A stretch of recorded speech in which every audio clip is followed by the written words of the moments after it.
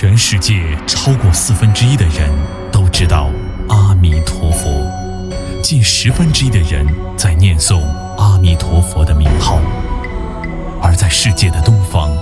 阿弥陀佛的名号已经传颂了2500多年。但阿弥陀佛到底是谁？他到底发出何等的誓愿，让亿亿万万众如此归心和尊崇？他所摄受的极乐世界到底有什么好，值得大家如此向往和推崇？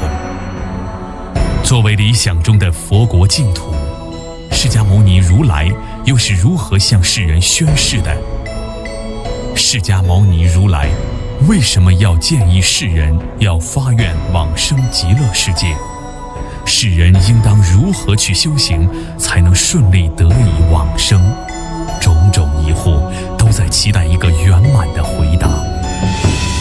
该片是由中国佛教协会会长传印长老和博览群书主编，中国佛教协会常务理事、世界佛教和平基金会会长常大林题写片名，由中国佛教协会咨议委员会副主席、海南南山寺方丈新城长老和广东省佛教协会常务副会长弘满大和尚联合发起，人生佛教协会光亮会长历经10年心血，在浩如烟海的大藏经中，关于净土法门按照相应地次整理出来，并采用白话文和老少咸宜的动画片形式全面展现给世人。文字语言通俗易懂，是初学者、修行者乃至于接应入门不可多得的指引。该动画片的问世，得到了佛门泰斗104岁高僧本焕长老、维贤长老、新城长老、净空法师、释弘满大和尚、香港西方寺方丈宽运大和尚等诸山佛门高僧的一致赞誉。他们如是说：很好，很好，你为众生做了一件大好事。本焕长老更不顾100岁高龄，为本片开光加持。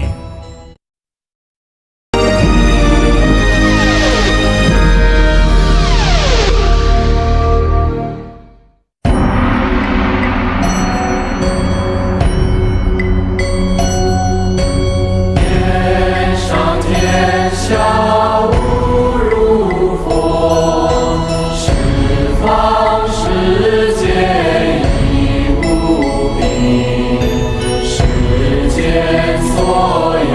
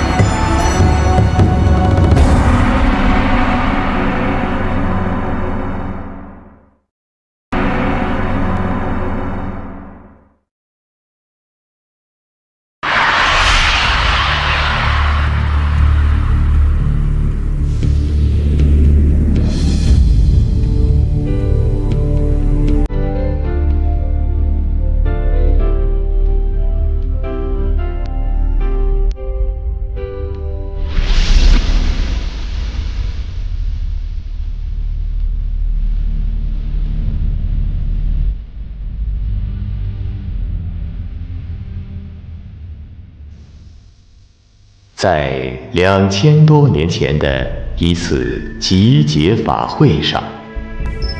阿难如是说：我亲自听到佛这样说。有一段时间，娑婆世界三界导师释迦牟尼如来这位无上士，正遍知，明行足，善事，世间解，调御丈夫，天人师，因供，佛陀，世尊，在王舍城的奇舍绝山中，与他的12000位弟子们在一起讲经说法。这些弟子们经过佛的指导，都能够自由自在地在天上飞行，在很多佛世界周游，能看到世间众生生生死死、死死生生的各种场景，能够清晰地听到世间众生发出的各种声音，知道世间众生心中所想，对自己和其他众生往事历历在目，对世间万事万物都有清楚理性的认知，彻底挣断了生死轮回之链，出离了生死苦海。长老焦晨如，长老舍利弗，长老大目犍连，长老迦摄，长老阿难等作为上首弟子，位列其中。此外，还有普贤菩萨、文殊师利菩萨、弥勒菩萨以及贤劫时期的所有菩萨，也都来到这里参加这场法会。还有以贤护为代表的16位菩萨，他们分别是善思维菩萨、慧辩才菩萨、观无住菩萨、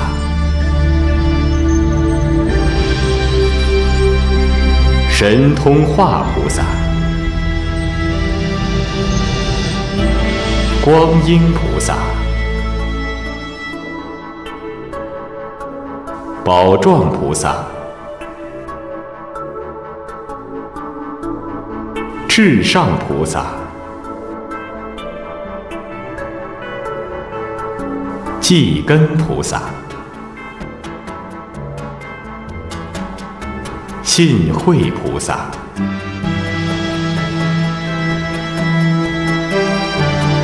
愿慧菩萨、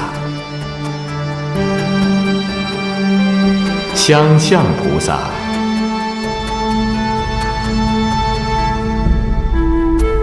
宝应菩萨、中住菩萨、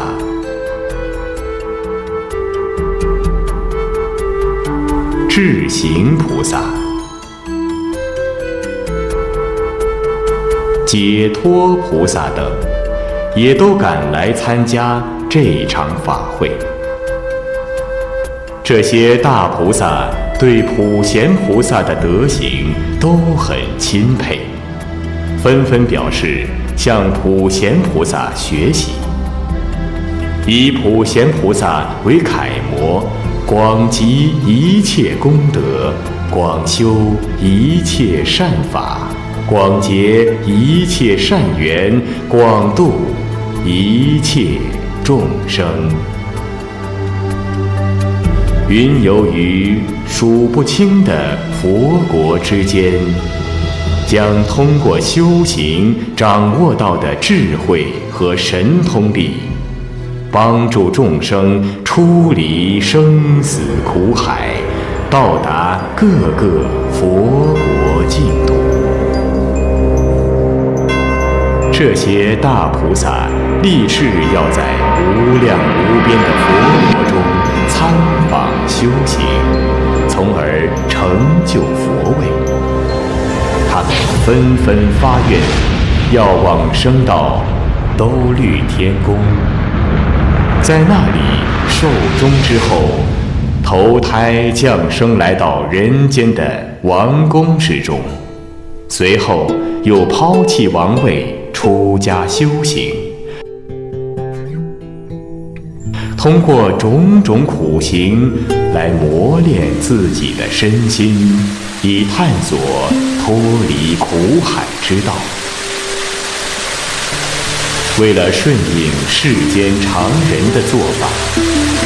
凭借高深莫测的禅定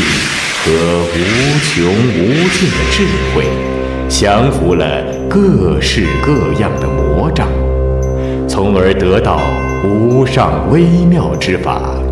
成就了与佛无二无别的大智慧，赢得了天上人间的尊重和敬仰。于是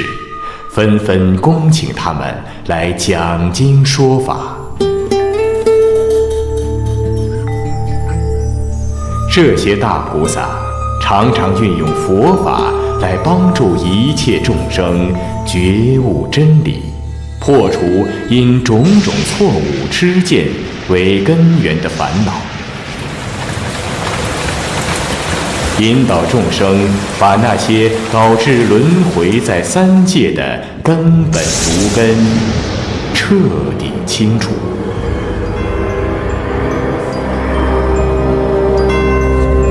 洗清蒙蔽在众生心灵之上的各种污垢，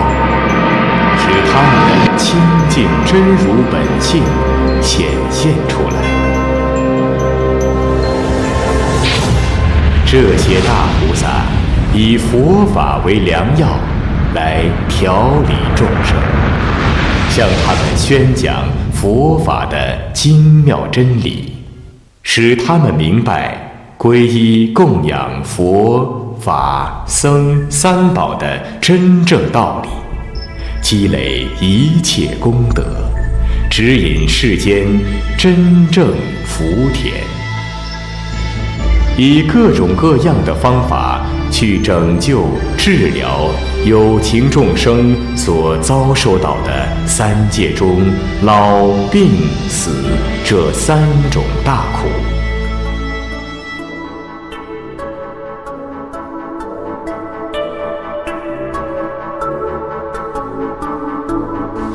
这些大菩萨的所作所为，得到了十方诸佛的赞扬和灌顶，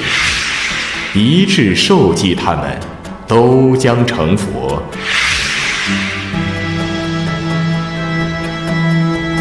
普贤菩萨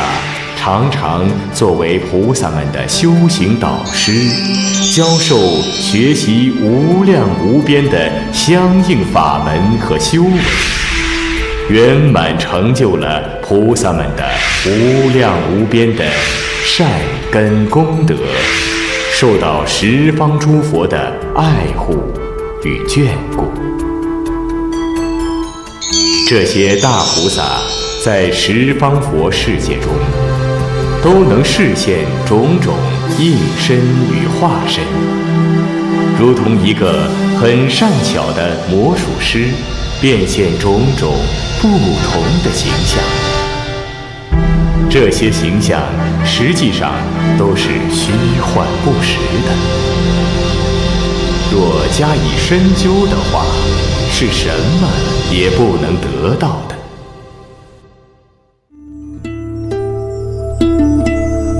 这次来参加法会的各位菩萨，也都跟普贤菩萨一样，他们对万事万物的本质都有清醒的认识，清楚明白一切众生的本相。他们也都常常供养十方诸佛，开导有缘众生。菩萨们在度化众生时所变化的种种形象，犹如闪电一样，撕裂了一切邪知邪见所构成的网，解脱了种种烦恼的束缚。他们的德行和生命远远超出了声闻缘觉这二乘的境界，进入了自性本空，没有任何执着的境界。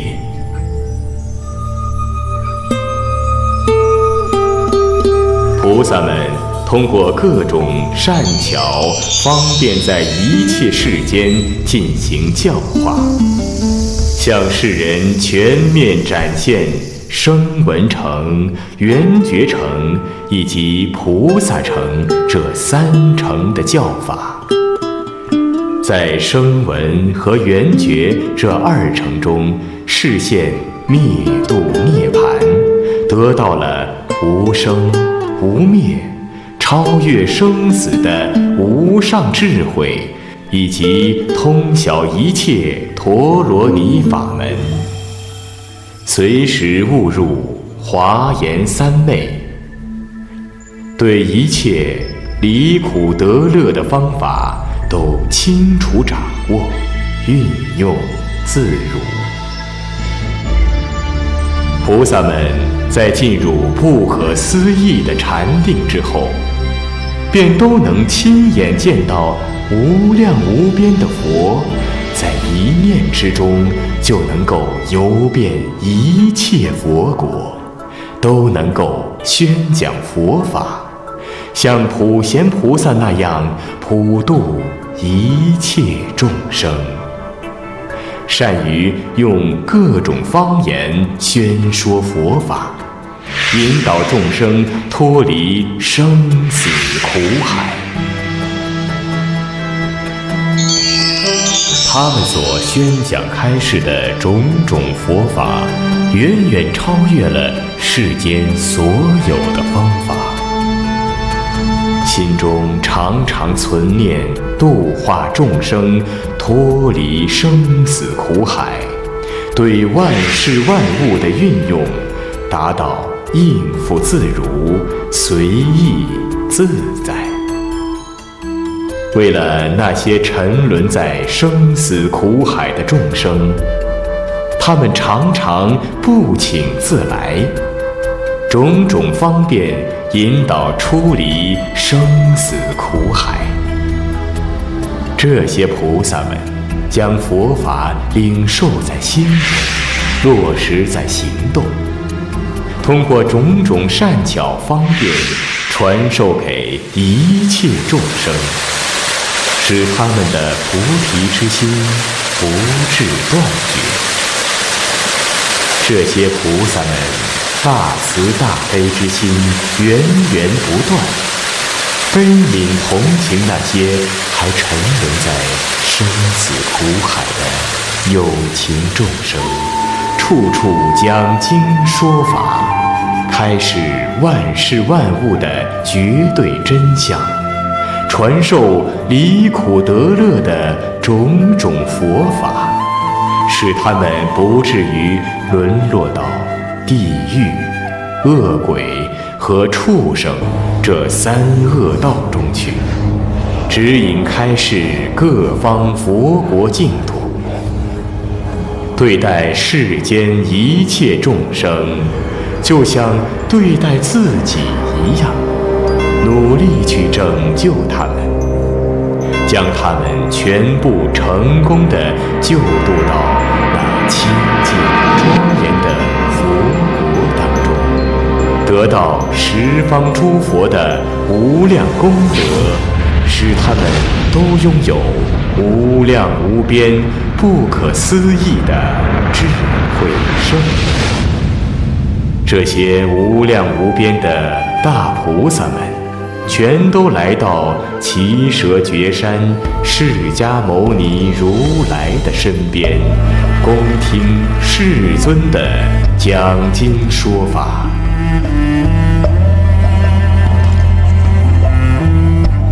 当时弟子7000人，在家的女性弟子500人。以及那些欲界天中的东南西北4大护世天王，33天的天主释提桓因、欢喜园天、光明天、波利耶多天、离显暗天、古牙暗天、摩尼藏天、施行天、金殿天、蛮行天、柔软天、杂庄严天、如意天、微细行天、歌音乐天、威德伦天、日行天、阎摩那娑罗天、莲行天、影照天、智慧行天、众分天、曼陀罗天、上行天、威德言天、威德焰轮光天，这33天之天人，以及欲界的清净天、夜摩天、兜率天、乐变化天、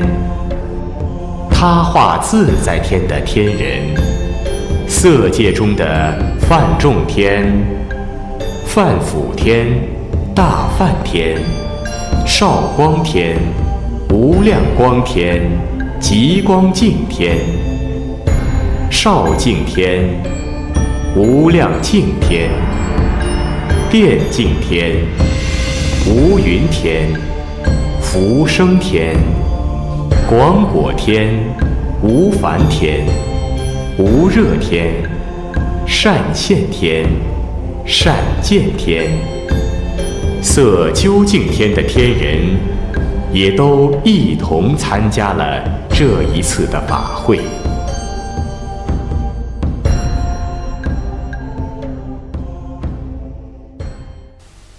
当时，释迦牟尼如来威严庄重，神采奕奕，那身体像融化的金子汇聚在一起，又像是一面明亮的镜子，内外透彻清凉。身体所放射出来的光非常殊胜明耀广大，并且光的形色不停地转换变化，光中有色，色中有光，互相转换，光的形状不停转变，越变越妙，发出的神光实在是妙不可言呐。阿难长老见此情景，便暗自思忖：今天世尊相貌堂堂，仪表威严庄重，面容和悦，清心平静，将这娑婆世界映照得如此恢宏庄重，这是往日所不曾见到的。有此机会见到他这样的殊胜颜容，真是幸运和稀有难逢啊！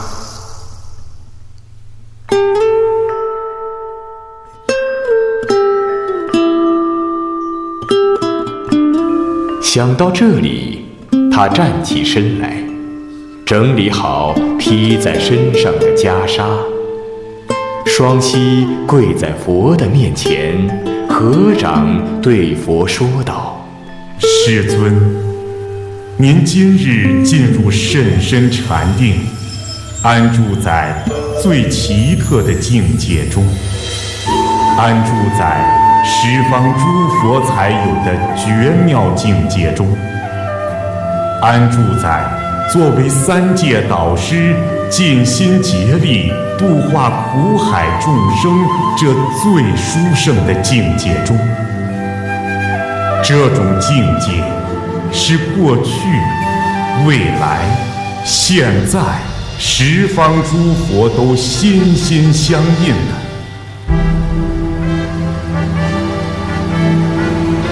世尊，您现在是在怀念已经成为过去的，还是未来即将成就的佛呢？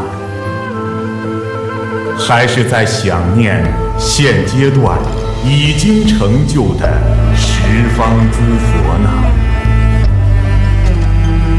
为什么您今日威神显耀，所放射出的光明是那样的明洁、祥瑞、殊胜、微妙呢？请您为我们开示吧。世尊说道：很好，很好。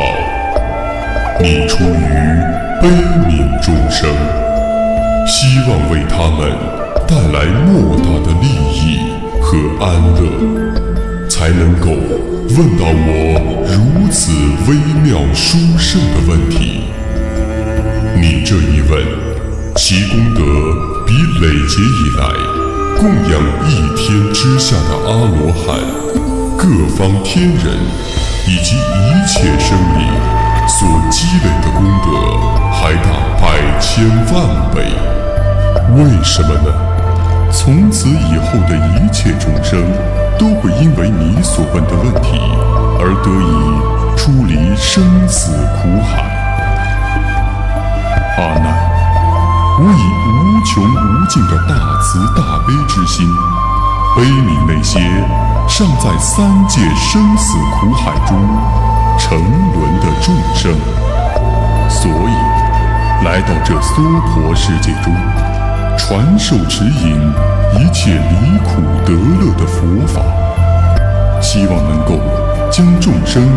救度出生死苦海，使他们能够得到真实利益。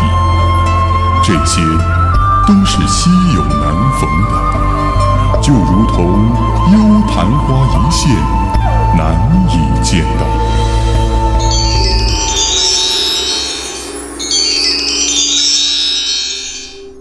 你今天已经问到的这个问题，对三界众生都有说不尽的益处。你刚才所问的问题，能够为三界众生带来莫大的利益。阿难，你应当知道，佛的智慧境界高深莫测，是无法估量的，没有任何障碍，在一念之间能经历无量无边劫这么长的时间，身体的各个部位仍然没有任何增减。为什么能做到这样呢？佛的禅定和智慧，在一切世界中是至高无上的，无以匹敌的。万事万物在佛的境界中都运用自如，随心所欲。阿难，请你仔细地聆听，并认真地思考，我将向你分别做一解说。佛告诉阿难，在过去久远无量、不可思议无央数界中，定光如来出现在这世间，教化度脱无量众生脱离生死苦海，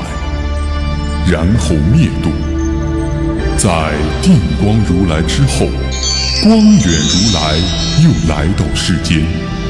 教化度脱无量众生脱离生死苦海之后灭度。先后有月光如来、旃檀香如来、善山王如来、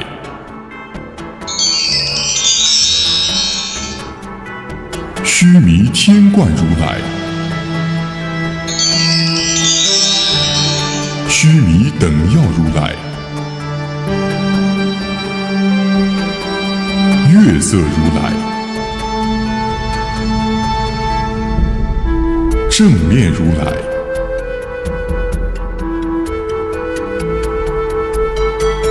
离垢如来、无住如来、龙天如来、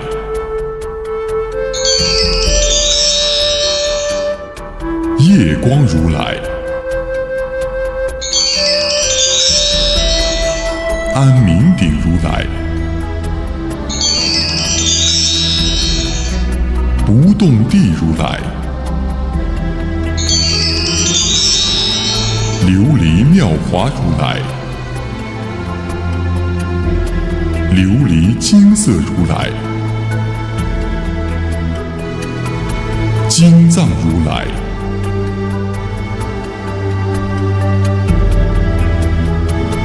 炎光如来、延根如来、地众如来、月相如来、日音如来、解脱华如来、庄严光明如来、海觉神通如来、水光如来、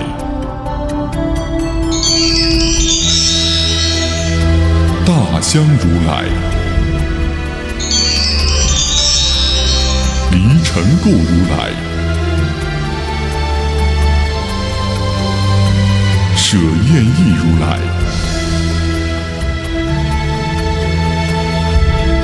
宝岩如来、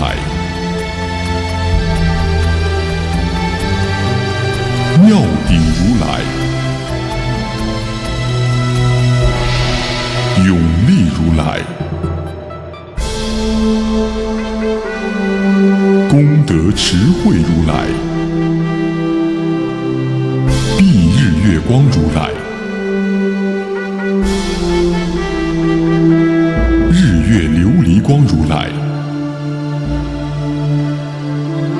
无上琉璃光如来、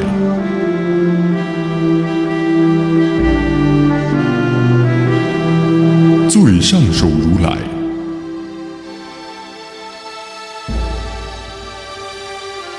菩提华如来、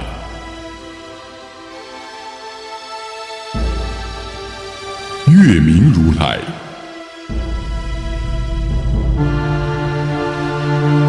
日光如来、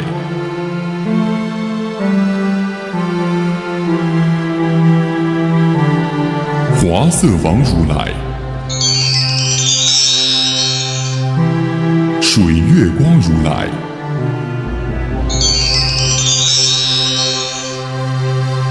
除痴明如来、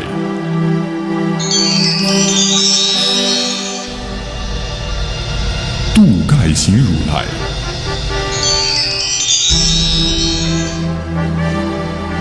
净信如来、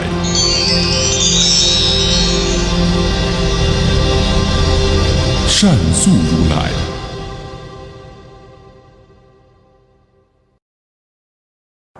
威神如来。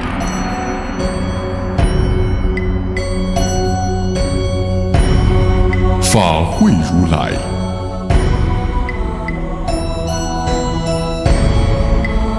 鸾音如来，狮子音如来，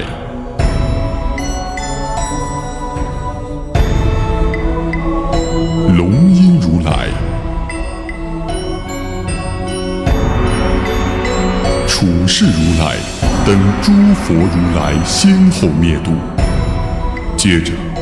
世间自在王如来来到这个世间，他也同样具备了10种德行，分别是无上士、正遍知、明行足、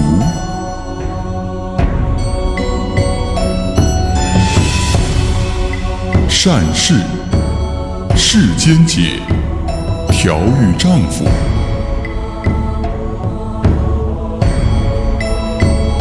天人师、因供、佛陀、世尊。他在世的寿命有42劫那么长，为当时的诸天及世间众生讲经说法。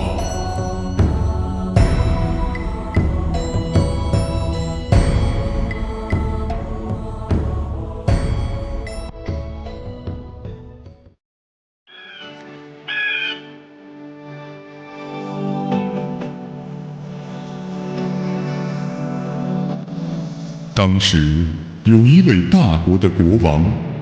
名叫世饶王。听闻了世间自在王如来讲经说法后，非常欢喜，对佛的开示也能心领神会，依教奉行。要成就佛位的伟大理想，在心中油然而生。于是，舍弃了他治下的王国，出家成了一名比丘，法名法藏。为了尽快实现这一伟大目标，他尽可能的多进行布施，严谨的受持诸佛制定的种种戒律。对于任何众生对他的侮辱欺凌，心中丝毫没有嗔恨之心。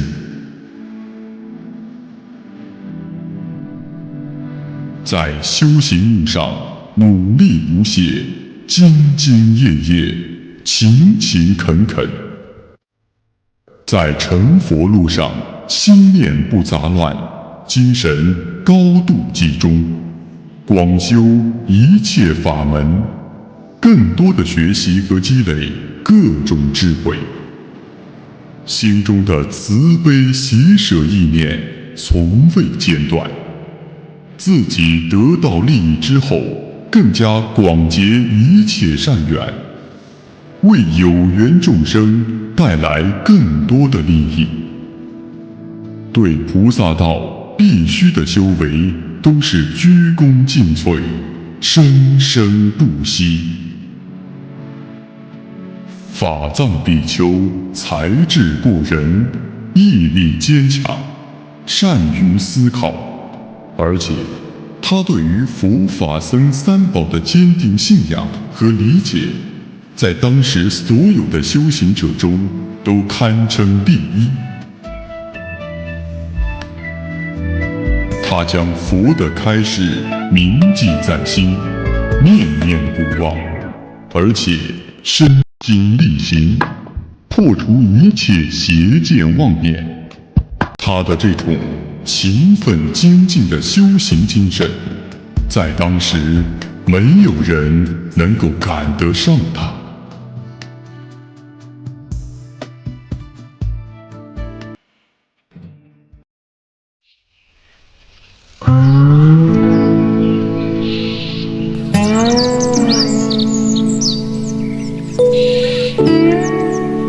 有一天，法藏比丘来到世间自在王如来的住所，长跪于佛前，大礼参拜，双手合十，用偈颂来赞叹世间自在王如来，并立下宽广宏大的誓愿。他说道：如来微妙色端严，一切世间无有等，光明无量照十方，日月火珠皆逆耀，世尊能演一应声，有情个个随类解，又能现一妙色身，普使众生随类见，愿我得佛清净身，法应普及无边界，宣扬戒定精进门，通达甚深微妙法，智慧广大深如海，内心清净绝尘劳，超过无边恶趣门，速到菩提究竟岸，无明贪嗔皆永无，或尽过往三昧力，亦如过去无量佛，为彼群生大导师，能救一切诸世间，生老病死众苦恼，常行布施极戒忍，精进定慧六波罗，为度有情令得度，以度之者始成佛，假令供养恒沙圣，不如坚勇求正觉，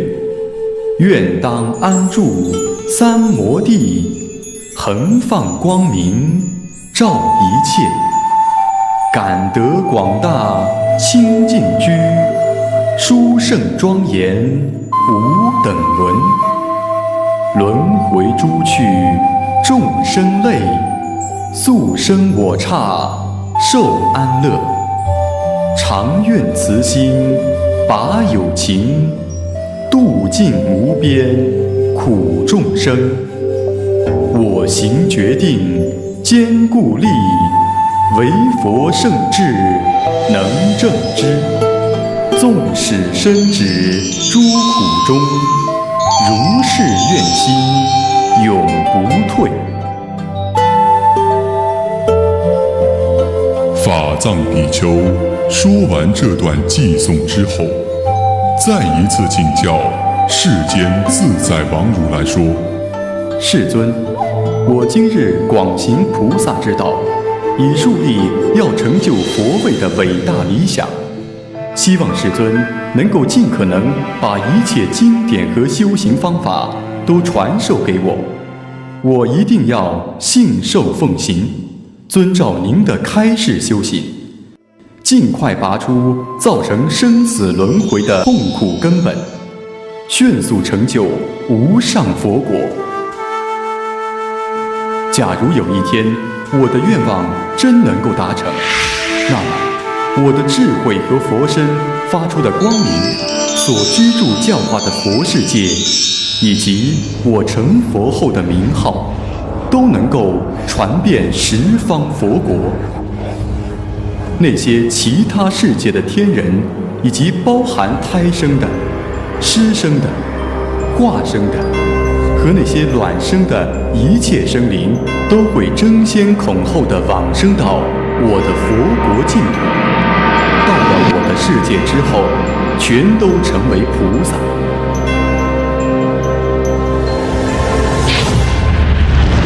世尊，我在此立下的这个理想，胜过无数其他的佛国，不知这个理想有没有可能实现呢？世间自在王如来听完法藏比丘的陈述，就开示道：我为你打一个比方，那浩瀚无边的大海，宽广无比，如果就算是用斗，只要坚持不懈，持之以恒，哪怕是经过很久远的时间，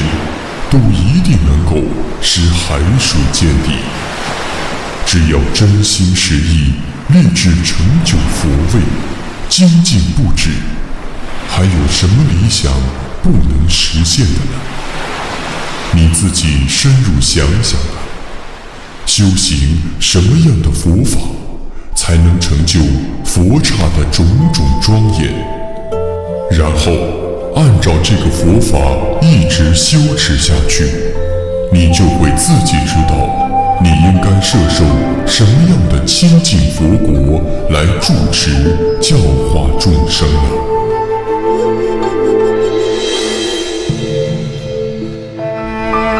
法藏说道：世尊，您所宣讲的义理博大精深，至高无上，依我目前的境界是难以领会的。世尊，您对世间的万事万物都觉知一切真理，对十方诸佛的无上妙法和清净庄严的佛国都尽力弘扬。如果我知晓诸佛无穷无尽、庄严美妙的佛国净土的修持方法，就会认真的思考，并严格按照这些方法努力修行，不达目的绝不罢休。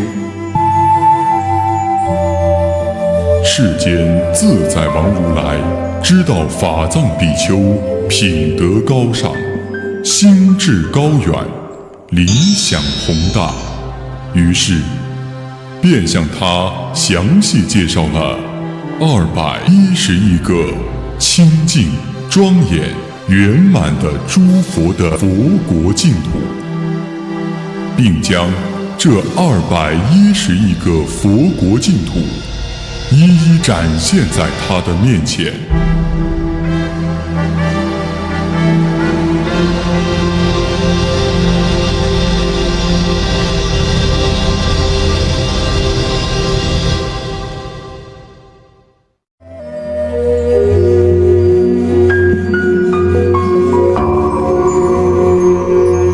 世间自在王如来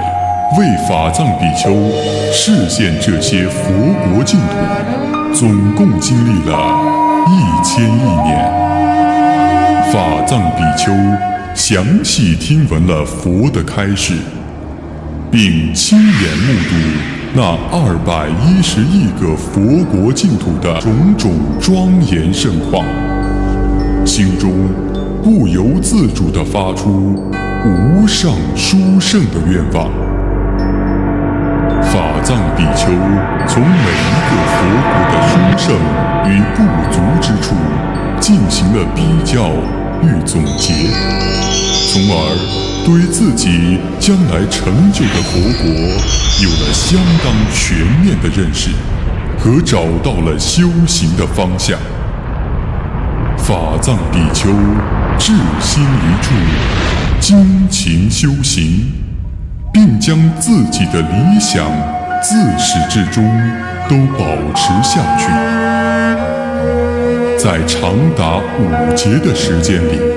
将那211亿佛国的清净庄严、种种殊胜之处，都研究得十分透彻。好比是面对一个佛世界一样，最终他决定，他以后摄受的佛国美妙经文的程度，将远远地超过了那211亿个诸佛净土，而这些佛世界的不完美之处，在他未来摄受的世界都完全没有。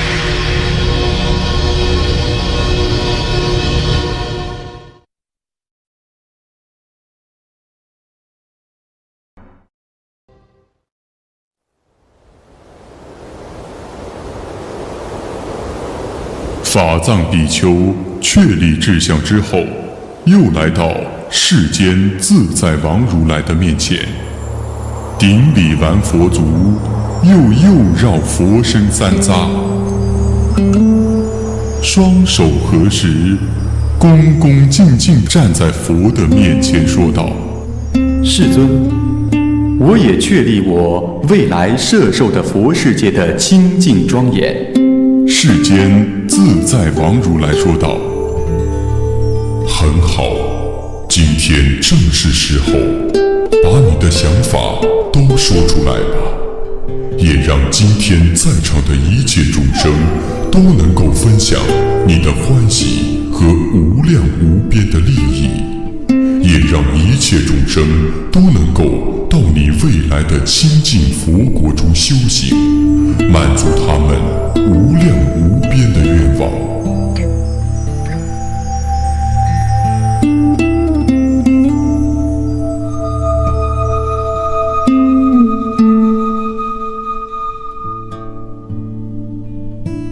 法藏比丘说道：世尊，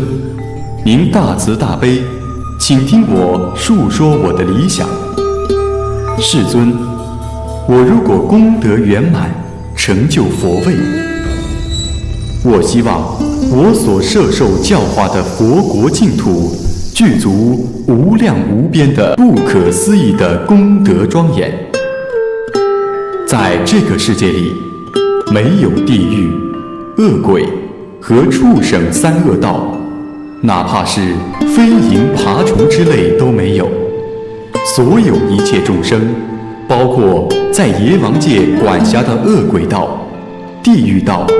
和畜生道，这三恶道中饱受痛苦煎熬的众生，只要能够来到我的佛国，接受我的教化，最终都能功德圆满，成就佛位，更不会再一次堕落到地狱、恶鬼、畜生这三恶道去受苦。如果我的这个愿望能够实现，那么我才成佛；如果我的这个愿望不能实现，那么我终不成佛。我做佛的时候，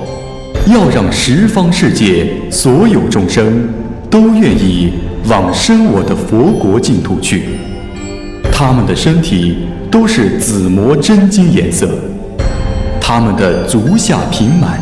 犹如香底，足下古往轮纹，众香圆满，有如千佛轮一般。手指纤细圆长，端直优好，指节参差，光润可爱。他们的手足极妙柔软，恰到好处，手指中间慢网交合，纹同起画，犹如鹅王的脚一般。每一个人的脚后跟都很圆满，脚的前掌高起，呈真金之色，脚背上的毛青琉璃色，种种装饰妙好圆满也。他们的大腿渐次千圆，好比鹿王之骨，纤好第一。双臂修直，不俯不仰，平立过膝。鹰香藏蜜，犹如马鹰，一般情况下是见不到的。身仪端正，树纵横广，无不相称。身上的毛孔，一孔一毛，生相不乱，右旋上向，青色柔软。身上的毫毛都右旋向上而眼伏，身体都是真金色，光明晃耀，如紫金具，众相庄严，微妙第一。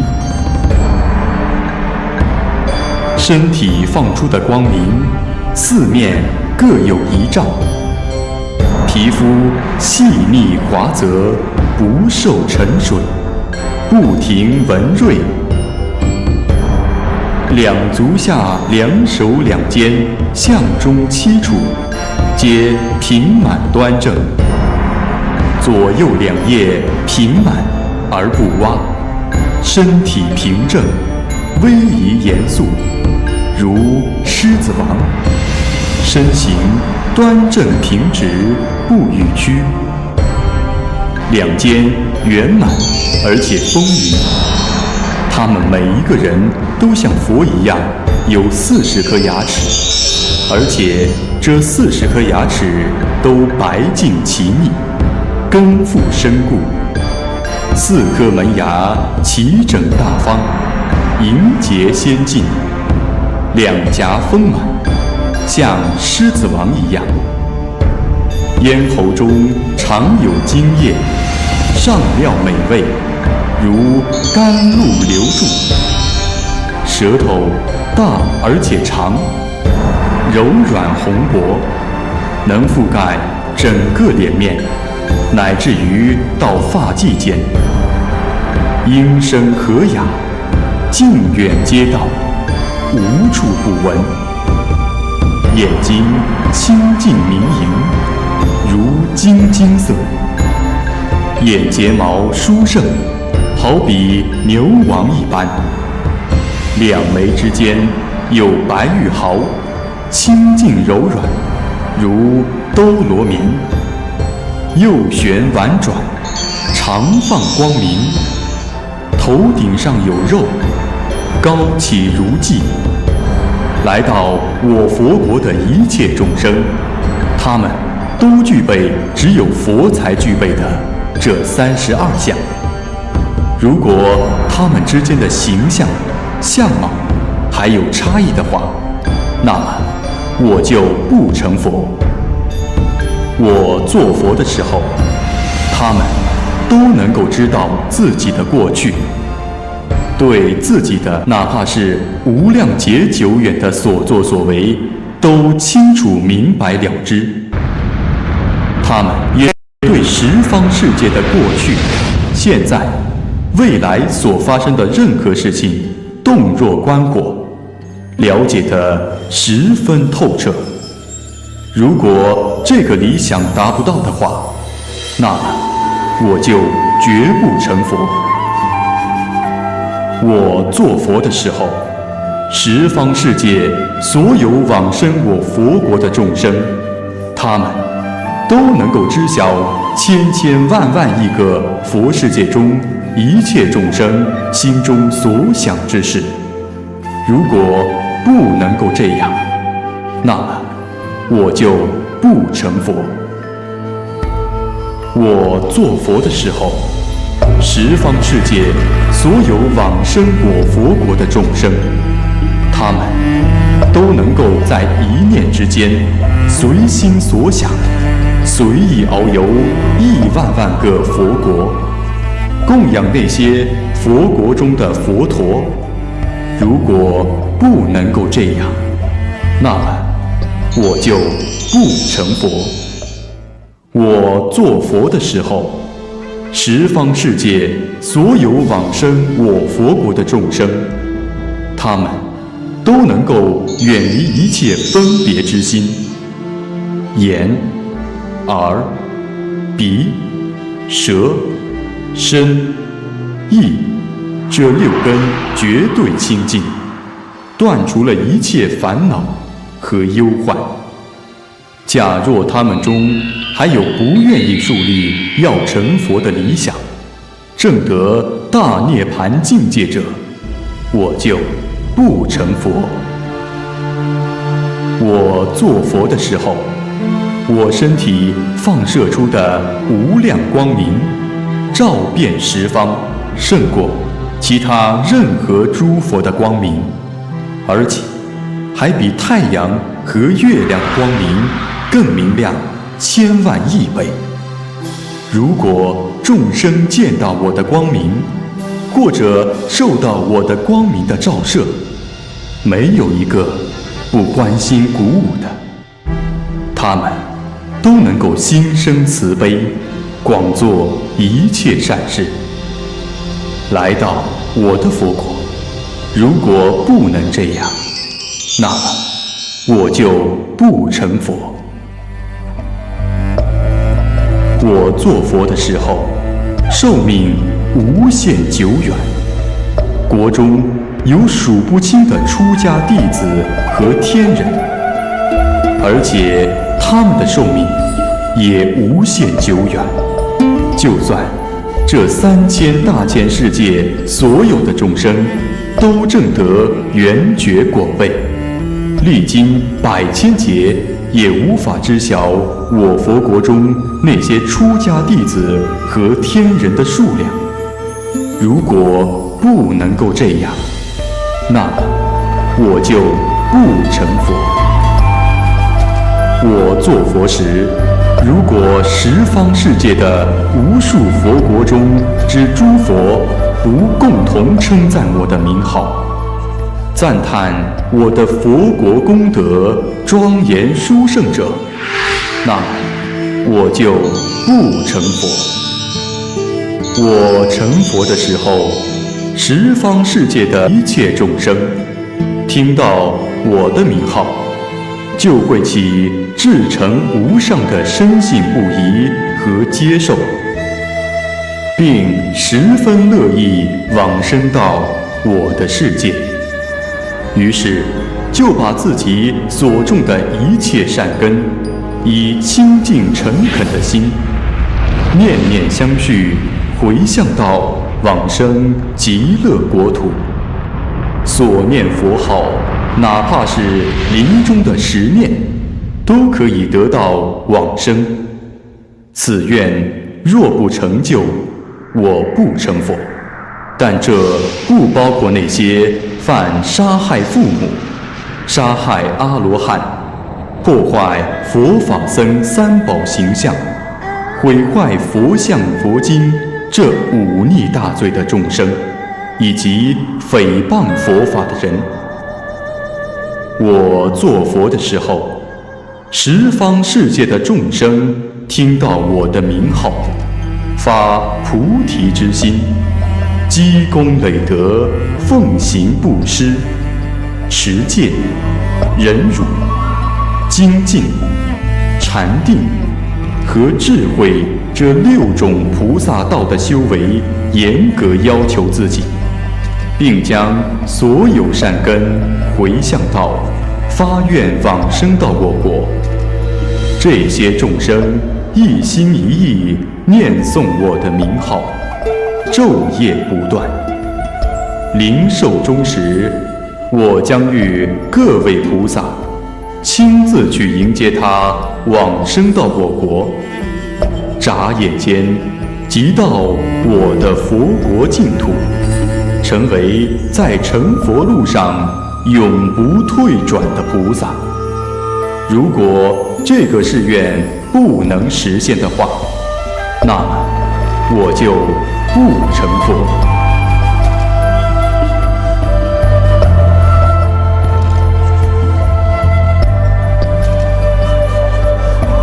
我做佛的时候，十方世界的众生听到我的名号，一心系念我的佛国，发愿要成就佛道，并将这一愿坚固不退，广为培植各种善缘和福德，将这些功德一心一意回向，要往生到我国，没有不能随愿的。如果有些众生过去造有恶业，听到我的名号，及时忏悔，为无上道尽力行善，对佛开示的经典和戒律依教奉行，发愿要升到我国，命终之后再也不会再堕入地狱、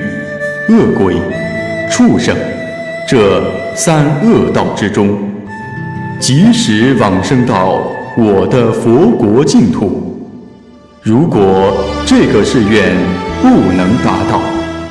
那么我就不成佛。我做佛的时候，在我的国土中没有妇女。若有女人听到我的名号，心中清净，发菩提心，厌惯女身，发愿要生到我国，命中之后即刻转化为男子，生到我国。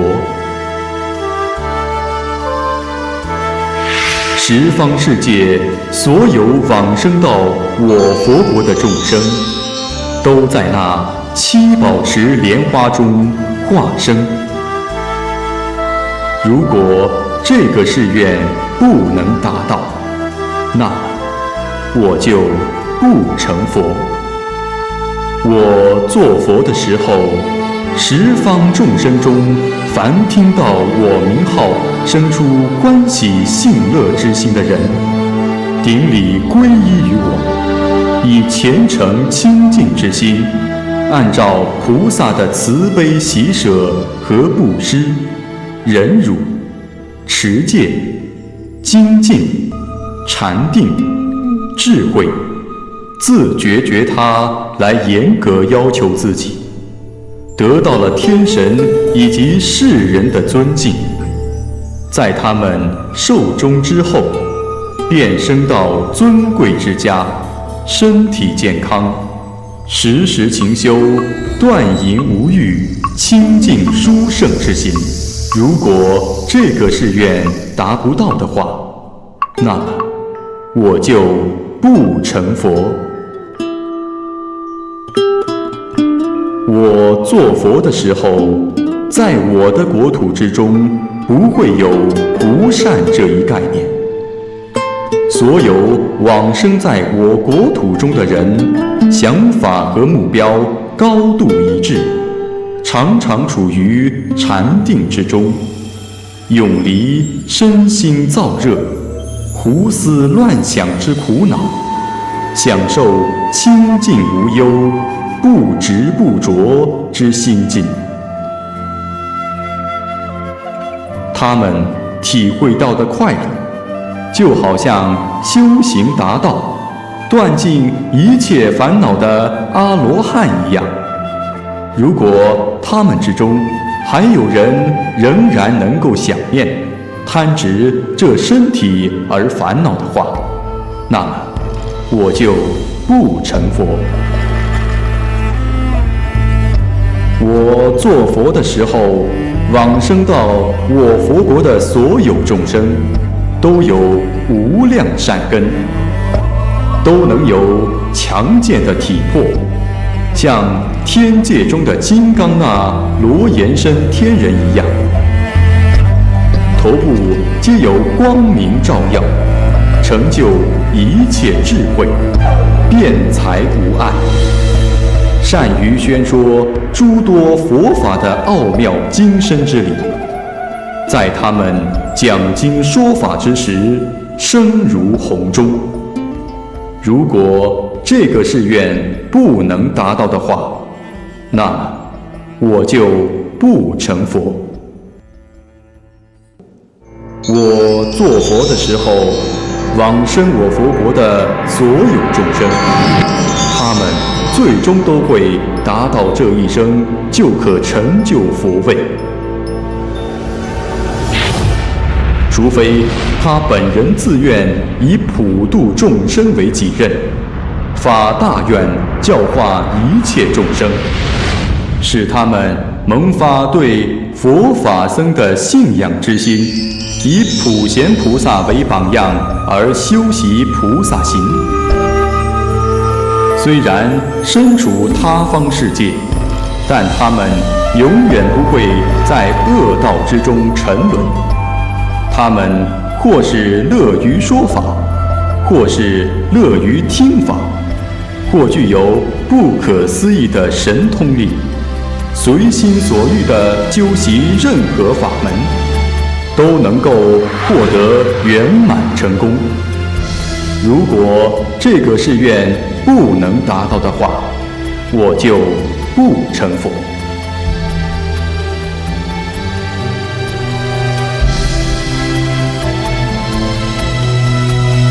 我做佛的时候，往生到我佛国的所有众生所需要的各种饮食、衣服以及其他种种供具，只要他们能想到的，随着意念的出现，立刻就会呈现在他们面前。对十方诸佛的供养，他们的一念之间就可完成。如果这个誓愿不能达到的话，我就不成佛。我做佛的时候，在我佛国中的万物都庄严清洁、光艳明丽，式样、色彩各不相同，奇特无比。它们的美妙之处难以描述。虽然我国之中的众生都具有无所不见的天眼神通，但如果他们之中有能够说出那些器物的形状、色彩、光泽，以及它们的名称，或将它们做总的概括来加以论说者，我就不成佛。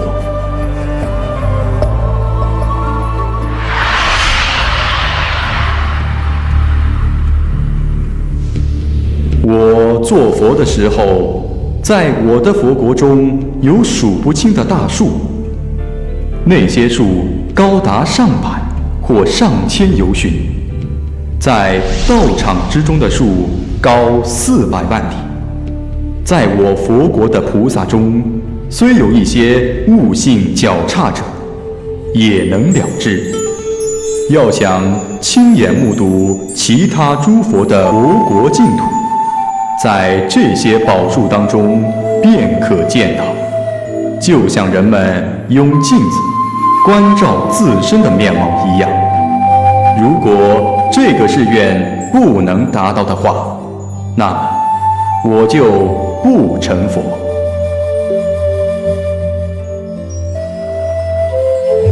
我做佛的时候，我所居住的佛国广阔无垠，庄严清净，光洁晶莹，宛如一面明镜，将十方世界无穷无尽、不可言说的诸佛国净土照彻无余。众生看见我国土发出的光照彻十方之后，都会产生稀有难逢之想。如果这个誓愿达不到的话，那么我就不成佛。我做佛的时候，在我的国土中，下至地表，上自虚空，宫殿楼观、河流水池、花草树木，都是用无数的宝香来合成的。它们的香气能够散发到十方世界之中，众生闻到这种奇特的香气，也都修行佛道。如果这个誓愿达不到的话，我就不成佛。我做佛的时候，十方佛国之中的菩萨众，听闻我的名号之后，都会立即证得清净解脱普等三昧，知晓诸多甚深总持法门，使心安住于不散乱的三摩地境界之中，直到成就佛位。在这种禅定状态之中，依然能够供养无边无数诸佛，禅定中的心念依然不会散乱。如果这个誓愿达不到的话，我就不成佛。我做佛的时候，他方世界之中的诸位菩萨，听闻我的名号之后，便能证得脱离生死之大法，获得陀罗尼神咒，清净欢喜，进入无差别的境界，潜修菩萨行，具足一切佛国所需之功德。如果这些菩萨没有获得音响忍、柔顺忍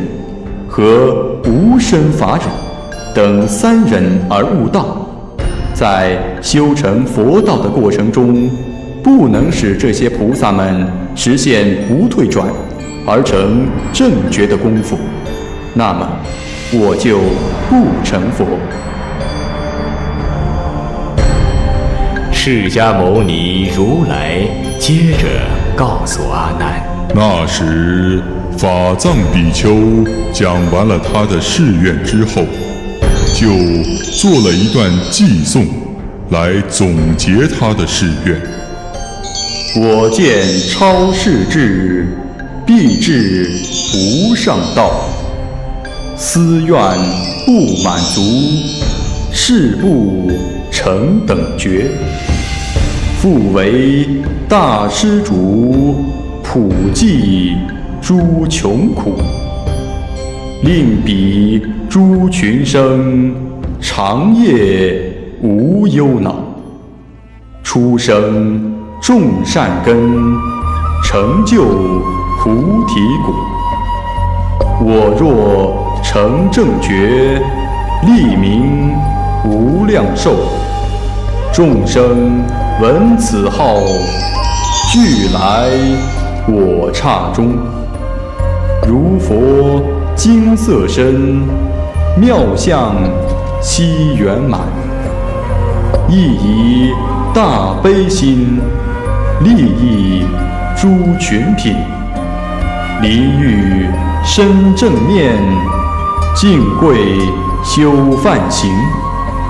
愿我智慧光，普照十方刹，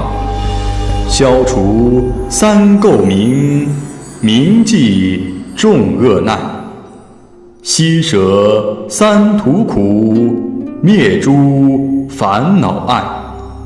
开彼智慧眼，获得光明身，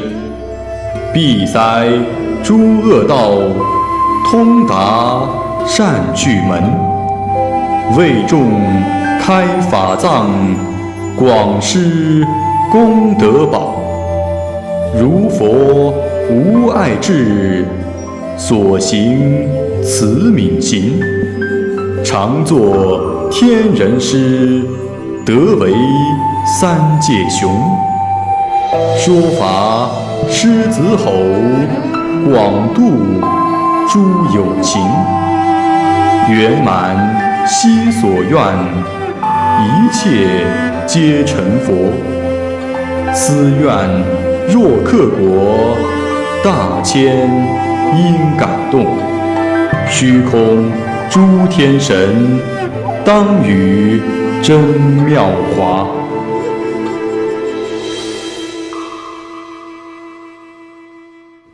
法藏比丘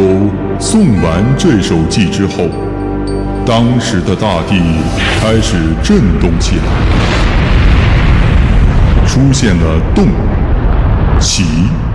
涌、震、吼、觉6种现象。天空中纷纷扬扬地飘下了无数美妙的花瓣，散落在法藏比丘的身上。空中响起了悠扬的音乐，自然出声赞叹法藏比丘必定会功德圆满，成就佛位。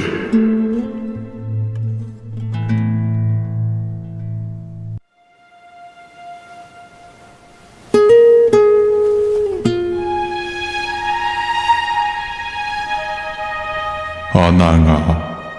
那法藏比丘在世间自在王如来以及那些在场的天人大众面前，发出了如此宏大的志向。于是安住在真实智慧之中，勇猛无所畏惧，精进修持，一心一意庄严自己的净妙国土。经过多劫的积功累德所修成的佛国，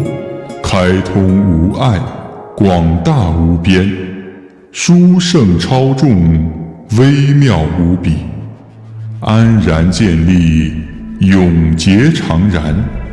永无任何衰坏异变。在无量劫的修行中，积极培植各种德行，心中不起贪嗔痴等欲望，不执着于色声香味触法等感受，只是专心致志意念过去诸佛所修行的所有善根，行寂静行，远离一切虚妄，依照第一义谛的门路来培植众德的根本，不去计较一切苦难，少欲知足，专求一切善法，利益一切众生，对自己的志愿孜孜不倦地追求，对于世间一切恶缘能忍能受，对于所有众生常怀慈悲，和颜悦色，劝喻鼓励恭敬佛法僧三宝，尊师重教，没有虚伪之心，庄严规范自己的一切行为，观察万事万物如梦如幻，三昧常记，善护口业，不讥笑他人的过错，善护身业，对佛制定的戒律不折不扣地贯彻和执行，善护意业，清净无染，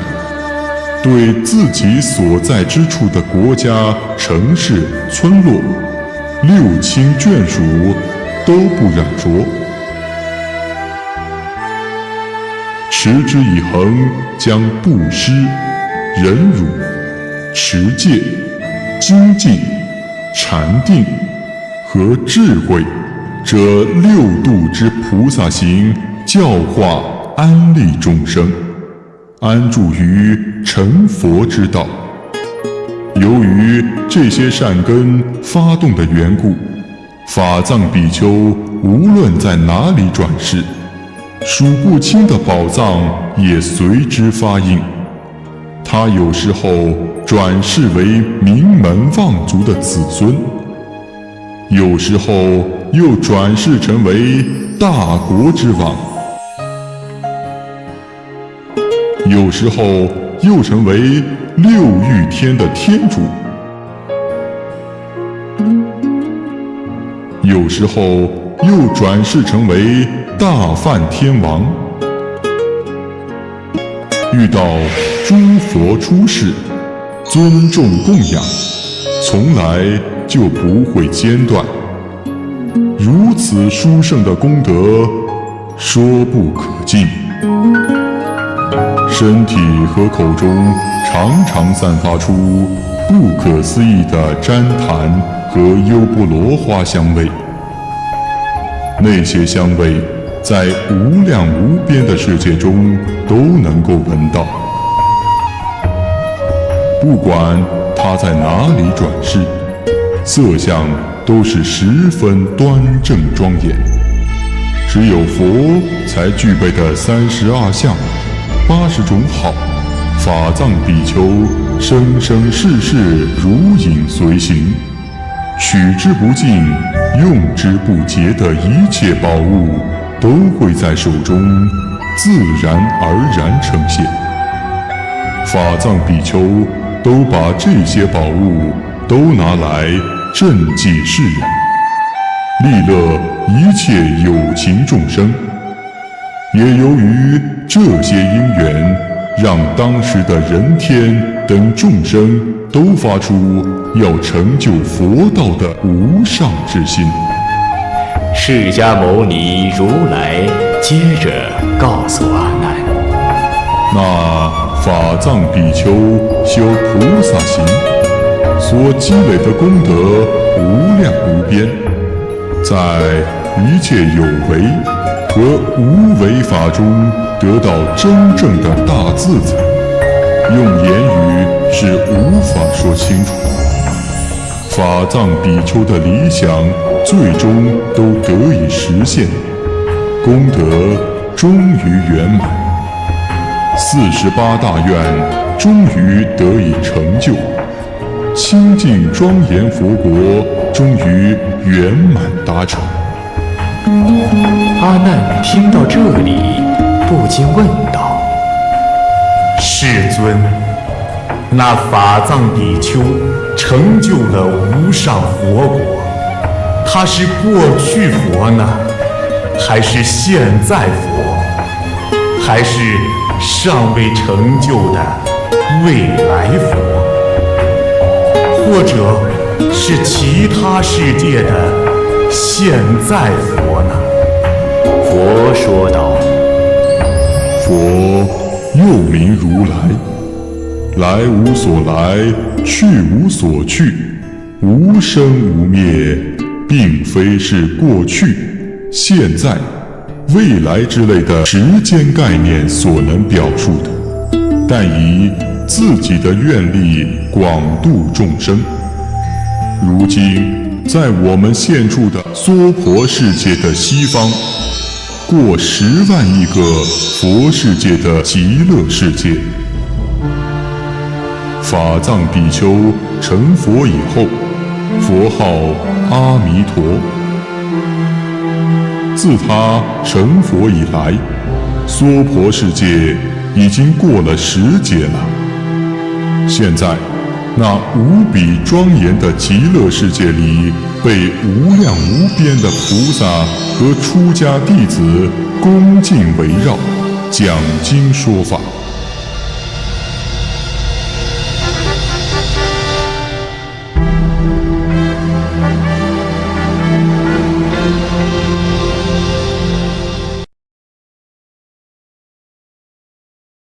释迦牟尼如来说到此处，阿舍世王的儿子与500多位长者的儿子不禁欢欣鼓舞，皆大欢喜，各持一副黄金打造的华盖，来到佛的面前，将华盖供养给世尊。顶礼完毕之后，就坐在一旁听世尊讲经说法，各自都在心中发起誓愿：如果有一天我们也成了佛，也要像阿弥陀佛那样。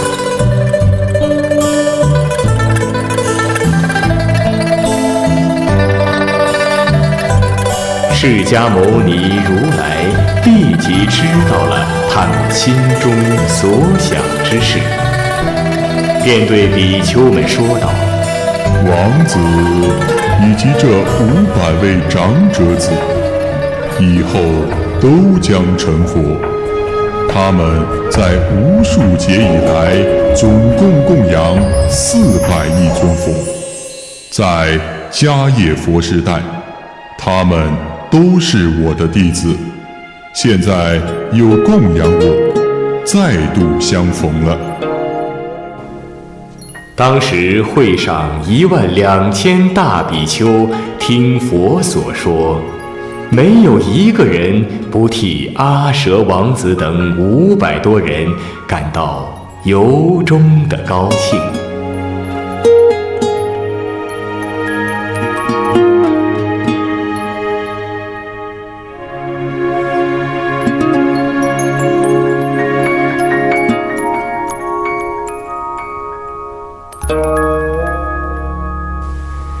释迦牟尼如来又告诉阿难：那极乐世界是无量无边的功德积聚而成，应有的庄严殊胜都全部具备。那里没有生苦、劳苦、病苦、死苦、爱别离苦、怨憎会苦、求不得苦、五阴炽盛苦等8苦相逼，永远也都没有任何灾难发生，永远都没有地狱、恶鬼、畜生这3恶道和一切魔障的阻挠，甚至连这些名称在那里都没有听说过。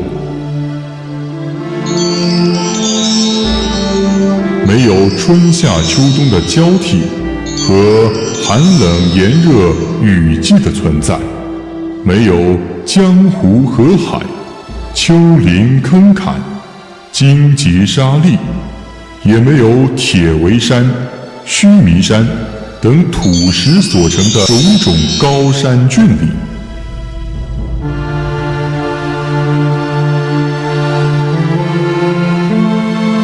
那宽广平整的大地一望无垠，那大地都是以金、银、琉璃、水晶、琥珀、美玉、玛瑙这7宝组合而成，微妙奇丽，清净庄严，超过宇宙中任何一个佛世界。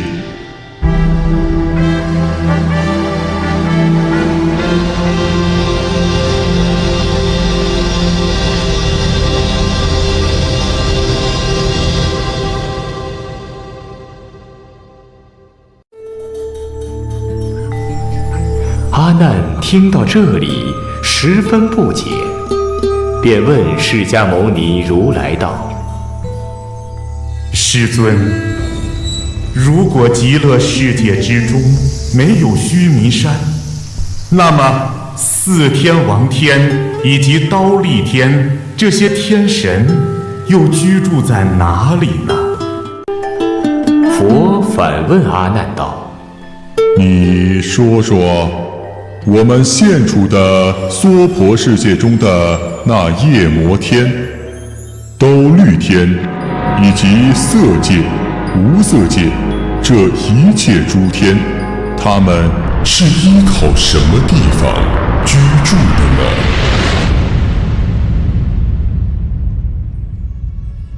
阿难回答说：他们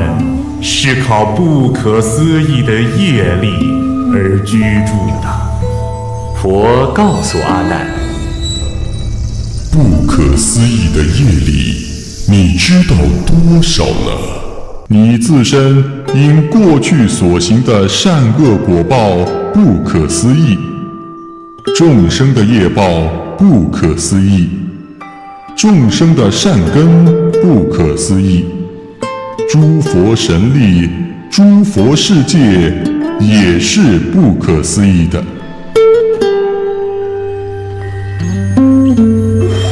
那极乐世界的众生，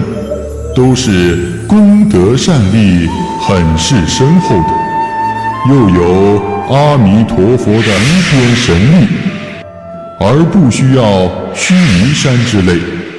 极乐世界中的诸天神也能安隐居住在那里。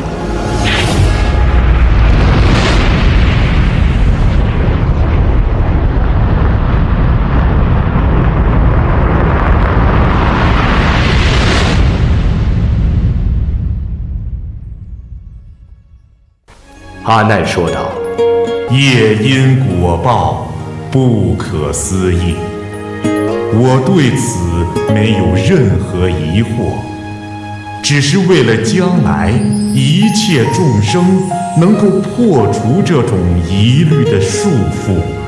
明白其中的奥妙，才会向您提出这个疑问。佛又告诉阿难：阿弥陀佛的神威光明是至尊第一的，是十方世界所有诸佛所不及的。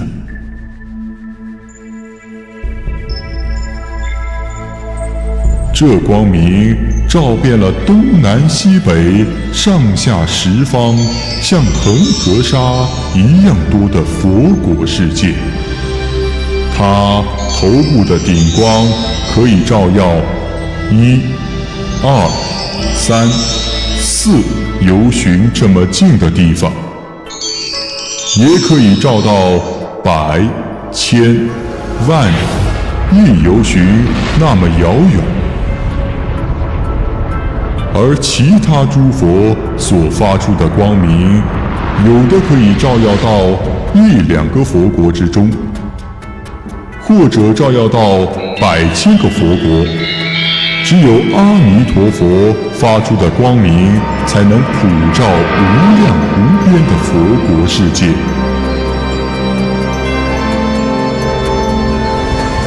诸佛光明照射的远近，是根据他们前世求道时所立志向、所得功德的大小不同来决定的。到了他们成佛的时候，得到相应的光明，这是自然成就，不以个人的意志为转移的。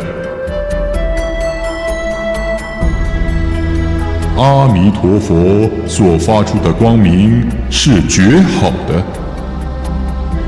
那光明胜过日月光明1000亿万倍。它是光明中最尊贵宏大的，在诸佛中也是一等一的。所以那阿弥陀佛又名无量寿佛、无量光佛、无边光佛、无碍光佛、无等光佛，亦号为智慧光佛、常照光佛、清净光佛、欢喜光佛、解脱光佛、安隐光佛、超日月光佛以及不思议光佛。这种光明普照十方一切世界，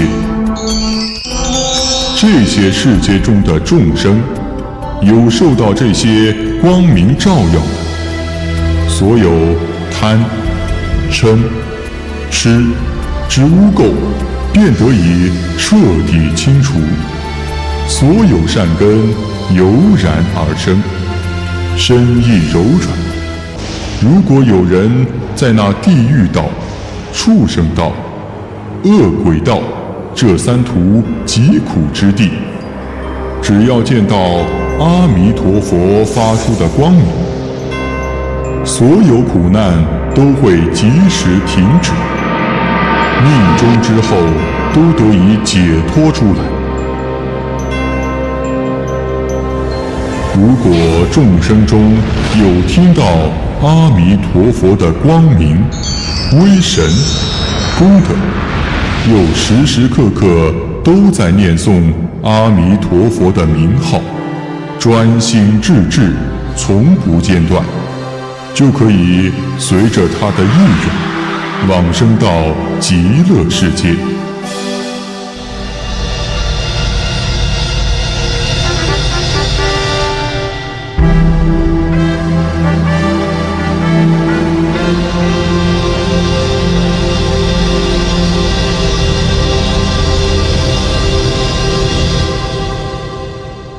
那阿弥陀佛寿命的长久是难以说清、难以计算的，在他的佛国里的声闻弟子，同样是难以说清、难以计算的。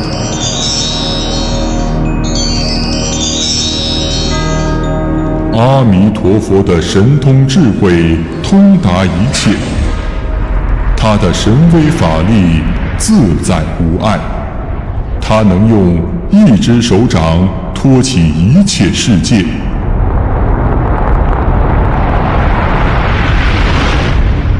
在我的弟子中，大木建连是神通第一的。3000大千世界中所有的星辰及众生的数目，他能在一昼夜之间全部计算清楚。如果十方世界中的众生都成为圆觉，每一位圆觉的寿命都是万亿岁，每一位的神通都像大木建连一样，即使他们的寿命完结，竭尽全力，致力取尽，一同来推算阿弥陀佛国中的声闻弟子之人数，无论如何也算不出来的。他们计算出的数目与实际的人数相比，还是千万分中不及其一。好比大海浩瀚无边，假如取一根毫毛，将这根毫毛又分作100份，用这微尘大小的1毛尘来沾一滴海水，这一滴海水与大海相比，谁多谁少呢？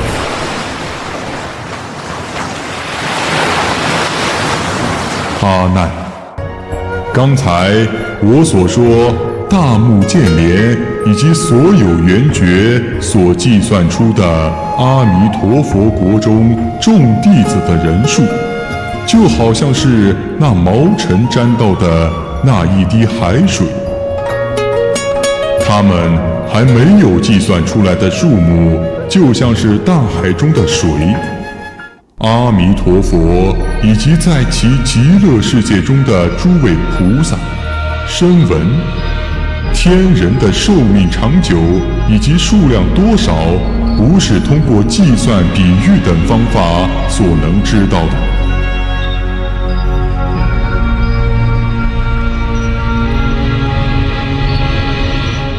在那极乐世界中，有许许多多的各类宝树，有的是纯黄金树，有的是纯白银树，有的是琉璃树，有的是水晶树、琥珀树、美玉树、玛瑙树，它们都是用一种宝物组合而成，不掺杂任何的杂质。有的树是用2种、3种、7种宝物组合而成的，根茎枝干用这些宝物组成，花叶果实则用其他任何一种宝物形成。还有其他的宝树是用黄金做根，白银做树干，琉璃做树枝，水晶做树梢，琥珀为叶，美玉为花，玛瑙为果。其他的宝树也是用7宝形成的，只不过它们互为根干、枝叶、花果罢了。这些不同的宝树各自按类排成行，茎茎相望，枝叶相向，花朵果实各展风姿，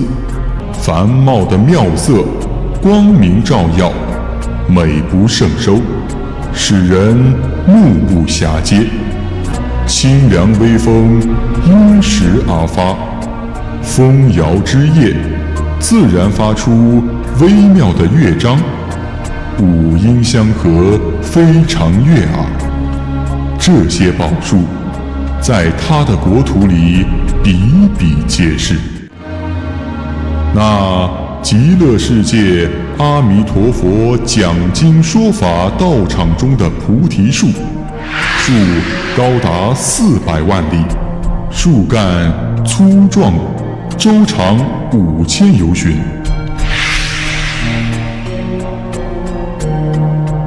枝枝繁叶茂，向四面八方延伸了20万里。这菩提树都是由宇宙中所有的宝物自然生成的。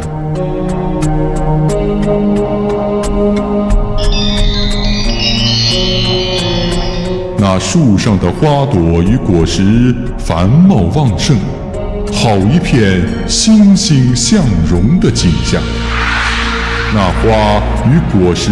还放大光明，射向四面八方，还有那5颜6色的摩尼宝珠相互串联，密密麻麻地装点着那菩提树的枝叶主干。金珠灵夺以及珍妙宝网流放100千万的光明，彼此相照，互为庄严，交相辉映。那些各式各样的宝物都发出无量光明，照亮十方。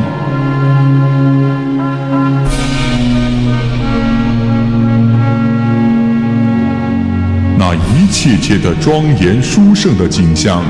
都根据居住在那里的人们意念而变换。那树枝随着微妙清风的徐徐拂来，发出无数美妙的音乐之声。那声音传遍了许许多多的佛国世界。那音声清畅哀亮，微妙和雅，在十方世界的音声之中最为第一。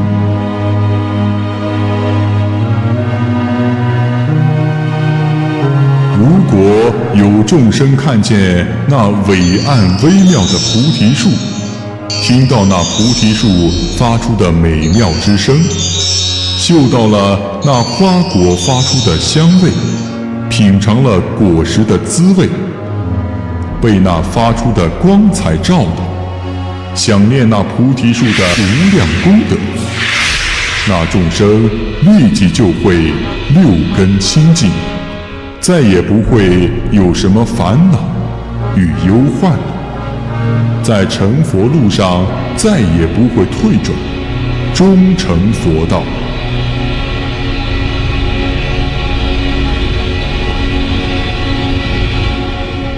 又因为见到那菩提树的缘故，获得3种忍。第一是音响忍，2是柔顺忍，3种是无生法忍。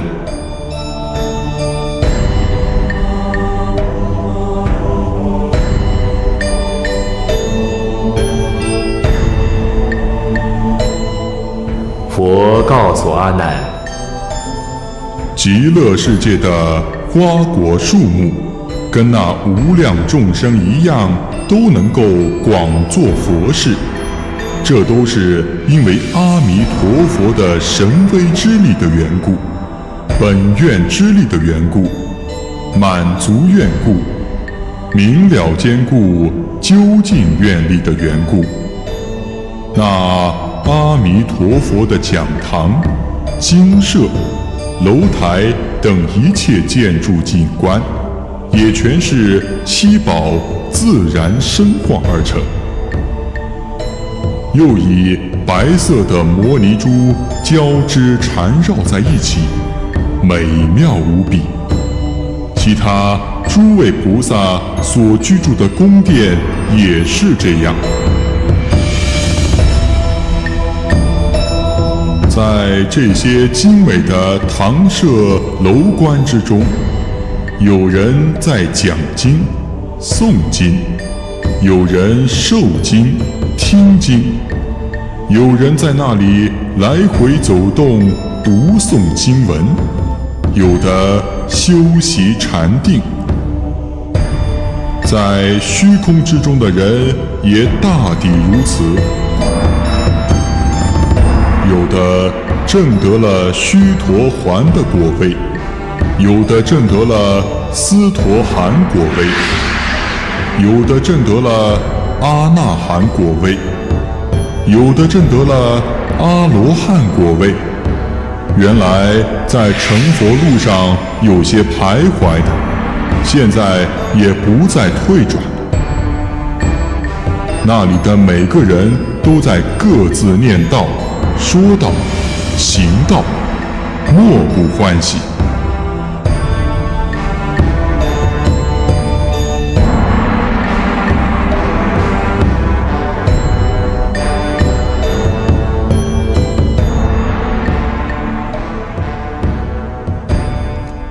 在讲堂的左右两边，清泉池水纵横交流，它们的宽广深浅都不尽相同，有的有10由旬，有的20由旬，乃至100千由旬，这么宽广的都有。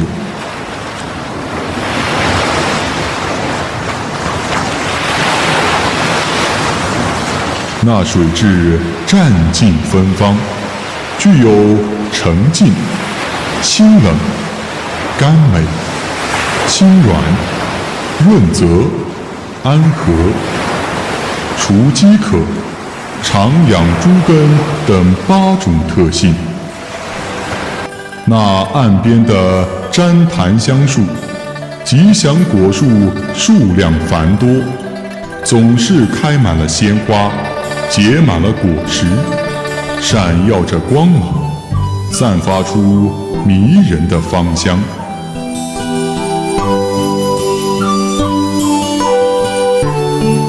那修长的枝条，茂密的树叶，交织覆盖在那池水之上，发出的香气美妙绝伦，无与伦比。随着清风散布本体的香气，沿着池水流送瓜味的芬芳。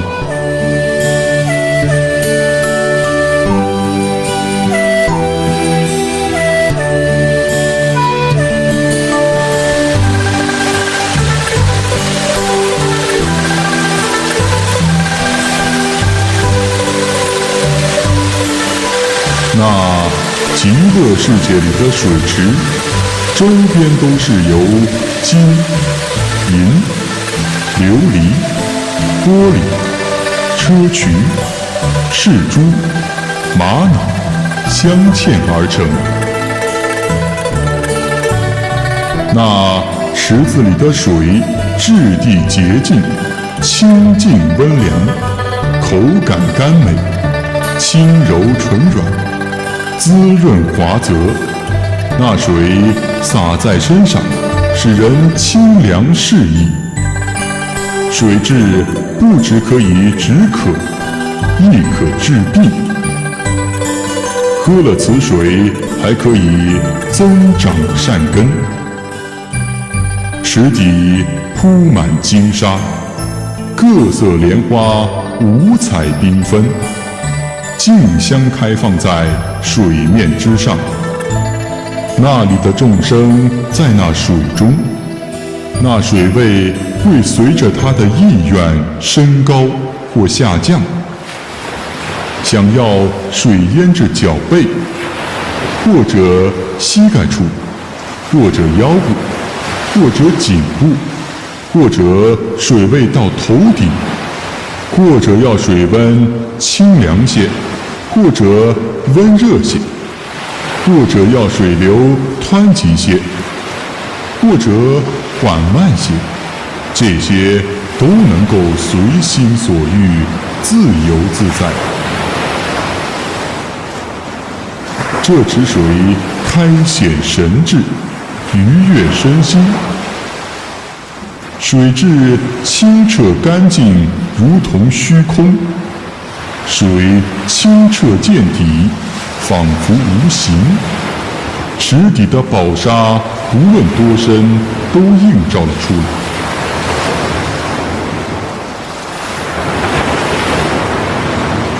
这些水面微波，安和的弥漫旋回，互相倾注，流水中演绎出无数清新悦耳的声音。有些听到诵念佛、法、僧三宝，有些听到是演说到彼岸的声音，有些是屏息寂静，进入至深禅定的声音，有些是法界无生无灭的音声，有些是讲述只有佛才具有的实力。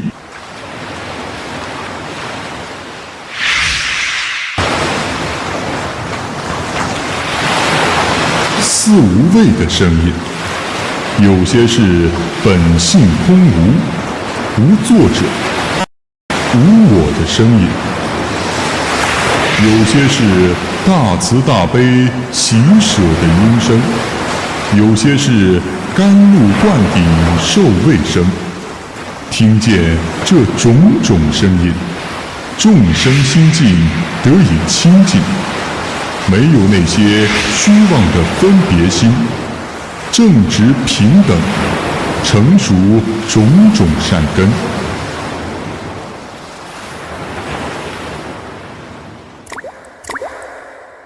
根据他们所听到的音声与佛法相应，自己想了解什么，就会听见相应的开示；不愿意听的，就一点也听不到。他们在成佛道路上永无退转之心。来自十方世界的往生者，都在七宝池莲花中自然化身，得到清虚之身、无极之体，再也听不到地狱、恶鬼、畜生这三恶道以及烦恼、苦难这些名称。在这里，甚至连概念都没有了，哪里还有什么苦难呢？这里有的只是自然快乐的声音，因而这里被称作极乐世界。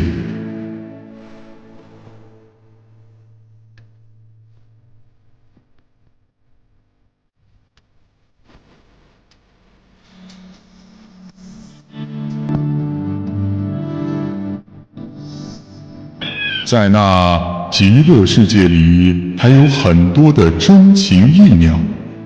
也有我们现在所处世界大家都能看到的白鹤、孔雀、鹦鹉、舍利、杜鹃，以及一个身子两个脑袋的共命鸟。这些禽鸟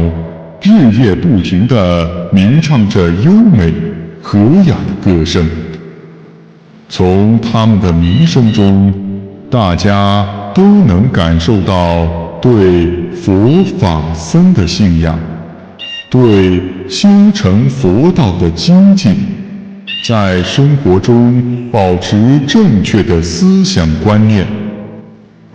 做任何事都必须一心一意和专心致志，以及5种能产生善法的根源。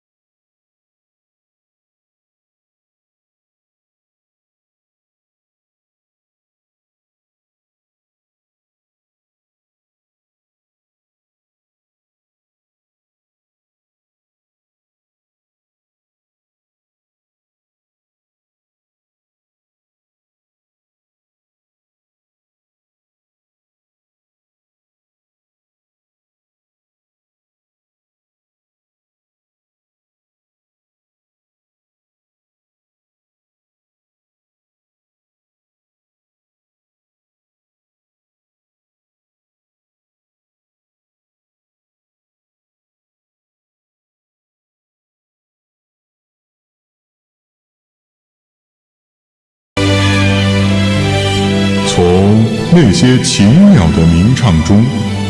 那里的人们都能够以智慧来选择修行法门的真伪，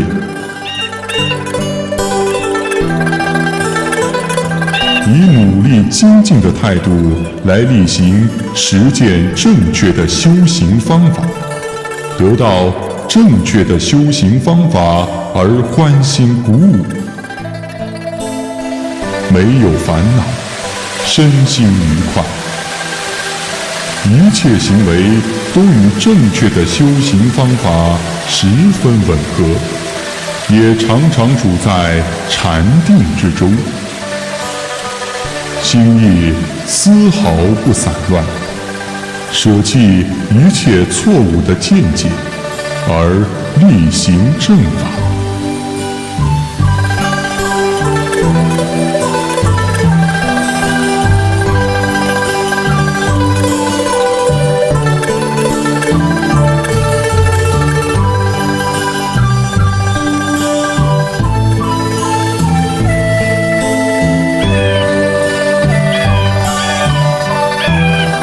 从那些奇妙的鸣唱里，那里的人们都能够正确认识真理，走向正道，断除恶的念头，产生正当的念头，说出的语言都是善与真实，身、口、意的行为都符合佛的教导，以正当的收入来维持生命，不断地向真理及善的方向去努力，意念正道，不使思想及行为有所错误，没有烦恼，常入禅定。那些奇妙的鸣唱声中传出种种微妙的道理，使那个世界的人们听了都会自然而然地发起念佛、念法、念僧的信念。舍利佛呀，这些禽鸟都不是因罪业果报而投生的。为什么呢？因为极乐世界里根本上就没有畜生、恶鬼及地狱的这三恶道，甚至连三恶道的名称都没有听说过。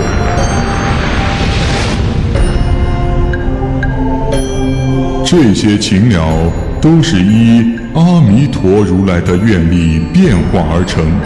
用歌声来感化教育那里的人们的。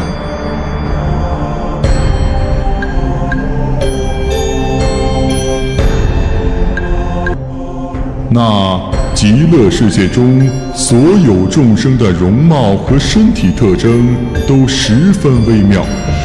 超越世间所有众生，是稀有难逢的。他们都是同一类别的众生，没有任何差别，但为了适应世人的习俗，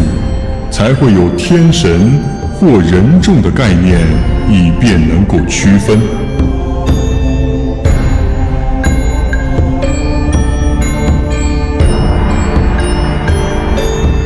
释迦牟尼如来告诉阿难，比如世上的乞丐，如果让他们与人间的帝王们站在一起，从他们的面貌气质来看，都是不同的。怎么可能属同类人呢？如果人间帝王与转轮王站在一起，那么帝王就显得很鄙陋渺小，就如同乞丐与帝王相比一样。转轮圣王的威武相貌，虽在人类之中是第一位的，但与刀立天天主相比，则又显得很丑陋卑劣。假如让地势天与欲界最高天他化自在天的天王相比，其间的差别就有1000倍之大了，根本就没有办法相比较。那他化自在天的天王，如果与极乐世界中的菩萨、声闻弟子相比，其容貌、气质更是相差了10000亿倍。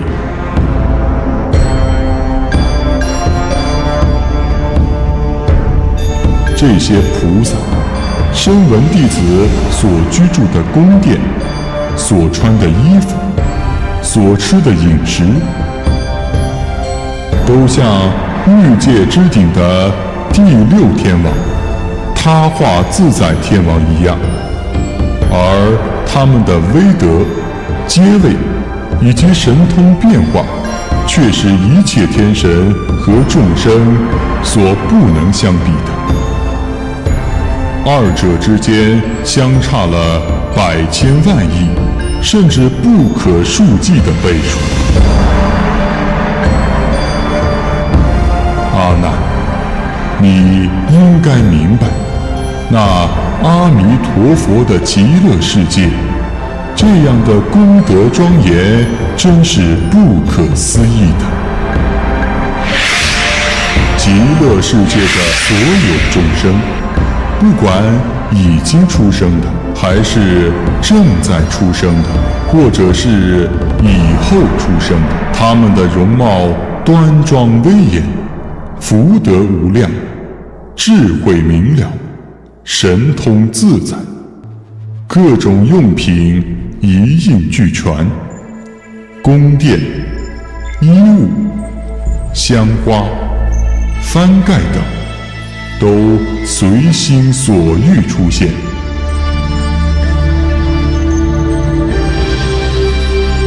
如果想吃东西时，那7宝合成的钵具便会自然出现在眼前，百味饮食装满钵中。虽然有这么多的美味佳肴，但却没有人真正去吃它们，只是看看它们的颜色，闻闻它们的香味。这些印象进入个人的意念之中，便是饱餐了。这些以意念吃进的食物，不仅能使身体强壮，不会产生大小便这样的污秽，而且还能使身心柔软，不会有其他的味道。吃完之后，钵具、食物自然消失，到下次用餐时，便又自然会出现。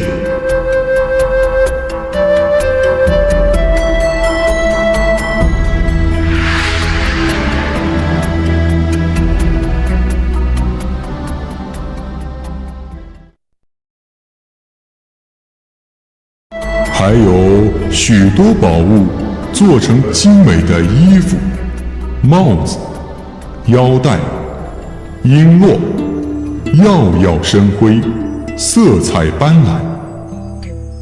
极乐世界中的众生全都拥有这些东西，而且依照他们的意念，全都自然地穿在了身上。极乐人民所居住的房舍与宅院，它们的形状同色彩都非常相称，调配巧妙，并且也同居住的人大小色貌相称。房舍上面宝网覆盖，宝铃悬挂，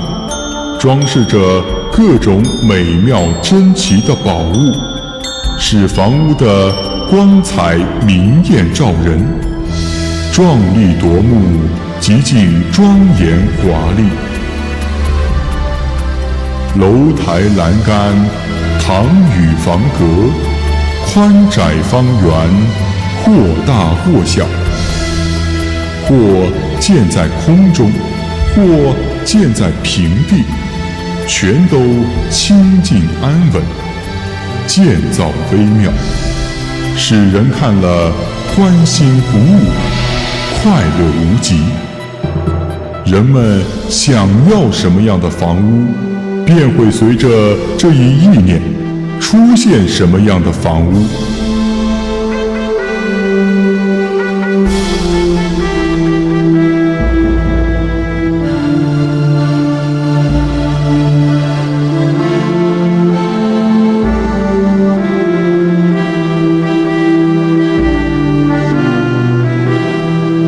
在阿弥陀佛的极乐世界，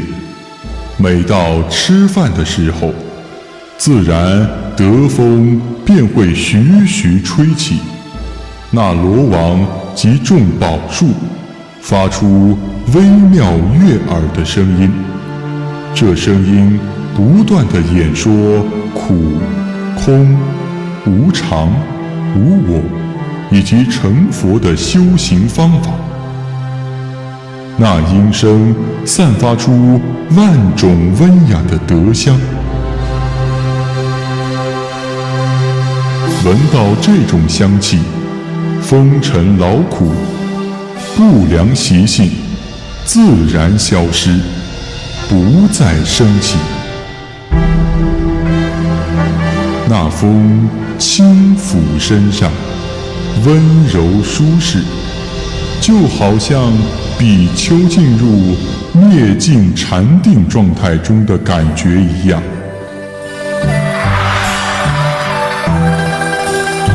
微风吹拂下的七宝树林，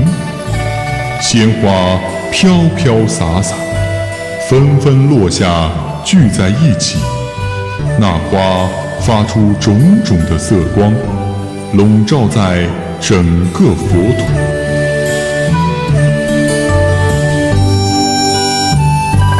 各种各样的鲜花，根据不同的颜色分类组合，色泽协调而不杂乱，柔软光洁，就像棉花一样。脚踩在上面，淹没脚面有4指之深。脚走开以后，鲜花又重新恢复为原来的样子，完好无损。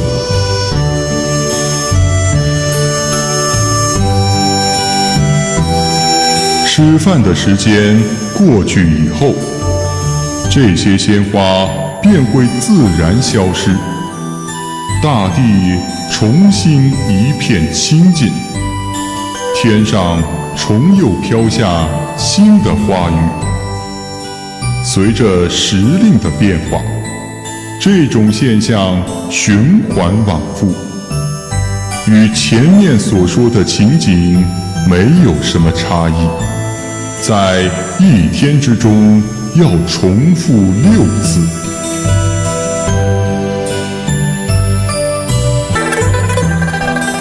数不清的宝莲花布满了整个极乐世界，每一朵莲花都有100千亿片花叶，都发出轻柔明亮的光明，幻化出数不清的颜色。青色的莲花发出青色的光，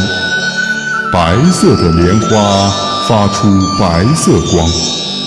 其他玄、黄、朱、紫等色的花也都发出各自相应的光明，色彩斑斓，绚丽悦目。还有无数珍稀宝物，100千摩尼宝珠与这些宝莲花相互辉映，那光明亮丽，更胜于日月。莲花的大小，或是半由旬，或是1、2、3、似由旬，或是百千由旬，大小不等。每朵花中放射出3600千亿种光，每一种光中又示现出3600千亿位佛。佛身呈紫色金身，相貌端庄，更是无与伦比。每一位佛又放射出100千光明，广为十方世界演说微妙佛法。这样众多的佛，每位都是通过演说微妙佛法，每一位佛都使无量众生都安立在成佛路上。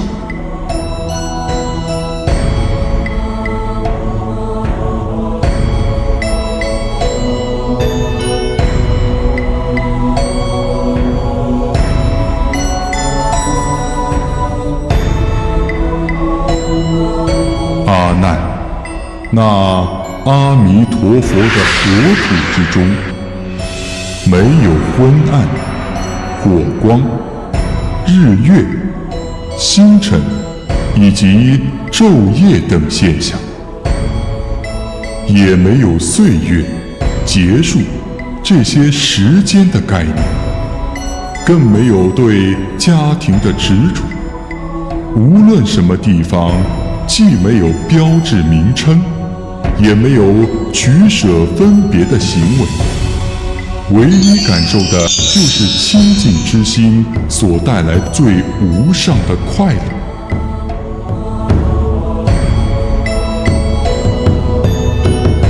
若有善男信女，无论过去往生极乐净土的，还是现在要往生极乐净土的，全都安处在正确的修行方式。这是正定之句，注定要证得无上正等正觉，成就佛位。为什么呢？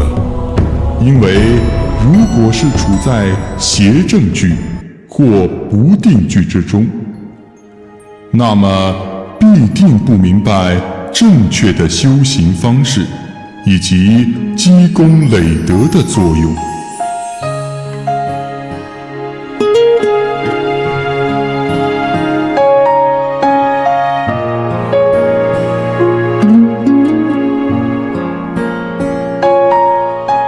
宇宙中不只是我在赞叹称颂阿弥陀佛那不可思议的功德，在我们娑婆世界东方的阿处丙如来、须弥相如来、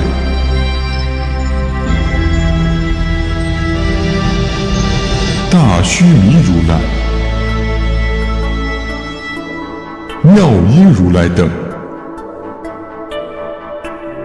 南方的日月灯如来、明文光如来、大焰肩如来、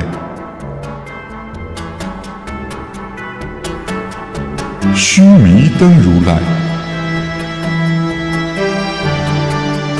无量精进如来、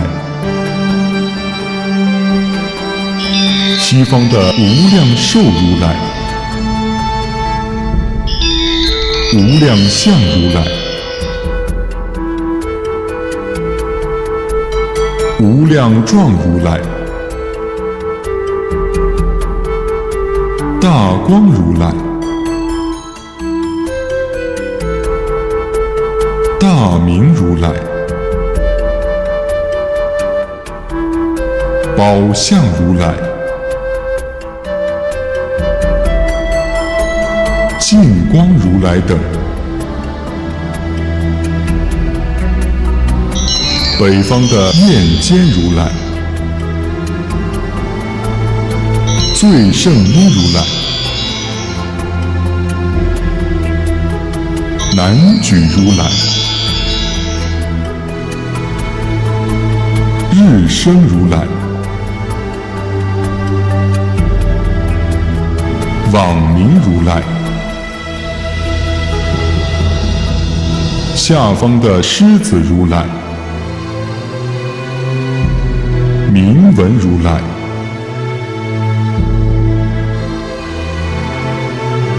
明光如来，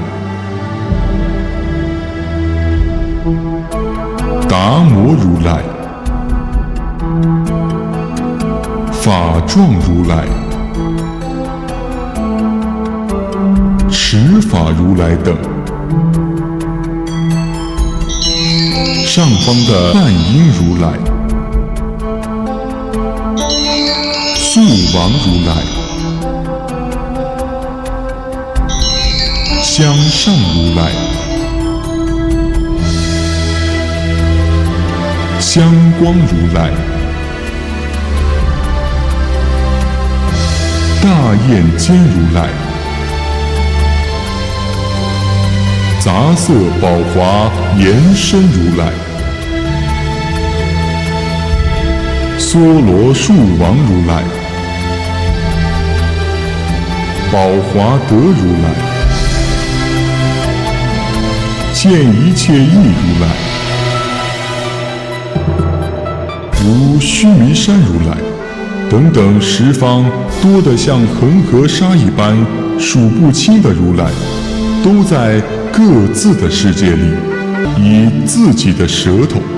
覆盖各自的佛国中的3000大千世界，向当地的一切众生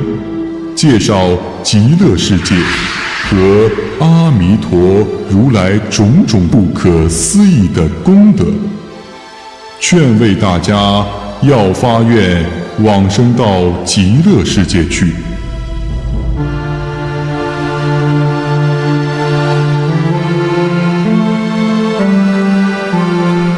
为什么呢？因他们都想让其他世界中的一切众生闻听到阿弥陀佛的名号，发清净心，意念受持，皈依供养，乃至能发一清净信仰，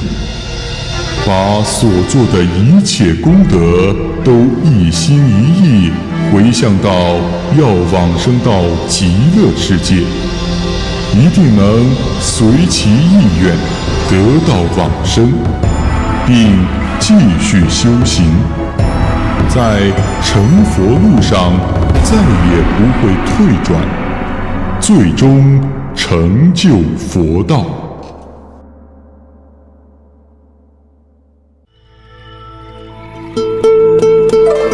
十方世界的一切诸天人民，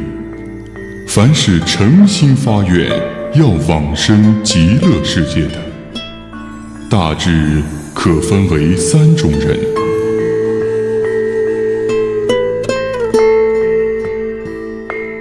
上等的往生者是舍弃家庭，抛弃世俗的一切欲望，出家作为佛弟子，发愿成佛，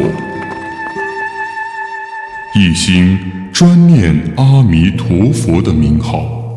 广集一切功德，一心一意想要往生到极乐世界。这类众生在临终时，阿弥陀佛与极乐世界的圣众即时出现在他们的面前，弹指一挥间，即跟随阿弥陀佛一行往生到了极乐世界。在那七宝莲花中自然化生，智慧勇猛，神通自在。所以，阿难，众生若想在今世见到阿弥陀佛的话，应发愿成就佛道这一无上菩提之心，并一心一意、真心实意意念那极乐世界，尽可能地积累更多的善根，并将这些功德回向到要往生极乐世界这件事，这样就能见到阿弥陀佛，往生到那极乐世界，并从此在成佛路上再也不会退转，直至最后成佛。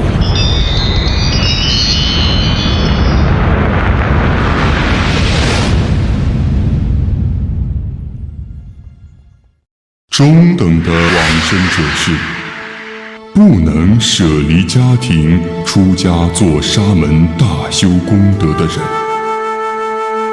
应当发愿要成就佛道，一心专念阿弥陀佛的名号，尽力修行及做功德，奉持斋戒，建造佛塔、佛像，供养出家僧众，在佛殿悬挂彩幡，燃烧灯烛，散花烧香，并把这些功德回向誓愿，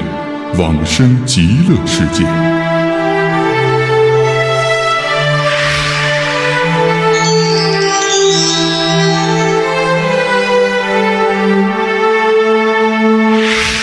这等人临终之时，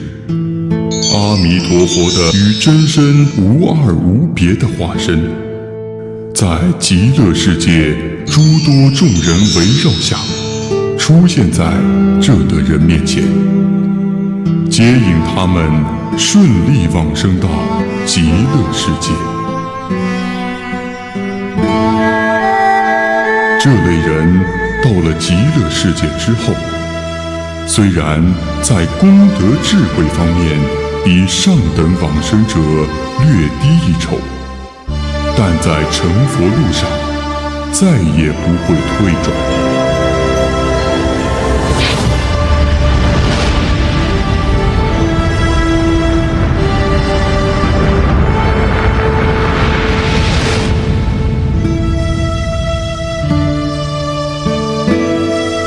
第三类下辈者是怎么样的呢？有些众生不能够做各种功德，但也发愿要上求佛道，一心专念阿弥陀佛的名号，对阿弥陀佛始终保持欢喜、信仰、爱乐，毫不疑惑，以至诚之心发愿要往生极乐世界。这等人临终之时，便能够梦见阿弥陀佛，得以顺利往生极乐世界。但这辈人的功德、智慧，又不如中等的往生者。如果有众生安住在菩萨道，以清净之心至心向往阿弥陀佛，修行念佛、念法、念比丘僧、念戒、念师、念天、念修行、念安波、念身、念死，这10念，发愿要往生到极乐世界。这些人听闻了深奥的佛法，深信不疑，领悟至深，乃至于获得一念的清净心，诵念阿弥陀佛的名号。那么在他临终的时候，如同在梦中一样，见到阿弥陀佛，并将他接引往生到极乐世界之中。从此以后，在成佛路上再也不会退转，直至最终成佛。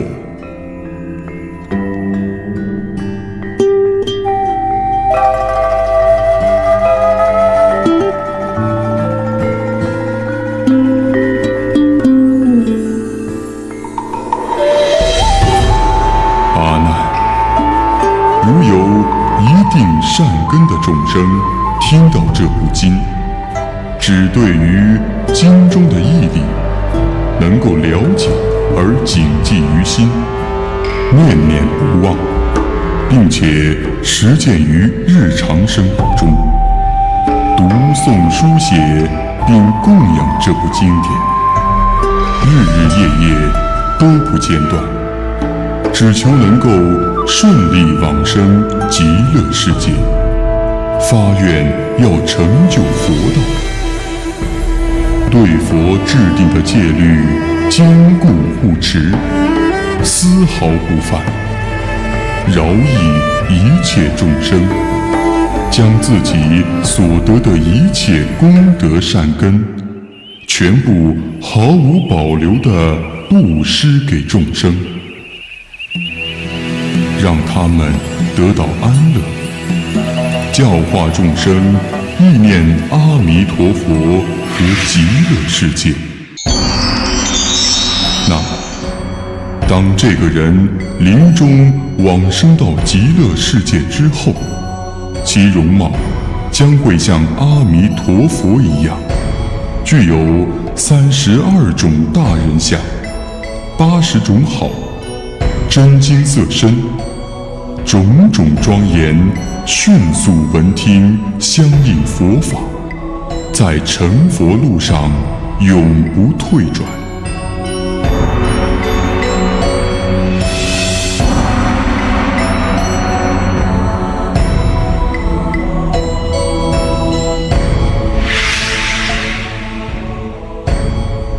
阿难，如果众生想要往生极乐世界，虽然在禅定的修行方面没有取得大的进展，但他始终遵守佛制定的清规戒律，尽心竭力广做善事，不伤害一切众生，不偷盗他人财物，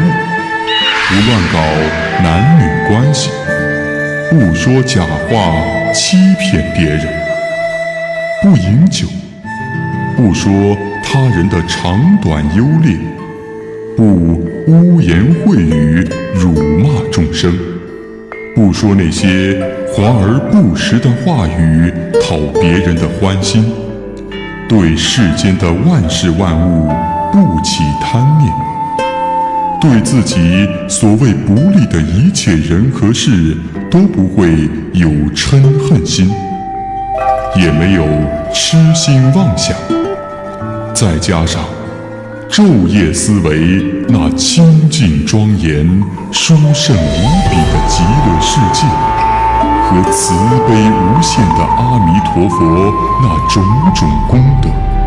种种庄严，发自内心的顶礼皈依供养阿弥陀佛，这人在临终的时候就不会惊恐害怕，心里清楚明白，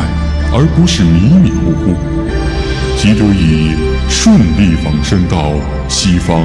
阿弥陀佛的极乐世界。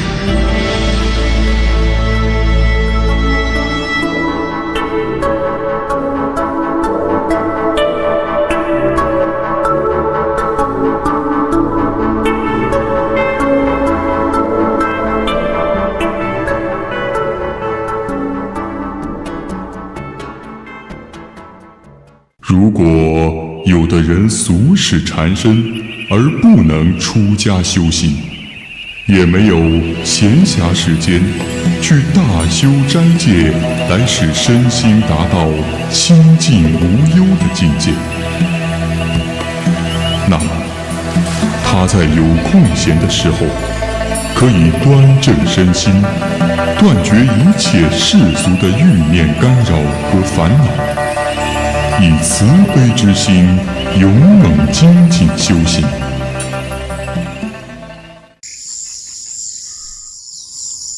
不生愤怒、憎恨、嫉妒之心，不贪婪牵令，对所进行的修行不怀疑、不后悔，对父母孝顺，对国家忠诚，对亲友信义，对佛语和因果深信不疑，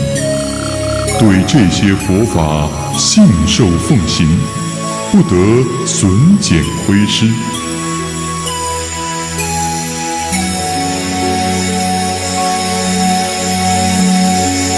思索脱离生死苦海的种种方法，昼夜常想要往生极乐世界，如此10日10夜，乃至于1日1夜都能够无间断者，命终之后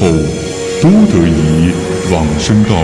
阿弥陀佛的极乐世界。这些人到了极乐世界之后，都行菩萨道，在成佛路上都不会再退转，都获得黄金般色身，以及佛的32种大人相，而且都能成佛。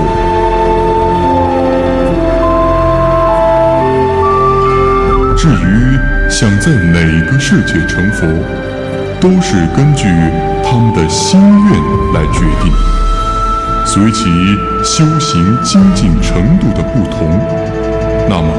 成佛的时间也就有所不同。但只要精进努力修行，就一定能得到佛果，达成各自的夙愿。所以，阿难，由于这个法门能带给众生这么多的实际利益，使得宇宙中十方所有世界中的诸佛都异口同声地称赞阿弥陀佛所有不可思议的功德。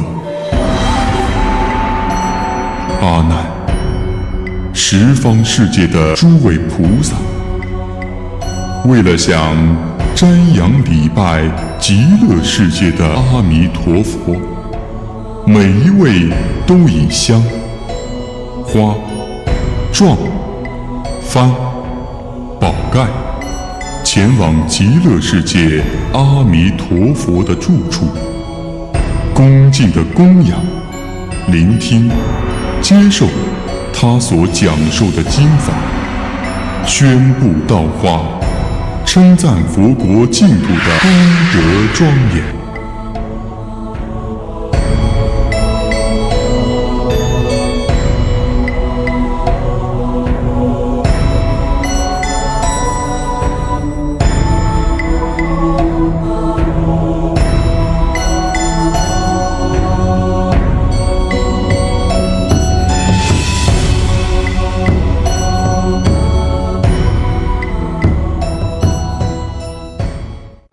释迦牟尼如来接着便一首诵来总结前面的开示。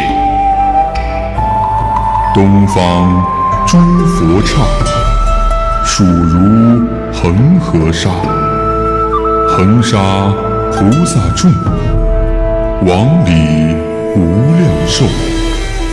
南西北四维，上下亦复然。咸以尊重心，奉诸真妙供，唱发和雅音，歌叹最圣尊，究达神通慧，游入深法门。闻佛圣德民，安隐得大利。种种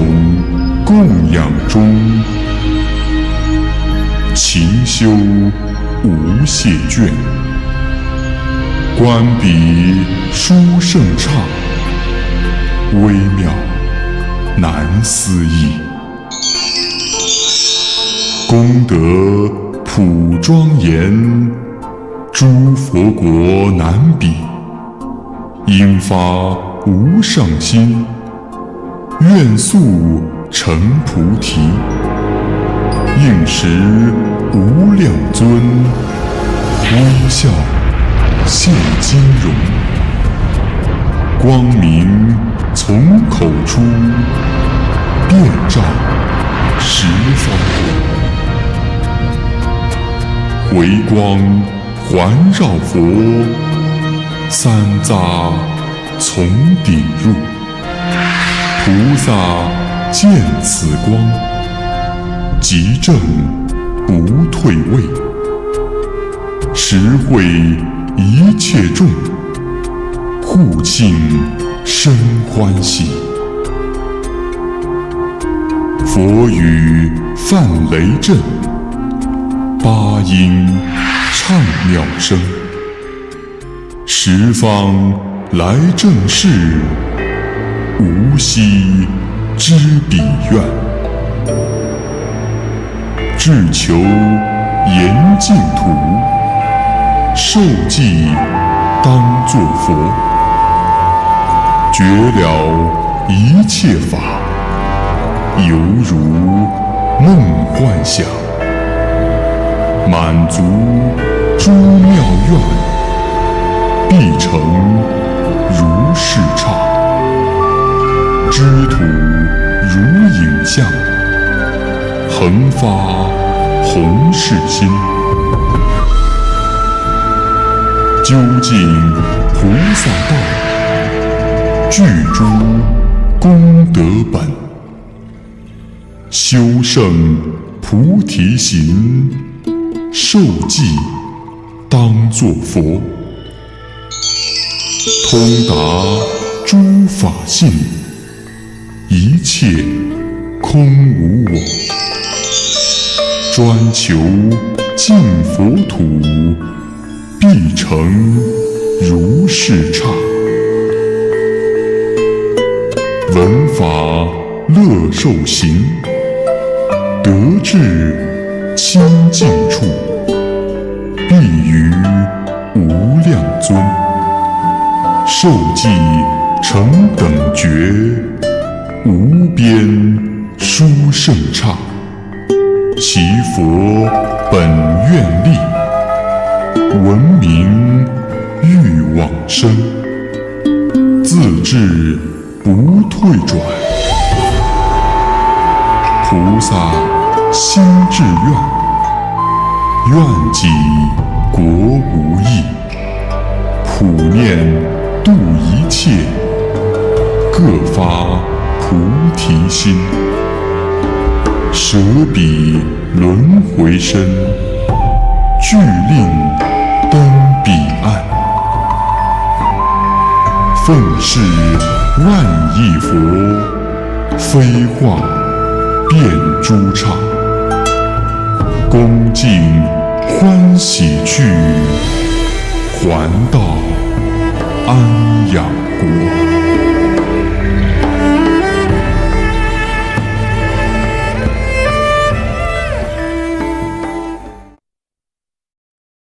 释迦牟尼如来接着告诉阿难：极乐世界的菩萨们，由于养成着阿弥陀佛的神威之力，在一顿饭的时间里，就能够来往于十方世界的无边净土之中，去供养诸佛。他们供养佛所用的花、香、幢、幡等贡品，都会随着他们的意愿出现在他们的手中。那些贡品之珍奇、美妙、奇特的程度，都是稀有难逢的。在娑婆世界是看不到的。他们供养的花瓣，飘扬在空中，聚成一朵鲜花。这些鲜花的花心都向下张开，顶部浑圆，聚成一个大花盖。那花盖放射出100千种光芒，那光芒汇聚着100千种色彩，每种色彩又各散发出奇异不同的香气。那香气弥漫着整个世界。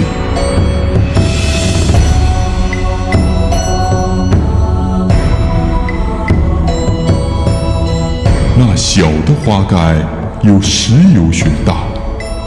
大的花盖则是它的1倍或数倍，乃至大的可以覆盖3000大千世界。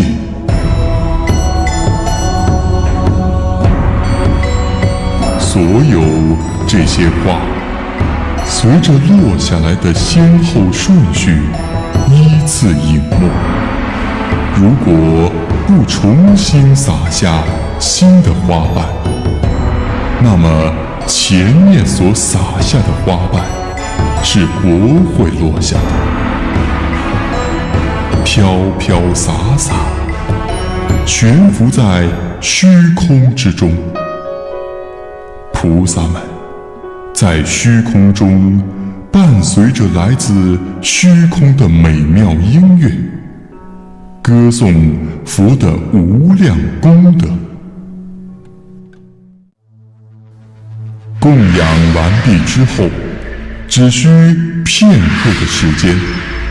菩萨们便又返回到了极乐世界之中，全部聚集在七宝讲堂，聆听阿弥陀佛讲经说法。菩萨们听闻了他的开示之后，莫不欢欣鼓舞，心开意解，得到真谛。每当这时，一阵阵香风便会微微地吹拂七宝圣树，发出5种柔美和谐的音乐，无数神奇美妙的鲜花随风而舞，供养于佛。这样的情景总是循环没有间断地进行着。一切的诸天人众全都捧着100千种鲜花和妙香，演奏出万种伎乐，供养阿弥陀佛及佛国中的菩萨。众人前后往来，熙熙攘攘，充满了欢欣快乐之感。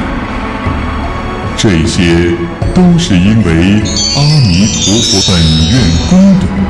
施与众生的缘故，也是因为这些天人在过去世中曾供养过佛，所积累功德善根的延续。这些善根从未缺减过的缘故，善于摄取的缘故，善于成就的缘故，是圣众善于修习，善于摄取，善于成就的缘故。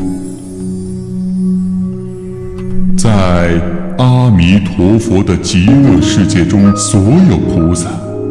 都能彻底洞察，全面闻听到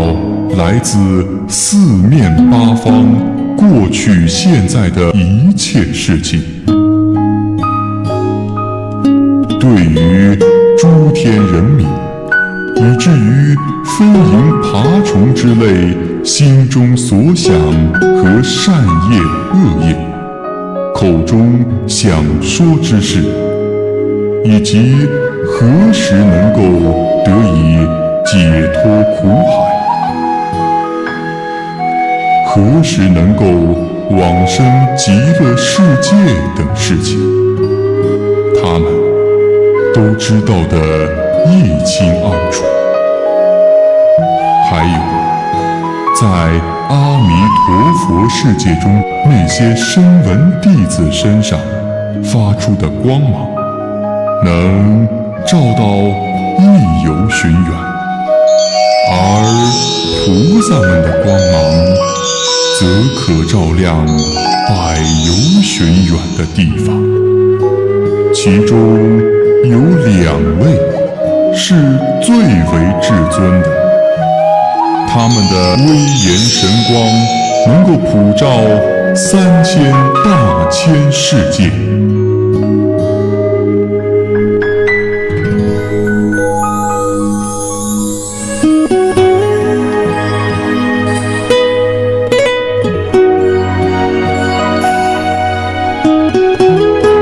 阿难问道：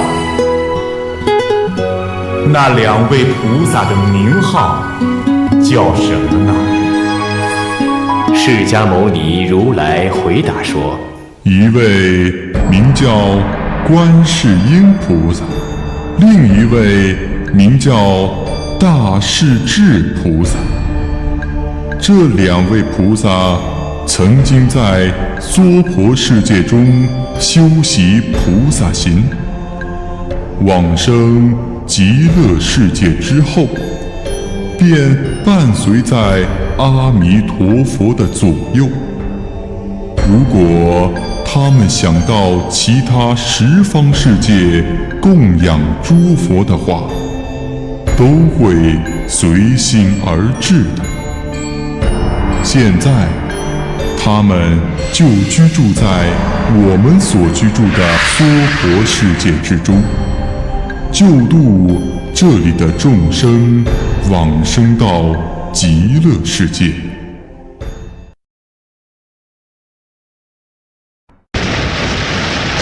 娑婆世界的善男信女们，一旦有危急、困难、恐怖之事，只要一心顶礼皈依观世音菩萨，没有不立刻便得到解脱的。再有，阿难，在阿弥陀佛的极乐世界中，不管是现在的，还是未来的一切菩萨，他们都在这一生中成就佛位。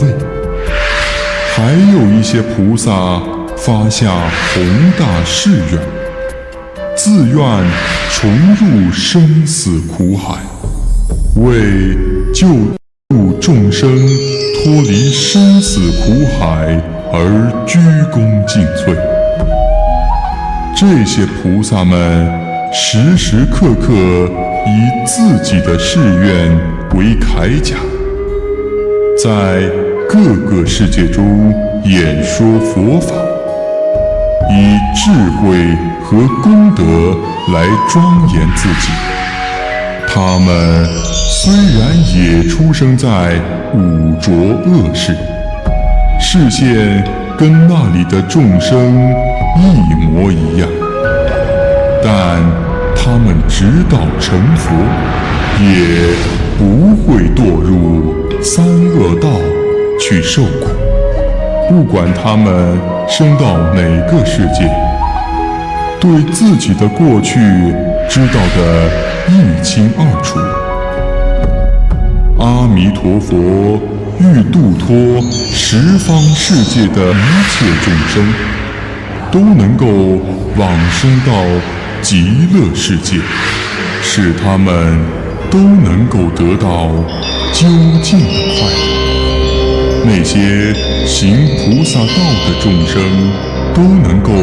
顺利成佛。他们成佛以后，再辗转到十方世界传授佛法，救度苦海众生都能够顺利往生到极乐世界。如此辗转，不可复计。十方世界中的声闻弟子、菩萨圣众以及其他众生都往生到了极乐世界，得到了究竟的快乐，已经和即将成佛的不可胜数。那极乐世界虽然接纳了无量无边、不可胜数的十方众生，但也不会增多。为什么呢？好比大海为水中之王，长江大河涓涓溪流，都流入了大海，那大海也不见增减。八方上下佛国无数，阿弥陀佛的极乐世界长久广大，名好快乐，最为殊胜。这些都是那阿弥陀佛过去世行菩萨道时的志愿和功德所致。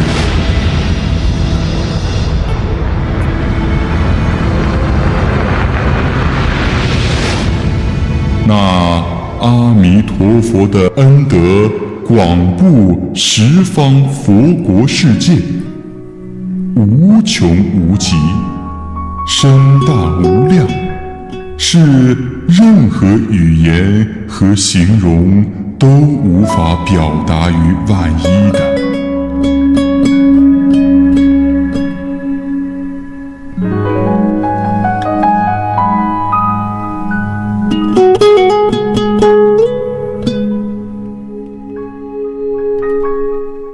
极乐世界中的所有菩萨，他们的禅定、智慧、神通、威德，无不具足圆满，连诸佛所演说深奥玄秘的一切法门，也都研究领悟的透彻深入，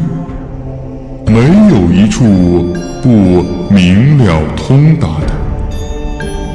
他们以这些深奥玄妙的佛法来规范调伏自己的眼、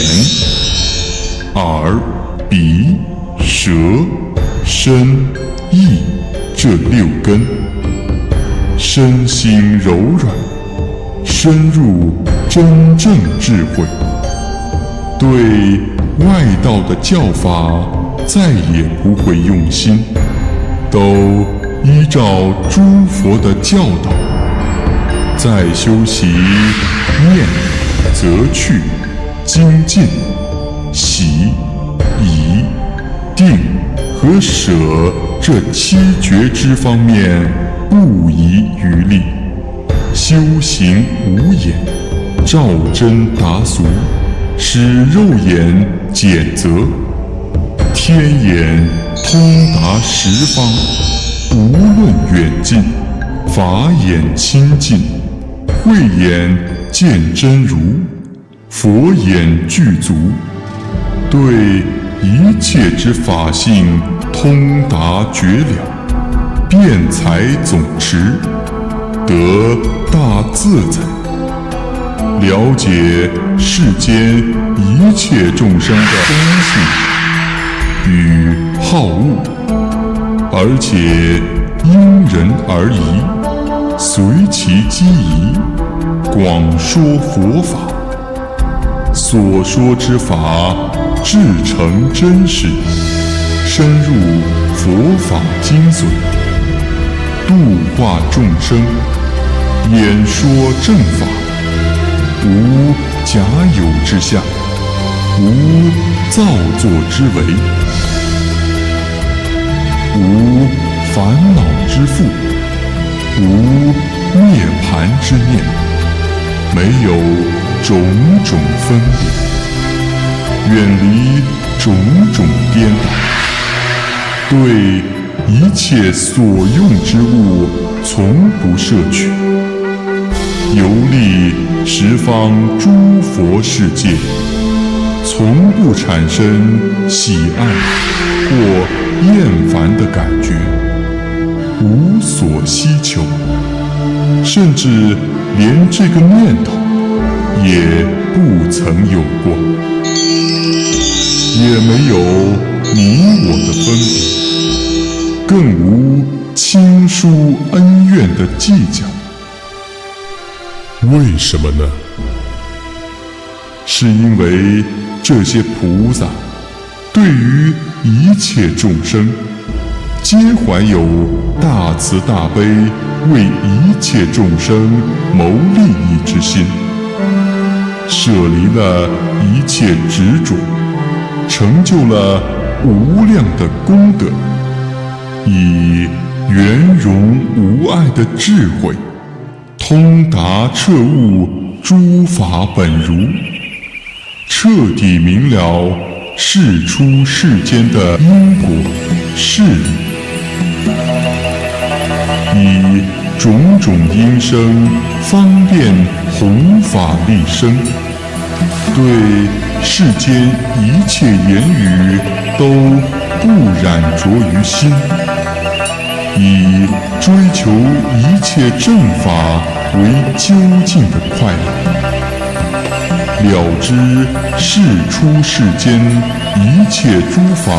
皆是虚妄，毕竟无所有，了不可得，平等空寂，深深的苦报与烦恼两种余习都已断尽，于三界中平等勤修究竟圆满的一乘教法，从而达到涅槃彼岸。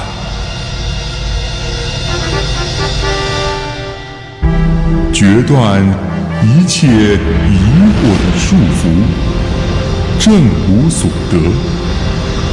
以方便权巧的智慧，增长了知教化一切众生的方法，从本性中流露出的智慧和神通，都能够安住。他们所证得的一乘佛果，也是从他们自性中自然显现，绝不是从外面求得领悟到的。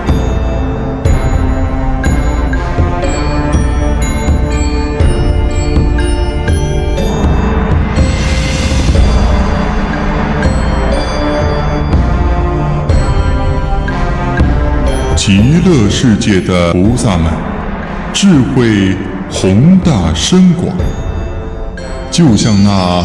宽广甚深的大海，功德高广，好比须弥山，从他们身上散射出的威神之光，远远超过了太阳和月亮。他们的内心世界纯洁的犹如雪山，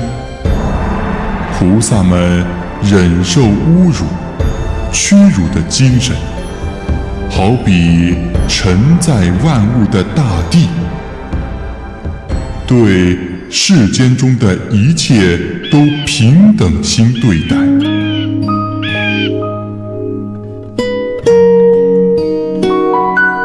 心中清净，好比那洁净的水，对心田中一切尘垢都洗刷得干干净净，一尘难染。他们度化众生热情如火，烧尽一切烦恼，对万事万物从不执着，有清风一般，没有任何障碍。宣讲佛法的音声，如同轻雷霹雳，唤醒那些还沉迷于苦海的众生。这些菩萨传授的佛法，犹如甘露，滋润众生的心田。菩萨们的平等慈悲之心，就像那虚空般广大无边。菩萨们好比那洁净的莲花，出污泥而不染，胸怀犹如泥居树般宽广，护庇着广大众生。智慧锐利，犹如金刚杵，能够斩断一切邪知邪见，降服烦恼等恶魔。信念坚定，犹如铁围山一样坚固，一切邪魔外道都不能动摇。心智方广正直，善于顺随机宜，做各种决断，研究佛法不知厌烦，求法不知疲倦，守戒严谨，犹如琉璃，表里如一，光明磊落。菩萨们所说之法，大家无不心悦诚服。他们到处传播佛法，建立道场，以智慧之光冲破愚痴带来的黑暗。那些大菩萨纯净温和，既定明察，为大导师，调伏自身和他人的各种欲望，引导广大众生舍弃一切爱欲执着，彻底清除导致沉沦苦海的贪、嗔、痴这三大毒根。他们游戏神通，以愿力因缘出生广大善根，摧伏一切魔众，尊重供养侍奉一切诸佛，为世间之明灯，最胜之福田，殊胜吉祥，堪受人天供养。他们微光显赫，神采奕奕，法喜充满，雄健勇猛，无所畏惧，音容相貌十分庄严，具足无量的功德和无碍的雄辩才能，无与伦比。极乐世界的各位菩萨们，常常得到诸佛共同的称赞。他们通晓一切菩萨智慧，常常安住在不生不灭诸三摩地境界，巡游一切道场，远离声闻、缘觉二乘的境界。阿难，我刚才所讲的只是对往生到极乐世界中广大菩萨的真实功德略说一二。如果要面面俱到，即使说上100千万个时节，也难以说完啊。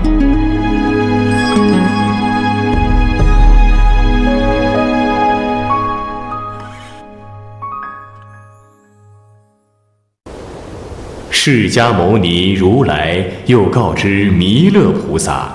及在座的天人道：阿弥陀佛的极乐世界中，声闻弟子及菩萨们的功德智慧无量，说不可尽。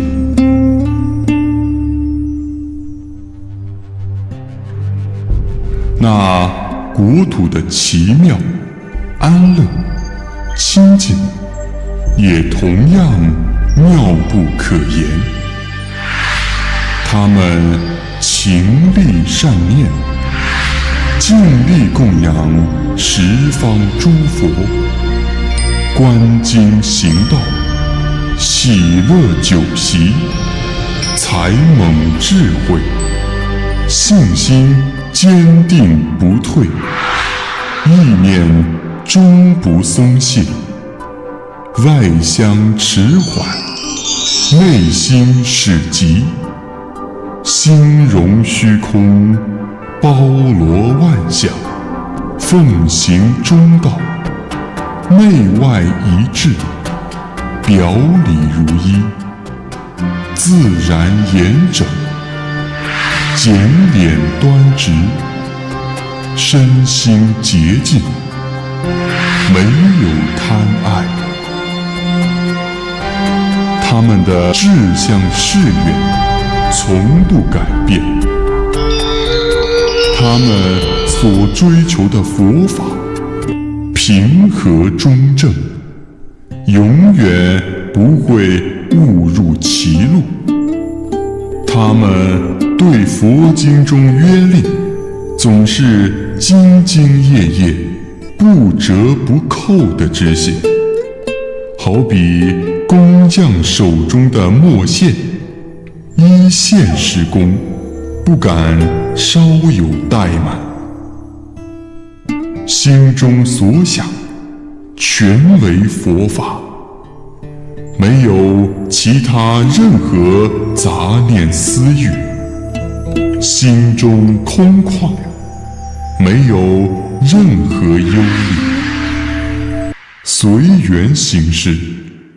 安住在无为境界之中，淡泊明志，没有任何欲望，所作所得皆是善事，以大慈大悲之心哀悯一切众生，所作所为都符合礼义，包罗万象事理，摄受一切众生，出离生死苦海，永得解脱，保守自信的清净，所立志愿至高无上，净化身心，保持禅定，得到究竟的安乐。一旦开悟，明心见性，清净本性中，自自然然流露出无量无边的事相。这些声闻菩萨之心，好像神奇的摩尼宝珠一样，将自然之光和色相互渗入，往复变化，超过释放。他们的自然之心，使国中自然生出七宝，空中自然涌出万物，光明、精妙、明净，奇显并现，诸善众好，无与伦比。这都是极乐世界慧众和清净心所生出的。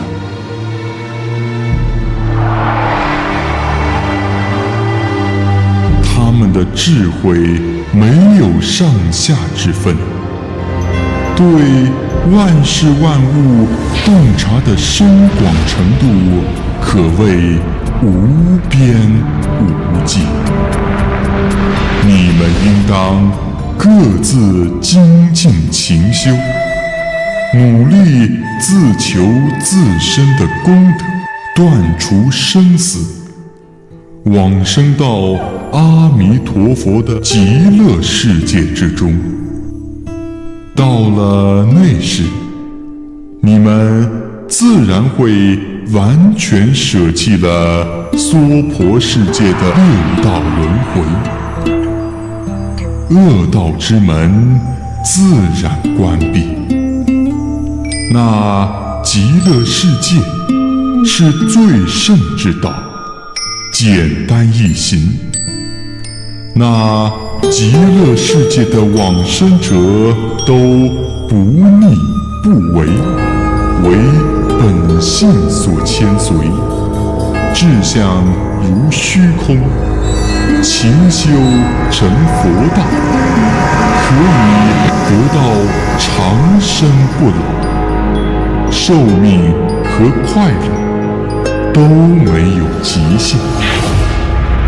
为什么非要贪着这娑婆世界中世俗所谓的利益？烦恼无尽，为世间无常所折磨呢？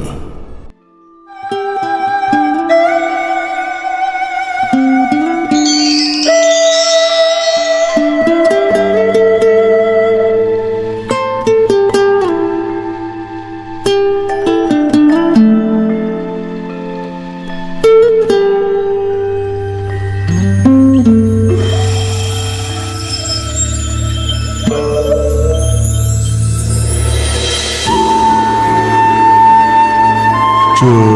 娑婆世界中的人们都去争本也无关的是何物，在此痛苦不堪的污浊恶世之中，他们辛勤劳作，苦心经营，以求自己。尊贵的、卑贱的、贫穷的、富裕的、年少的、年长的、男的、女的，处心积虑，甘愿被自己的贪欲之心驱使，没有田地的想得到田地，没有房屋的想得到房屋，没有家眷财物的想得到家眷财物。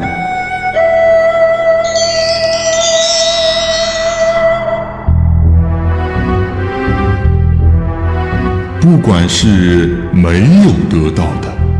还是已经得到的，都在忧愁苦恼。得到了一件，还想再要2件。当积累到一定程度时，又担心失去，担心遇到水灾、火灾、盗贼等等，又害怕冤家的仇杀，债主的催逼。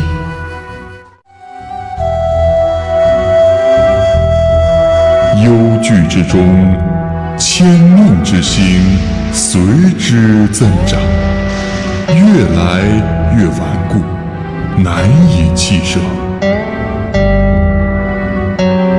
等到他们死去的时候，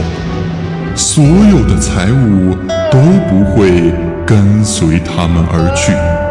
穷人与富人完全是没有区别的，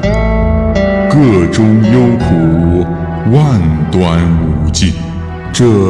娑婆世界中的人民，父子之间，兄弟之间，夫妻之间，亲属之间，应当相互尊重，和睦相处，不应当互相憎恨、嫉妒，应当互相帮助、救济，不要贪婪吝惜任何财物。互相之间的言谈应当和颜悦色，互尊互敬，不要相互冲撞斗恨。如果产生争吵，心里就会愤恨不已。如果这愤恨愈演愈烈，最终必然结成深仇大恨。世间之事，如果总是冤冤相报，更会没完没了，导致双方都受到伤害。即便有时报应没有立刻显现出来，还以为自己占了便宜，岂不知因果昭彰，丝毫不爽。一旦报应现前，后悔也来不及了。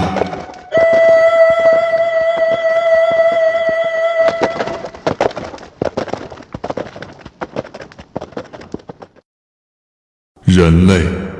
沉迷在情爱贪欲之中，孤独而来，孤独而死，独去独来，苦乐自受，无人能够代替。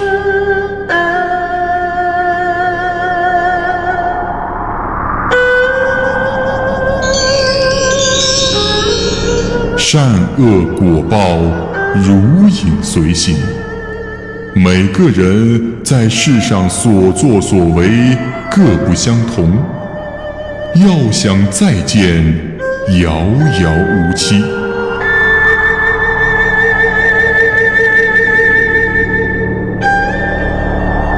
何不趁身体强健，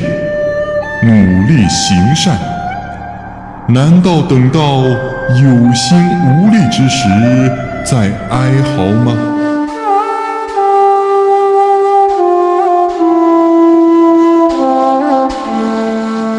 这世间的人分不清什么是善，什么是恶，因而常常凭借着各自的见解，去做各种招致吉凶祸福之事。这些人身心愚昧，神智昏暗，听从接受那些外道邪说，这样的颠倒见解相续不绝，成为生死轮回的原动力，生生死死，死死生生，无常为根本。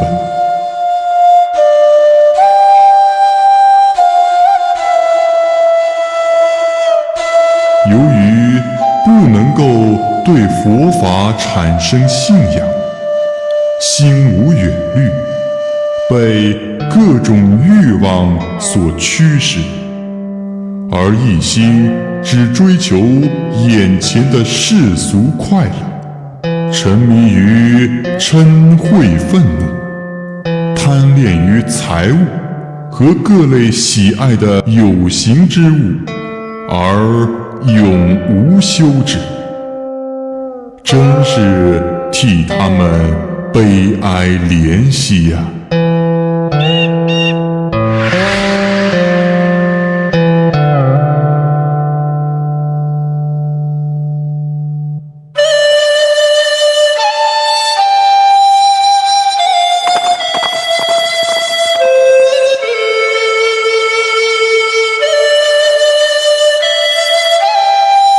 这世间之人，其先辈愚痴，不知佛法，不懂道德，不对他的后辈进行教导，世世代代恶业相袭，以致造成生生世世作恶受报的结果。这也就没有什么好奇怪的。这些人对生死轮回于六道、善恶报应如影随形这宇宙真理规律都不相信，还以为因果报应是不存在的。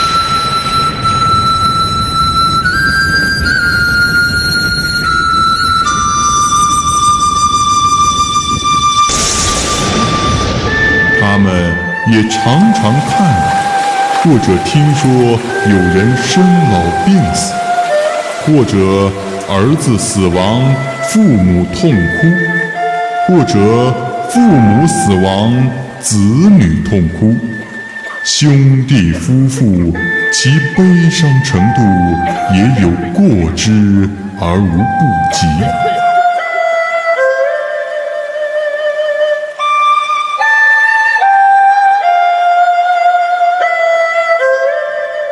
一生一死，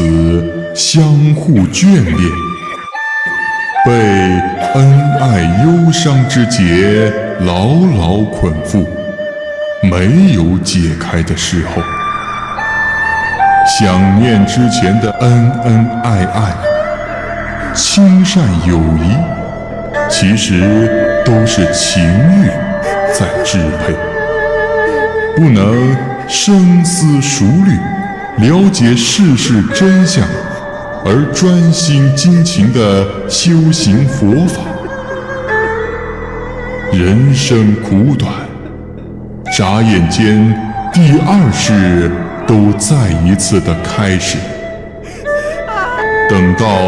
年寿将尽的时候，则会感到无可奈何，空自哀叹。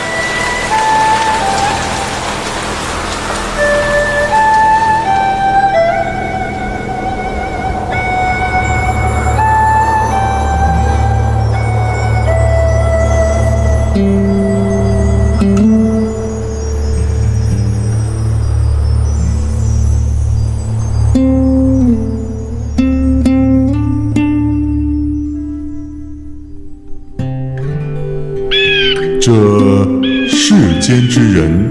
对佛所开示的种种离苦得乐的方法，不能够正确理解，迷惑的人很多很多。真正明白世事真相，得到究竟解脱的人，却凤毛麟角。这些人时时刻刻都在算计如何损害他人，恶气昭彰，妄生事端，违背天地之德，作恶多端。他们的既定阳寿就会被剥脱堕落，辗转于地狱、恶鬼、畜生这三恶道中，永无出息。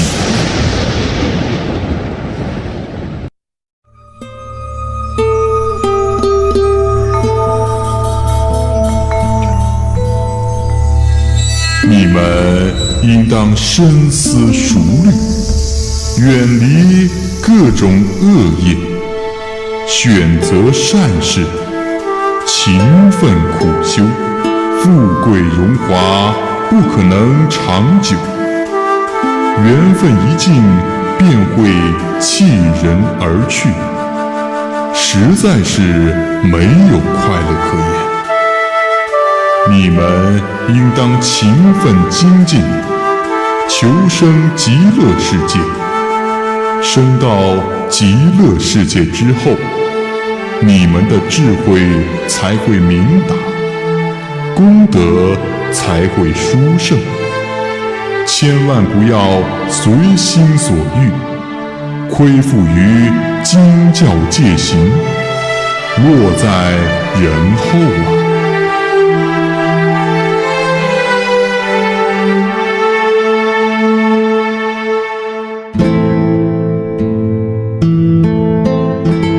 弥勒菩萨说：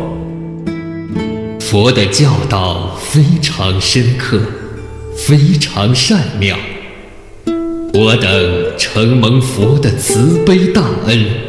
才得以脱离生死苦海。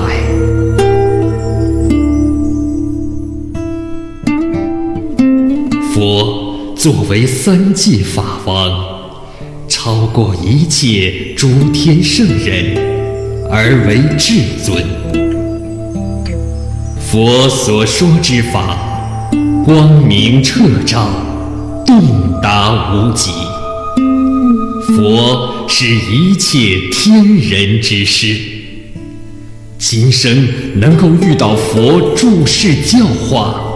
又亲耳听闻到阿弥陀佛的名号，都感到莫大的欢喜。我们的心也因此得到开明。释迦牟尼如来告诉弥勒菩萨，对佛恭敬的人是大善之人，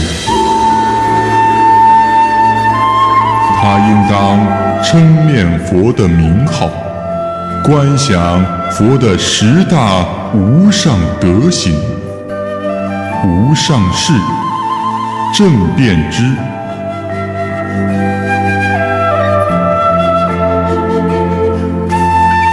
明行足、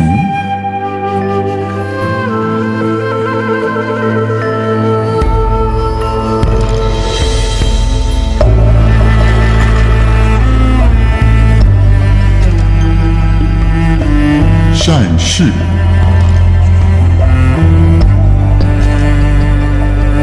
世间解、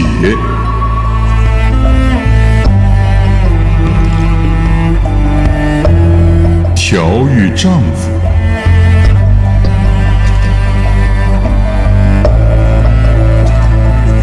天人师、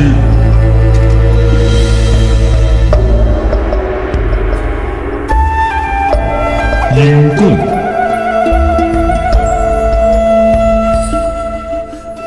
佛陀、世尊，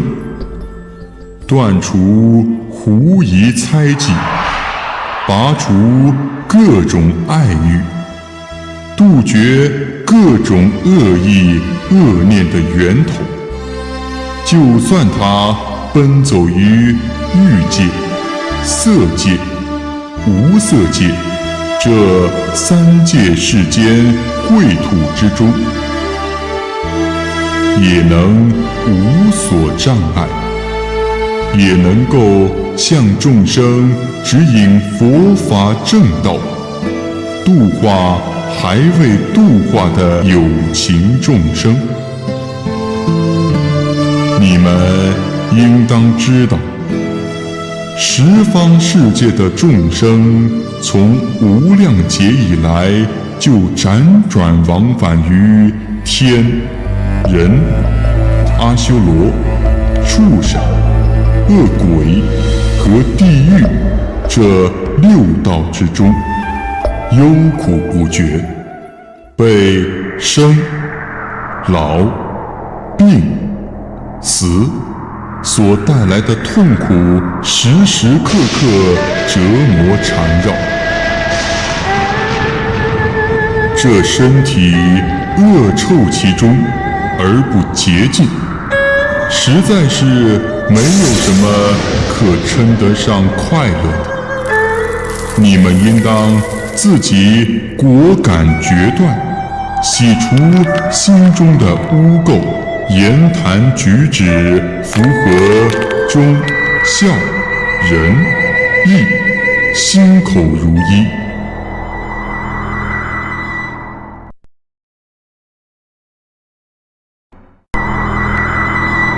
自度之后，再转相拯济苦海众生，至心发愿，积累功德善本。虽然要用一生的时间去勤奋精进的修行，但往生却是弹指一挥间的事。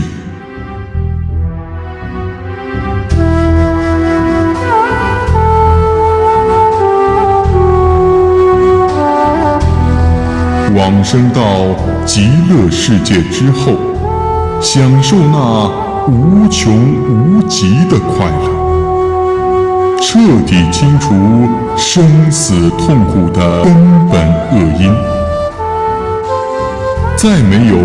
苦恼忧愁的纠缠，能够使寿命长达1000万劫，自在神通，一切所行随心所欲。因而你们应当精进修行，一如既往地努力实现往生极乐世界这一愿望。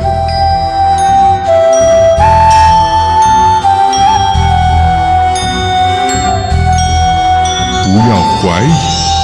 不要反悔，以免自己错过时机，造成罪业，以致往生时却到了那极乐世界的边地之国，在怀疑佛智的众生聚集的七宝城中，在500年的时间内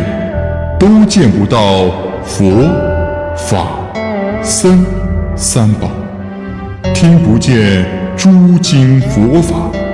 承受诸多的不幸过患。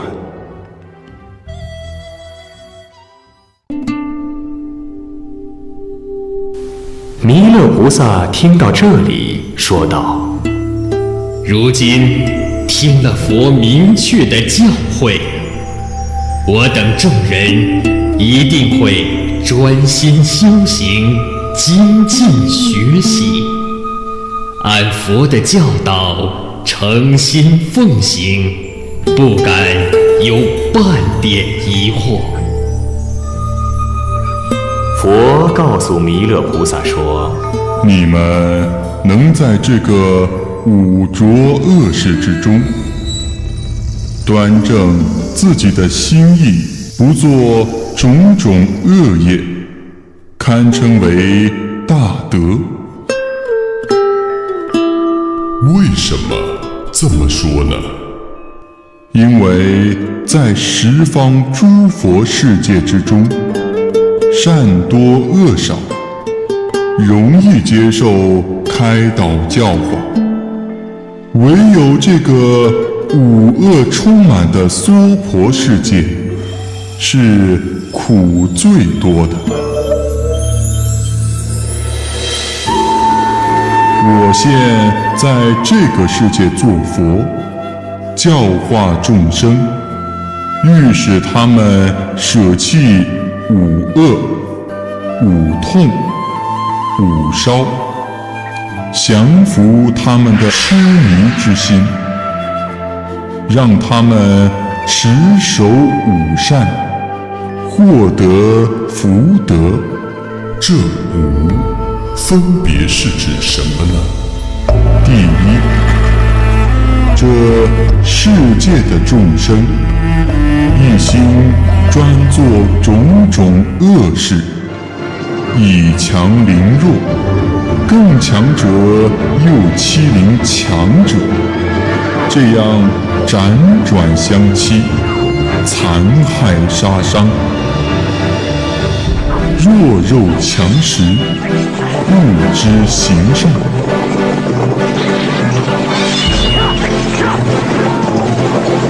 以后必定受到各种惩罚，遭受相应果报。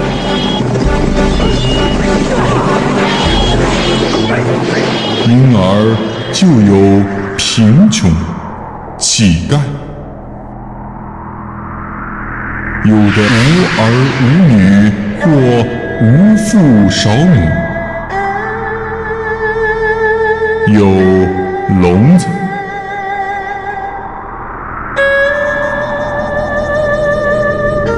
瞎子、哑巴、痴呆，有的愚痴，有的残废，有的癫狂。这全都是因为前世不信佛、不行善、不积德所受到的应有惩罚。但这世界中也有人尊贵，有人富饶，有人贤明，有人受众人尊敬。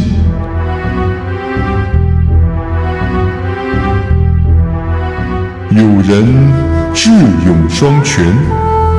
有人福慧双具，这也是由于他们前世慈悲孝顺、修善积德的结果。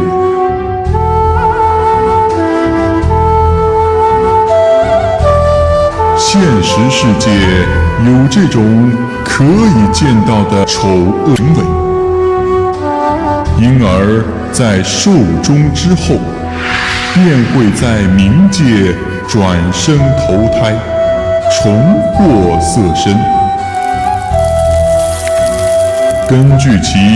作恶的轻重，改变原来的形象，在六道中轮回，沉沦在更低的层次当中。因而便有地狱、禽兽、飞蝇、爬虫之类，好比世间的法律一样，对于不同的罪业，便会有不同的判罚。有的关在牢狱之中，饱受极刑的痛苦。神识随着业力的运转，不断奔赴于地狱、恶鬼和畜生三恶道中。不管他的寿命短长，总是如影随形，交相报偿，业报未尽，终不会分离。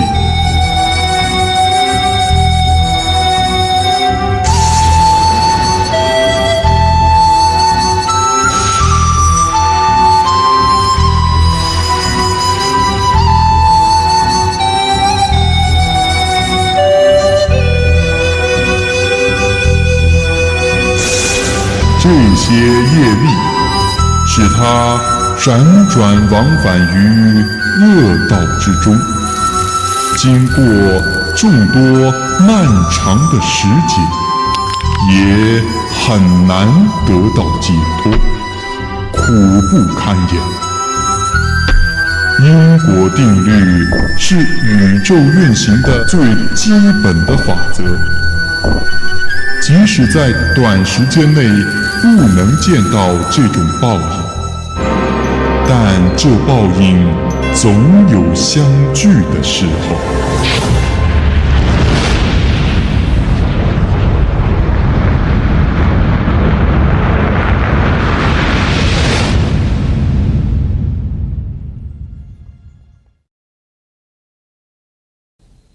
第二，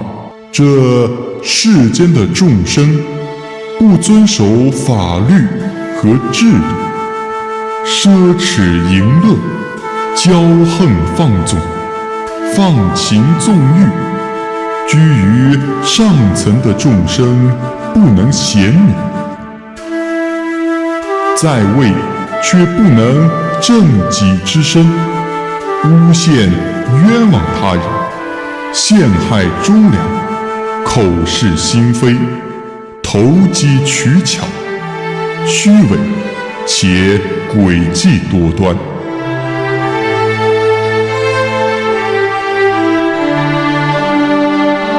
那些身处高位的人、卑贱的人，以及其他各类人等，都是尔虞我诈，嗔恚愚痴，总想损人利己，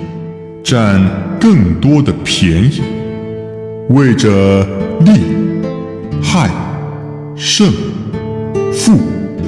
互相算计，结下怨恨，转而化为仇，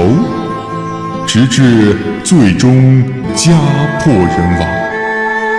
丝毫不顾及前后报应。那些富有的人，谦吝贪惜，不肯施与他人，爱欲坚固，贪心深重，劳身苦心，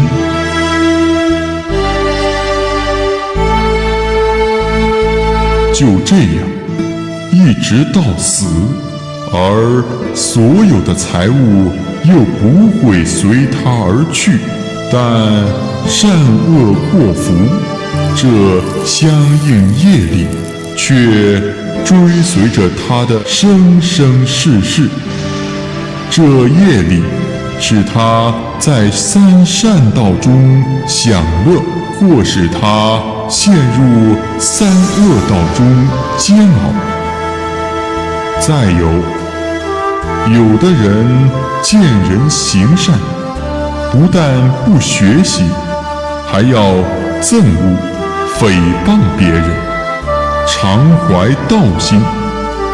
总是算计别人的财物供自己享用，享用完了再次去盗取，这当然逃不出业力的牵引，最终会将这人引入恶道之中，使他承受三途恶道的无量苦恼，辗转其中，苦不堪言，难有出期。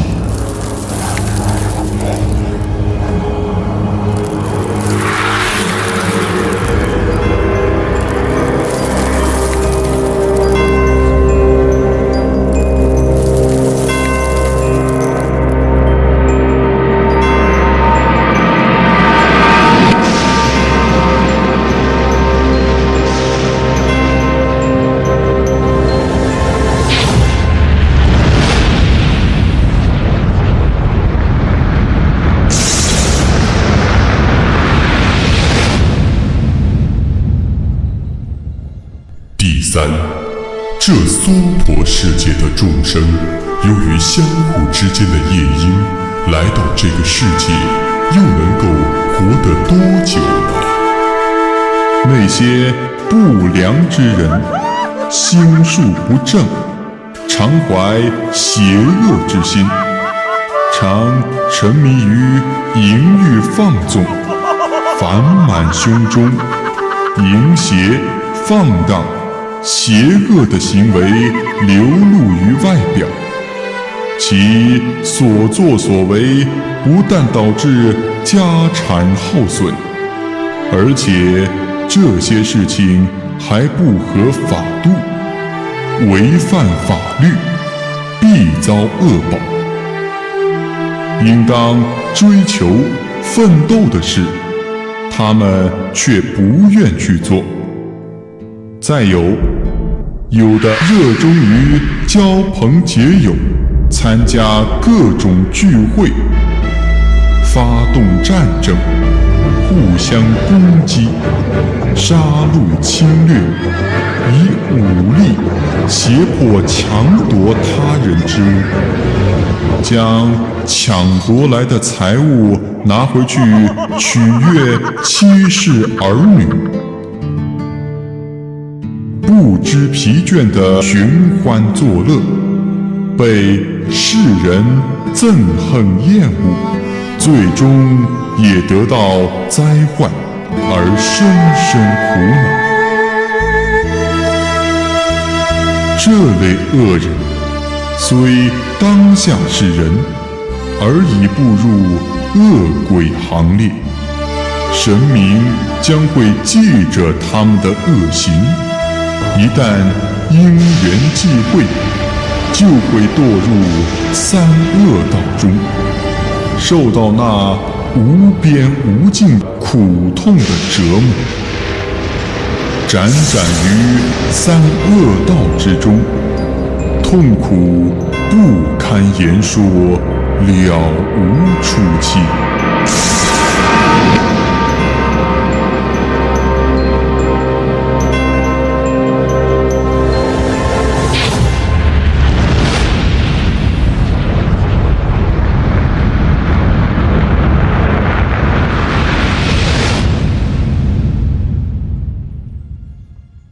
第四，这娑婆世界的众生不思行善，却好拨弄是非，言辞粗鄙，说假话、大话，阿谀奉承，憎恨嫉妒善人的才德，败坏贤明之人的名声，不孝顺父母，不尊重师长，对朋友不讲信义，难得诚实，妄自尊大，以为自己是得道高人，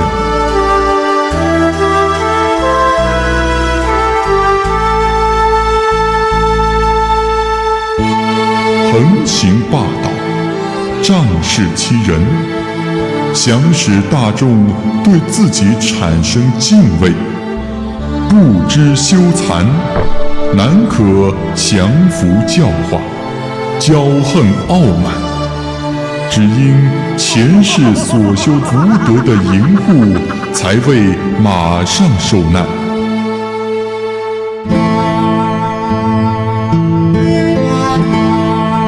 今生今世作恶多端，前世修来的福德终究会被消耗殆尽，在他寿终之时，所做的各种恶业拥着他的神识去到冥界，他的恶名和做的恶业都记录在神明那里，这些恶业和罪牵引着他，使他不能脱身，只好随着前往，进入到欲火汤祸之中，身心被摧毁，支离破碎，精神和肉体都遭受到无极痛苦。到了这个时候，他再后悔也来不及了。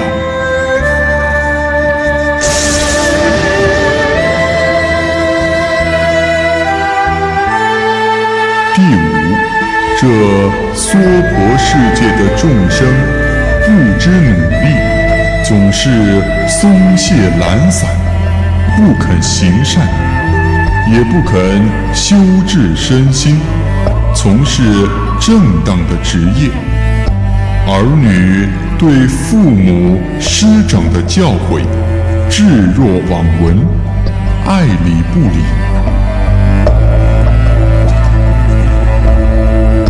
二者好像是冤家对头一般。这样的儿女有不如无，忘恩负义，对父母的恩德不知回报。有的人放纵自己，游乐散漫，沉迷于酒色，鲁莽无知，专横跋扈，胡作非为。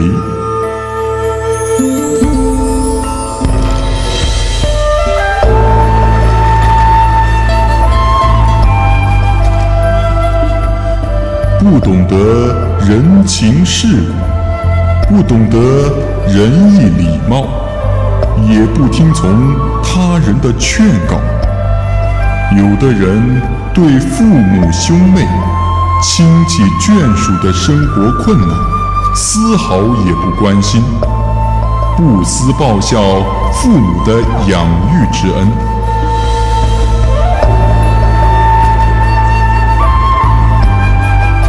不顾及朋友和老师之间的情谊，言谈举止没有一点善意可言，不相信诸佛的经言法教，不相信生死因果，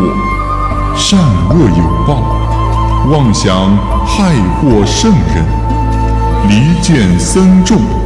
蒙昧愚痴，反认为自己很聪明。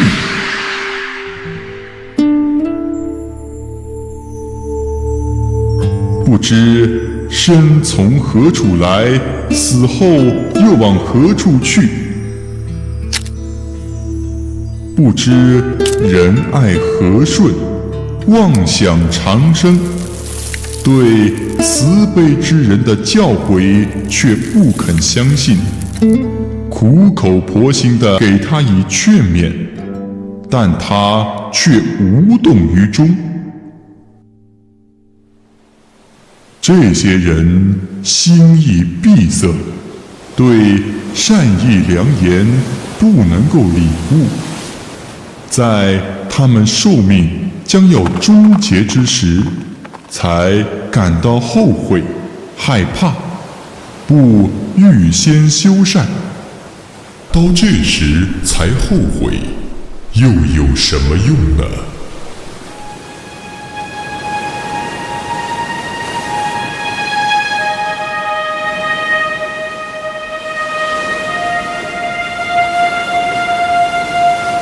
天地之间，天、人、阿修罗、恶鬼、畜生、地狱，六道分明，善恶报应，祸福相承。自己的善恶行为，自己承担相应的果报，任何人也无法代替。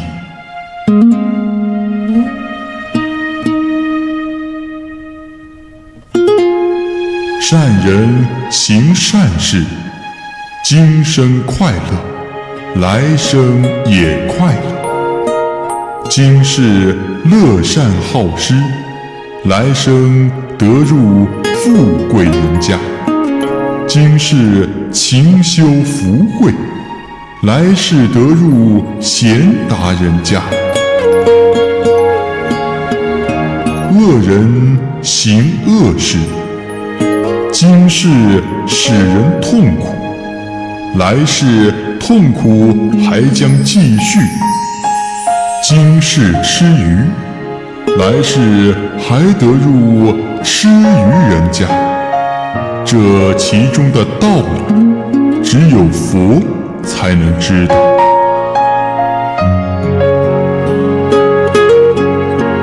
佛将这个道理讲说给人们，开导他们，但却只有很少的人相信这个道理，并依照佛的说教去修行。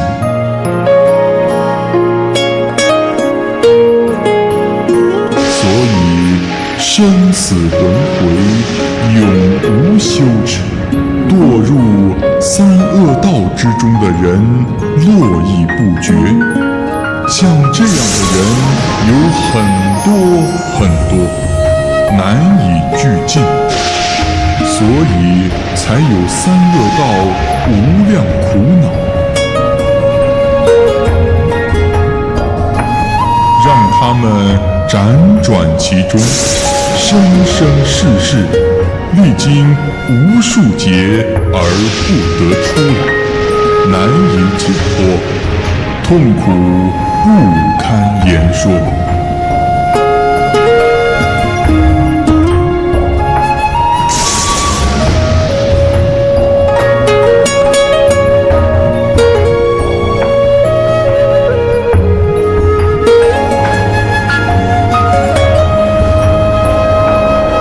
像这样的五恶、五痛、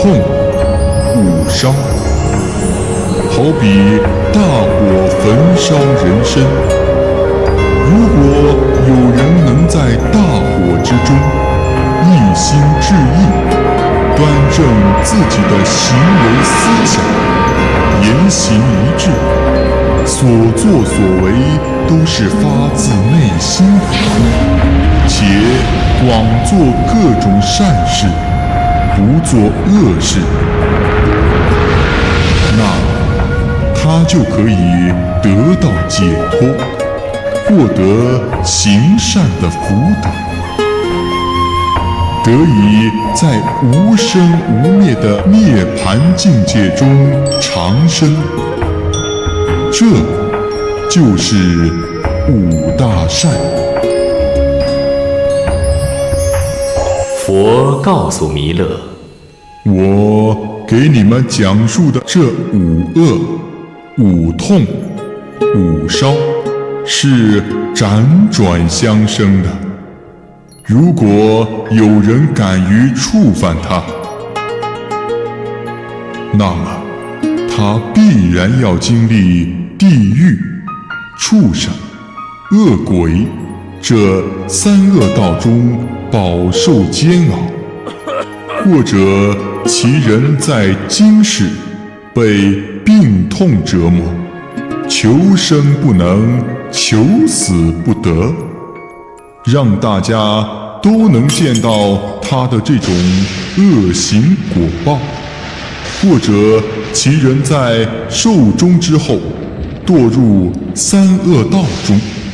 忧愁痛苦，酷刑荼毒，自相炙烤，与他在生之时的冤家债主共处一地，互相伤害残杀，从细微起成大困局。这恶报的缘由都是因为贪财敛物，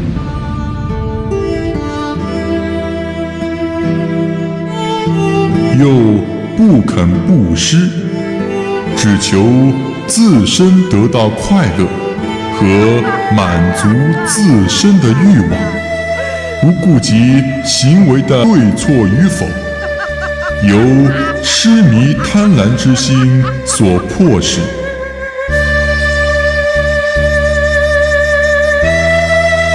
与人争夺利益，使自己得到重重的回报。所谓的富贵荣华，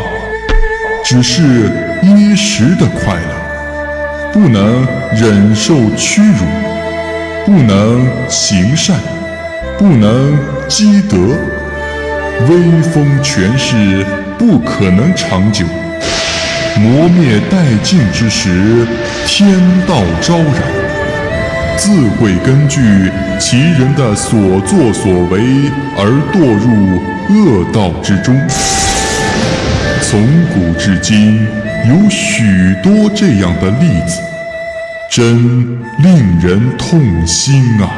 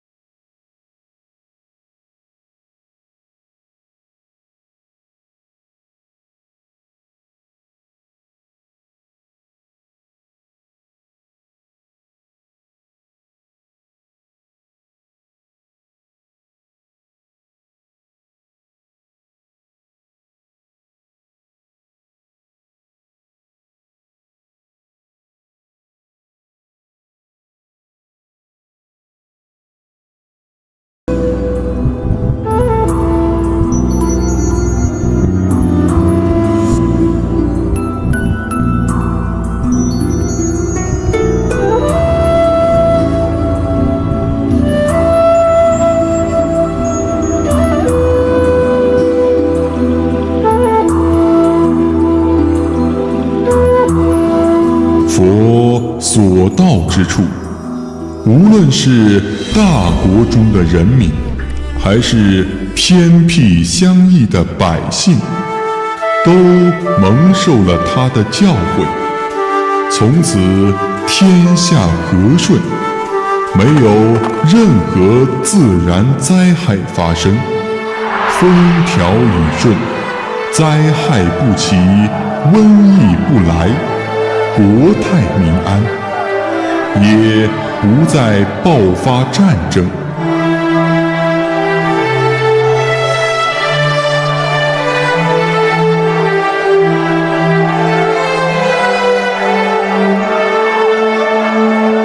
因而，只要崇尚道德法规，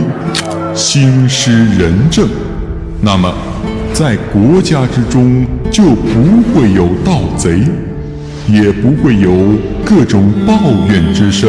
以及冤枉之事发生。众生之间则会强不凌弱，各得其所。我悲悯你们，甚于父母对儿女的哀怜之情。我在这个秽土世界中做佛，就是想以善攻恶，拔除生死之苦，使你等众生获得五德，升入无为无爱的境界之中。我涅槃之后，一切离苦得乐的经法佛道会逐渐泯灭，众生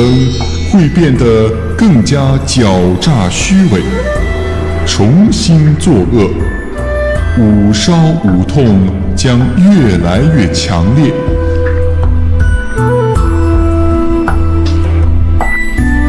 你们应当将我的话语教授给众生，做他们的老师，引导他们，并且应当记住，对于佛所讲授的经法，千万不能违反。弥勒菩萨双手合十，说道：世间众生所做的恶，以及由此而带来的苦，正如佛所说的一样，实在是太多太多。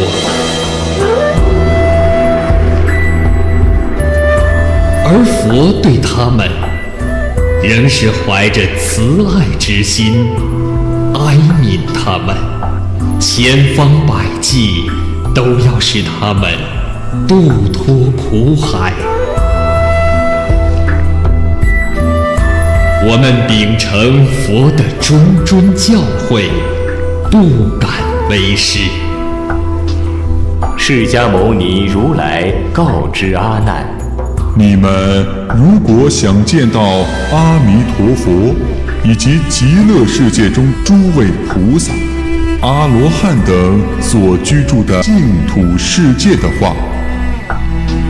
应当起立，面向西方，即现在日落的地方，恭敬行礼，口中称念南无阿弥陀佛。阿难连忙站起身来，面向西方，合掌作礼，说道：我现在想见极乐世界的阿弥陀佛，愿意供养侍奉阿弥陀佛，种诸善根。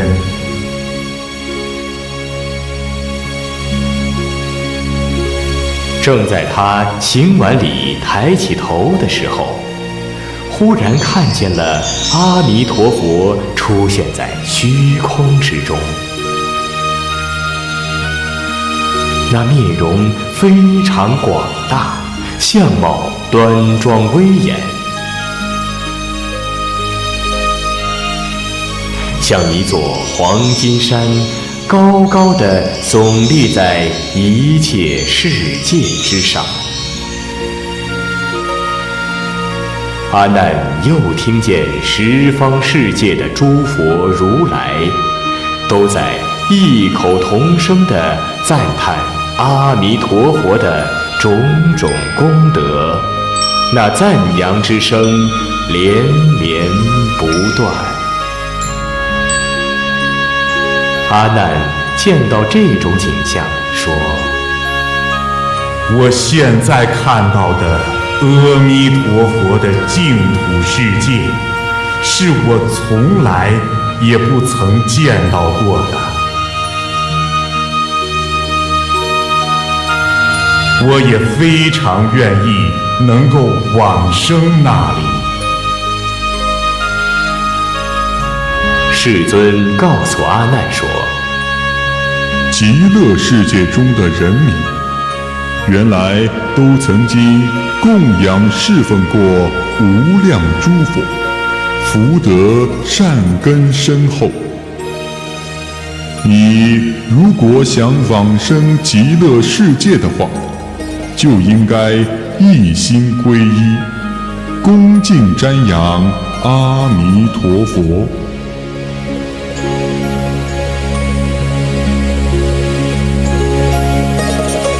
释迦牟尼如来话音刚落，阿弥陀佛的手掌中就放出无量的光明，那光明照亮了一切诸佛世界，十方世界都在那光明中显现出来。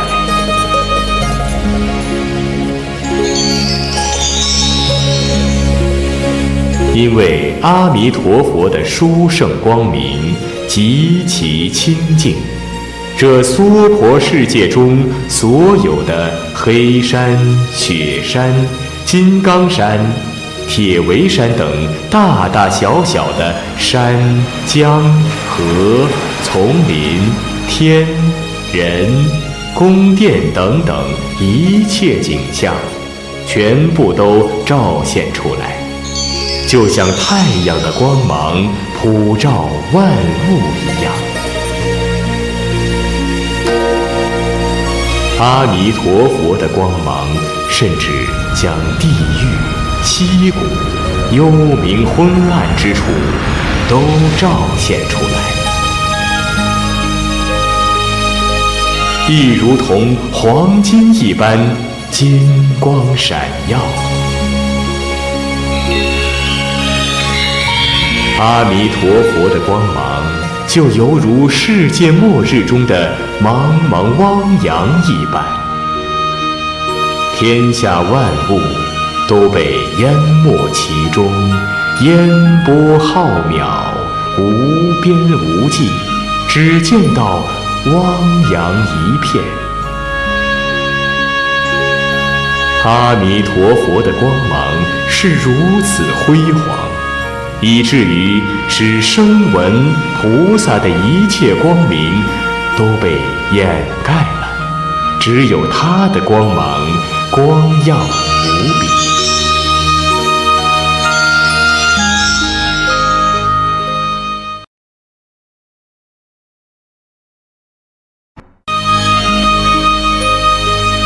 在此聚会的四众弟子，天龙八部、人、非人等，也都亲眼目睹了阿弥陀佛极乐世界的种种庄严之相。阿弥陀佛端坐于他的高高的莲花座上，威德巍巍，相好光明。声闻弟子以及菩萨们都恭敬地围绕在他身边，就好像须弥山王从海面升起，清净平稳，没有任何污浊，没有任何异形物类，只有众多的宝物庄严修饰，只有圣贤共住。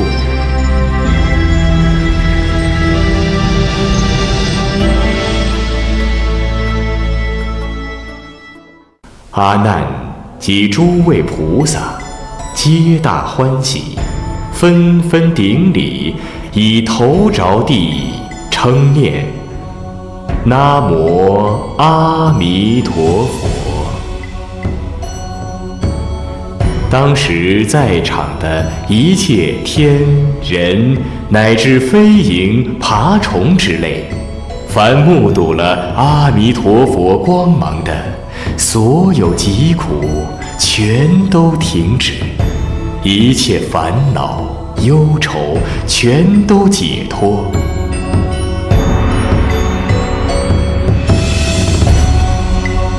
他们全都用慈爱之心去广做善事。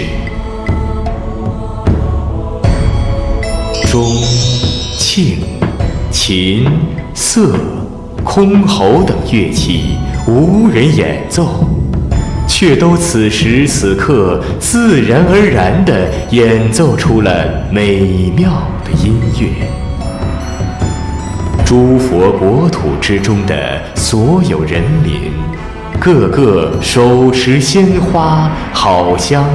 在虚空中来来往往，轻轻抛洒手中鲜花供香，以作供养。那个时候，极乐世界虽然远在西方百千俱胝那由他国之遥，但以佛的威力却显现在众人面前，就如同以天眼的神通威力来看眼前的一小块地方一样，无不清晰明了。极乐世界中的圣众，看我们这个娑婆世界中的众生，也如同娑婆世界的众生看极乐世界中的圣众一样清晰明了。他们也都看见了释迦牟尼如来正在给围绕其左右的比丘们讲经说法。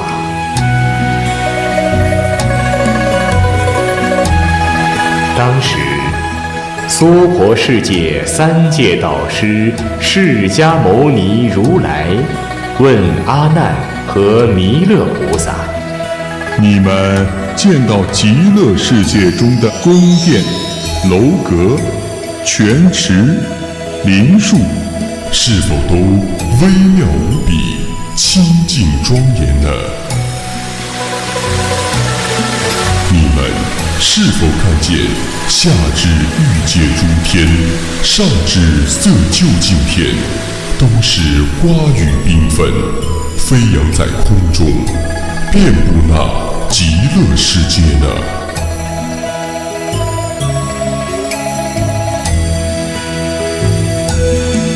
阿难回答说：是的，世尊，我们都看见了。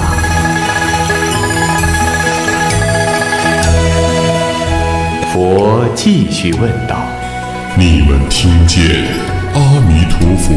那讲经说法的声音遍布一切世界，教化度救众生了吗？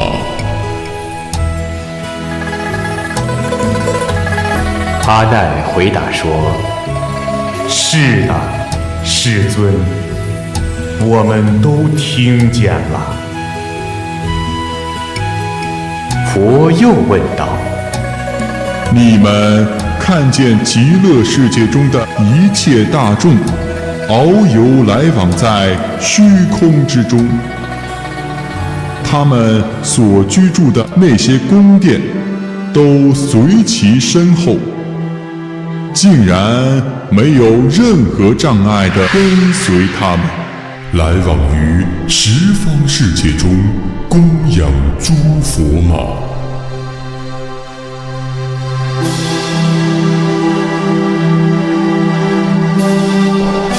你们看见他们在不断地称念佛的名号，观想佛的10大德行了吗？还有虚空中飞翔的各种鸟类，发出各种不同的啼叫声音，它们都是阿弥陀佛的变化所为，你们看见了吗？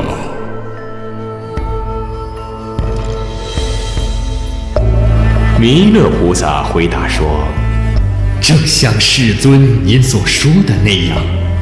我们全都一一看见了。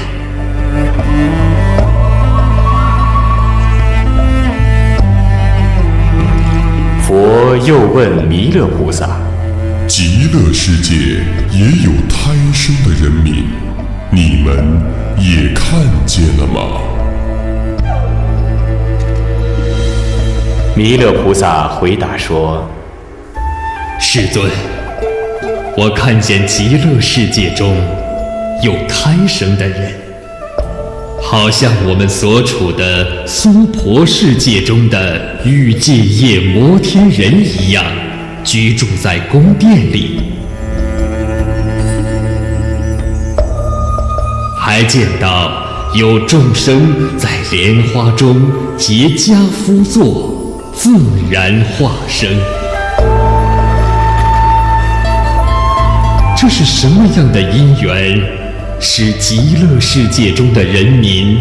有胎生的，有化生的呢？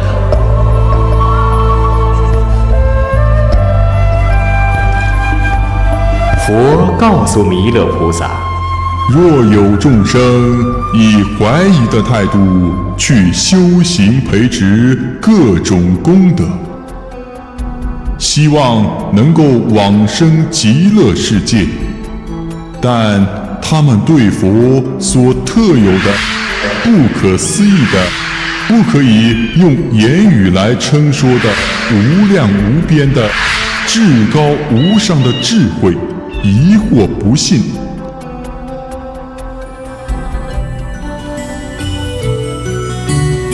他们也相信因果业力，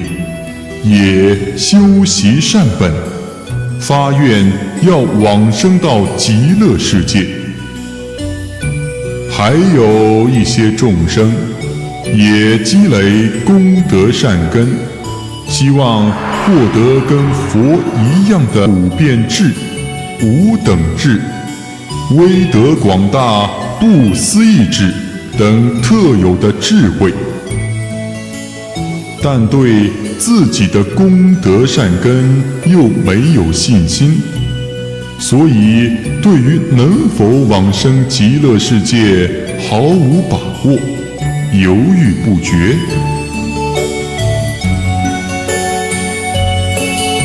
但他仍然能够继续诵持佛的名号，因为他的这种念佛以及发愿之力，也使他能够往生到极乐世界。以上所说的这两种人，因为他们的这些因缘，虽然往生到极乐世界之中，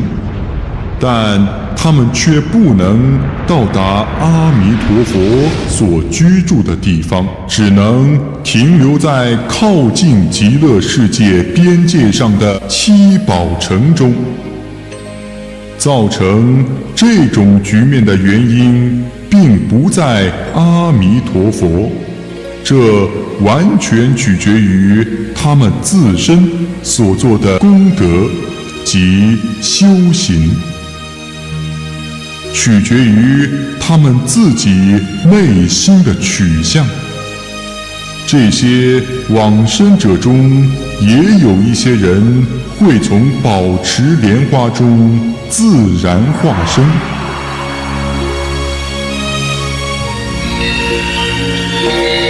饮食方面的待遇也与娑婆世界的忉利天是一样的，仍然能够快快乐乐的生活，只是不能走出七宝城。他们所居住的房屋建筑在地上，而不是在虚空之中，不能随意变化。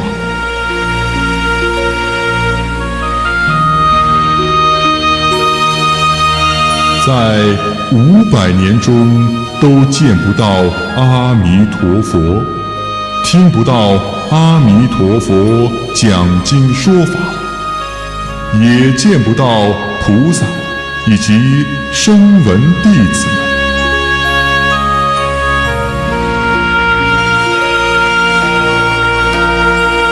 这些人的智慧不会长进，对佛经了解的又很少，因而他们的心灵空虚，精神郁闷，一点儿也不快乐。因为这些原因，所以将这样的众生称为胎生。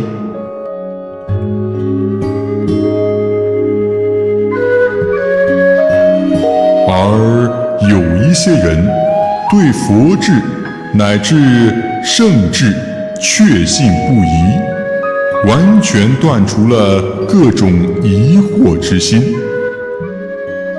相信自己的善根，做各种功德，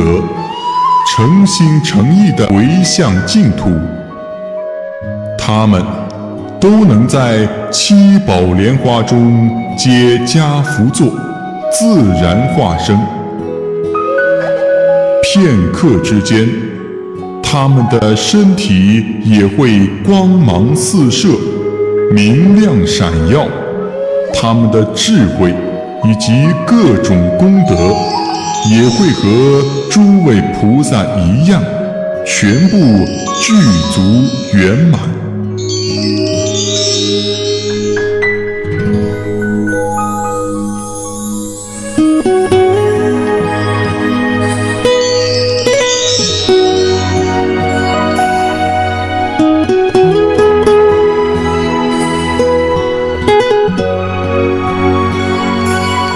弥勒，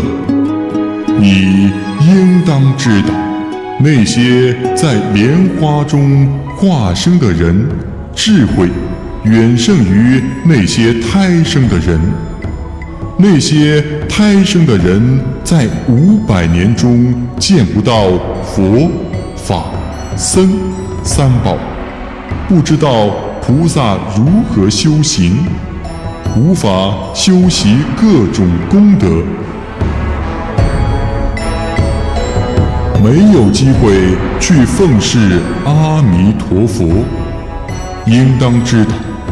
这些人在前世的时候没有智慧，心中产生疑惑的缘故。释迦牟尼接着说，比如转轮圣王用金、银、琉璃、水晶、砗磲、赤珍珠、玛瑙等7宝建成的监狱，王子一旦犯了法，就会将其监禁其中。那里也是重重的楼阁宫殿，宝帐金床，蓝窗踏座，装饰着奇珍异宝，饮食衣着样样不缺，像转轮王的待遇一样，但他的两脚却被金锁锁住，不能随意走动。这些小王子住在这里会快乐吗？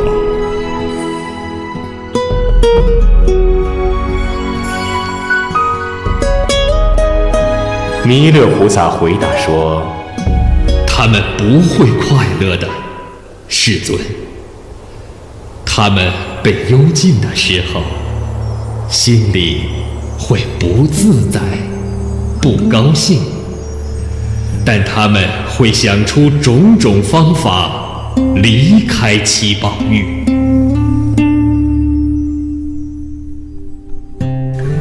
如果他们祈求身边的大臣们还不能达到离开的目的的话，就只好等待转轮王高兴的时候来赦免解脱他们了。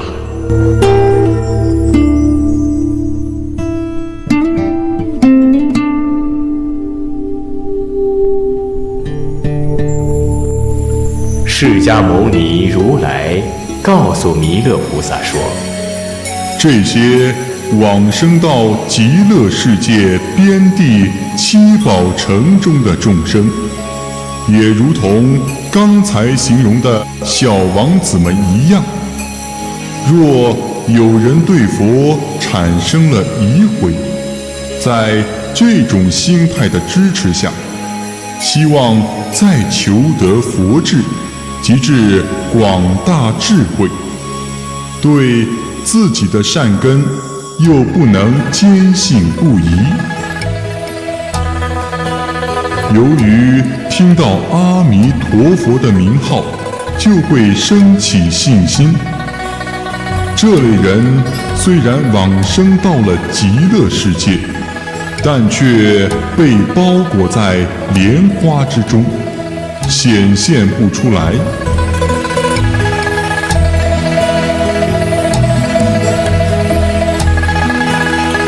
虽处花胎，却也好比在那圆苑宫殿之中。为什么呢？那花胎之中清净无比，没有任何污秽。然而在500年之中，见不到佛、法、僧三宝。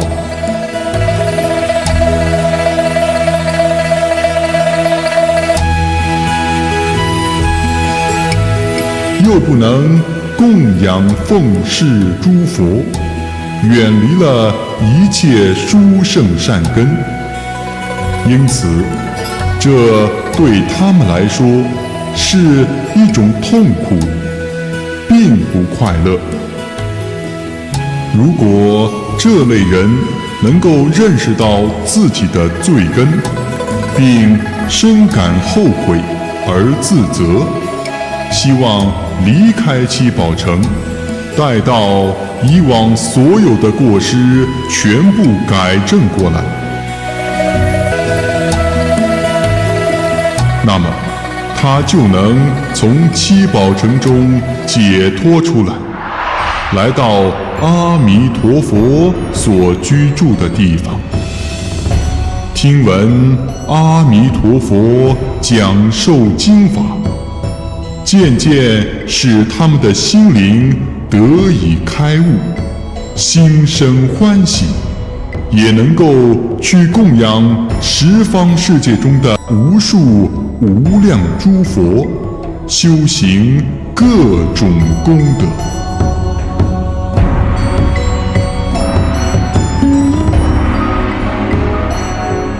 弥勒，你应当知道，不相信诸佛的无上智慧，对于诸菩萨来说是一个很大的损害。为此，他们将失去许多大利益。所以，对于诸佛所具有的无上智慧，应当深信不疑。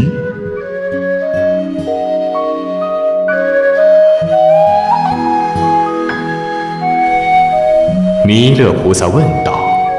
为什么我们现在所居住的这个娑婆世界中的众生之中，也有许多人虽也修善，但为什么不求往生极乐世界呢？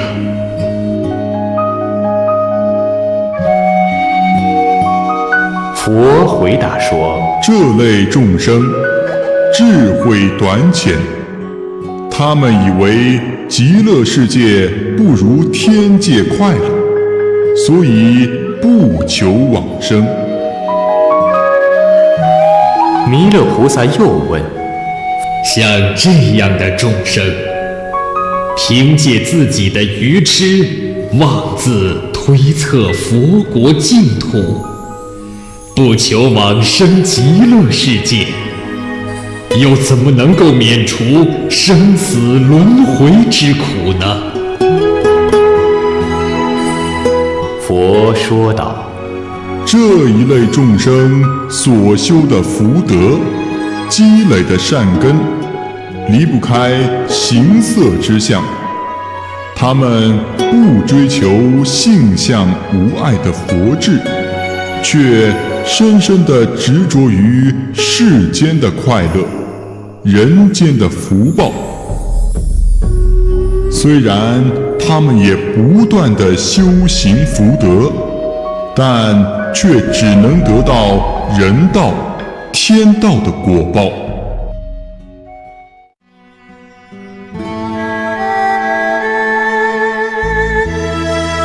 他们得到这一果报的时候，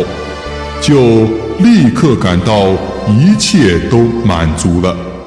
却始终未能逃出三界之狱。即使他们的父母、妻子、儿女等男女亲属之间想要救助他们，使他们在死后能够免除生死轮回之苦，但无奈他们的邪见根深蒂固，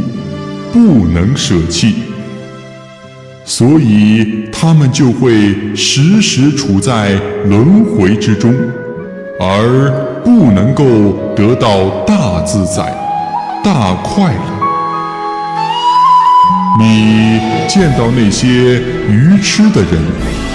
他们不修善根，不积累功德，凭借着世间人所谓的智慧、聪明以及能言诡辩的能力，尽力扩张自己的邪心，捞取世间的一些小的利益。像这样的人，怎么能够脱离生死轮回的大灾难呢？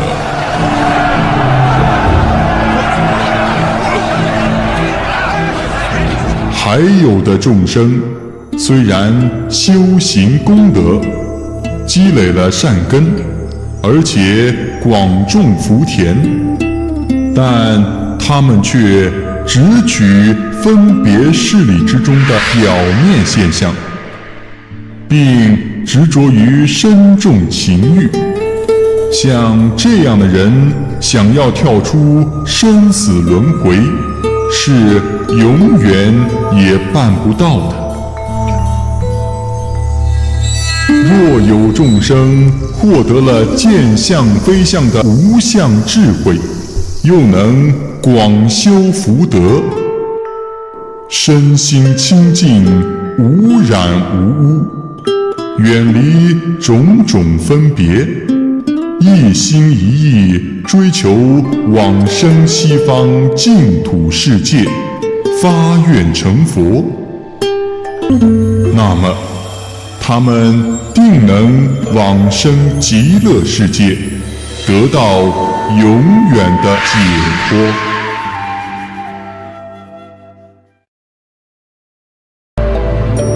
弥勒菩萨请教佛说：我们现在所在的娑婆世界，以及其他诸佛所居住的国土中，在成佛路上不退转的菩萨，以后会往生到极乐世界的有多少呢？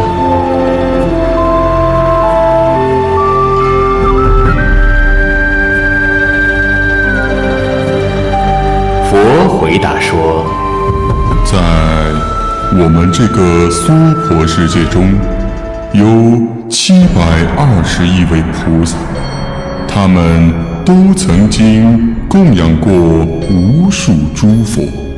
积累了广大深厚的功德，将会往生到极乐世界。还有那些功行比较小的菩萨，也因为他们的修行功德而得往生极乐世界者不计其数。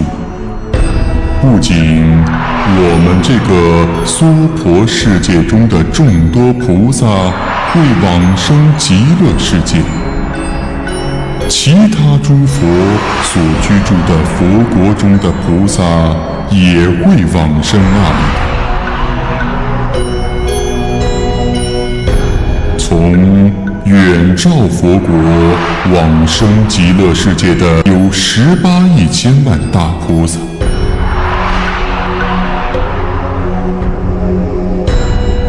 东北方的宝藏佛国中有90亿大菩萨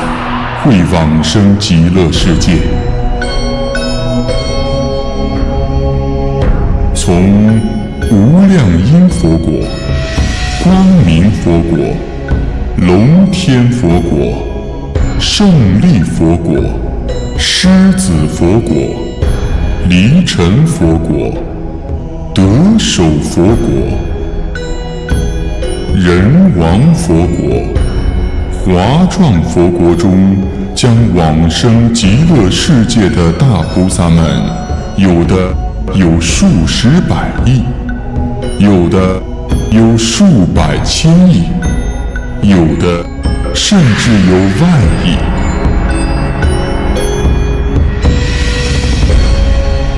其中的第12个佛国，名叫无上花世界，那里有数不清的菩萨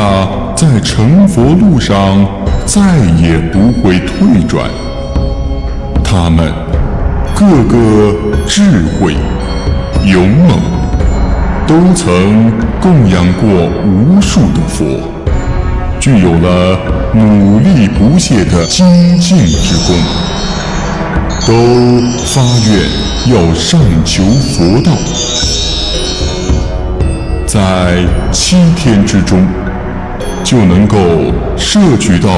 100千亿时节内菩萨所修的无退转之法。这些菩萨都将往生极乐世界。第13个佛国名叫无畏世界，其中有大菩萨790亿位，小菩萨及比丘等多得不可计数，他们也将往生极乐世界。十方世界中众多的佛国以及其中的菩萨们将往生极乐世界的也都不可数计。仅仅称说这众多佛国的名字，用1节的时间也说不完呐。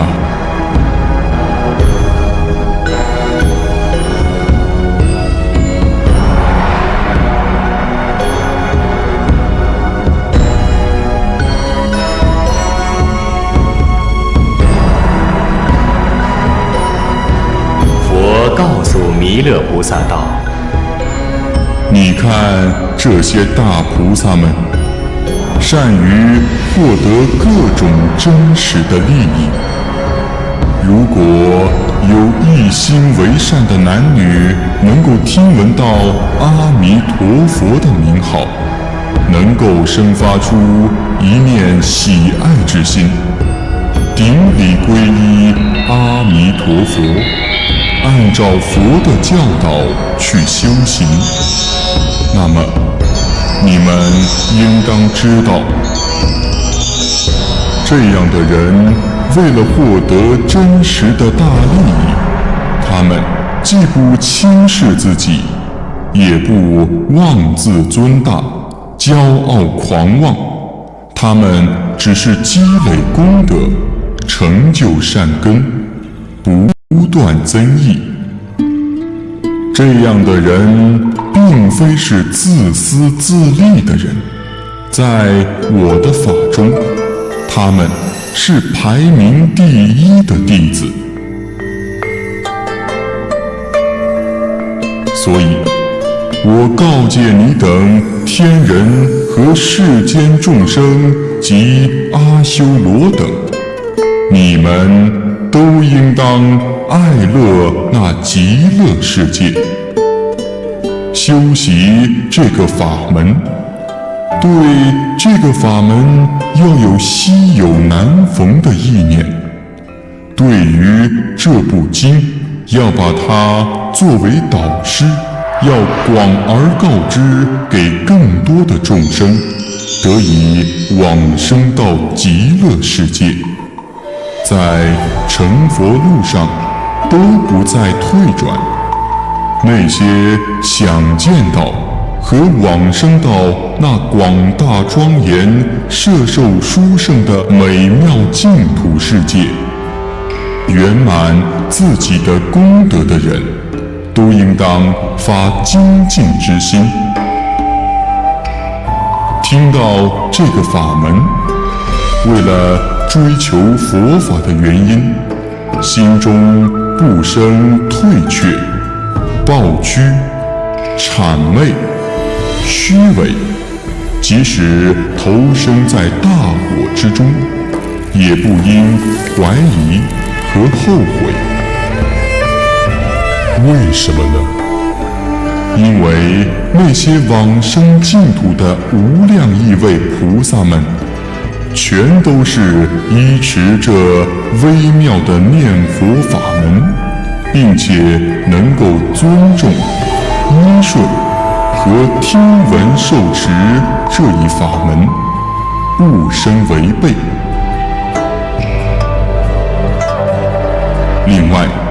还有许多菩萨们，他们非常想听闻此经，但却没有缘分，不能听闻到。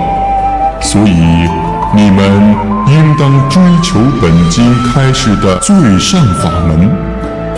依靠念佛而往生净土世界。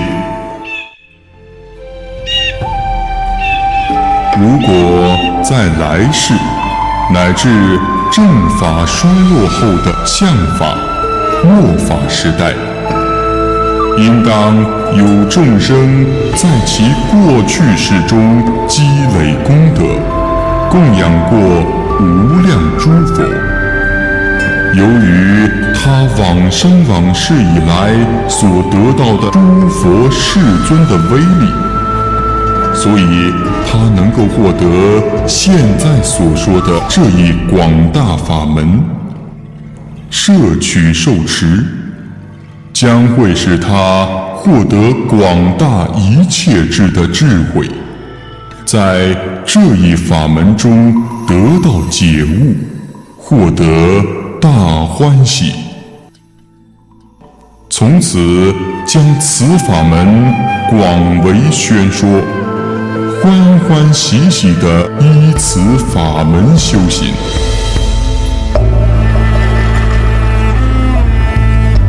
一切善男信女都能依靠这一法门，无论他是过去世已求过，现在是正在求，将来是将要求的，都能够获得往生净土的大善利益。你们应当对此法门坚信不疑，积累功德善本，应当经常修习，使心灵不存怀疑，不受阻碍，不堕入诸天、声闻、缘觉二乘、边地疑城等一切种类的，哪怕是珍宝休憩的牢狱之中。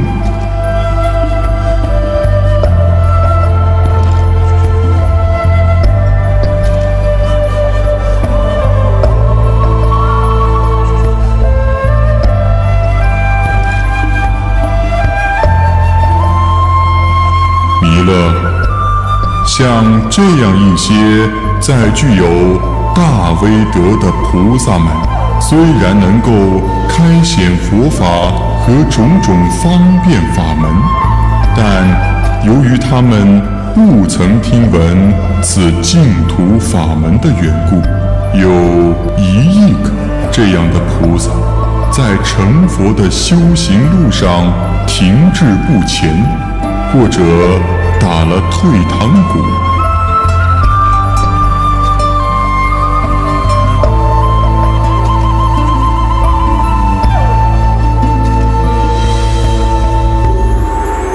如果有众生对这部经能够书写、供养、受持、读诵，哪怕只用片刻的时间，为他人演讲宣说此经，劝导他人听闻此经，不生忧愁烦恼，或更昼夜思念极乐世界和阿弥陀佛的功德，在修行无上佛道的路上终不退转。这样的人临终之时，即使3000大千世界被大火包围燃烧，他们也能够超越并往生到那极乐世界。这样的人在过去生中值遇佛陀，并得到诸佛的受记，得到过一切佛如来的称赞。因此，你们应当专心信受、持诵、宣说、修行。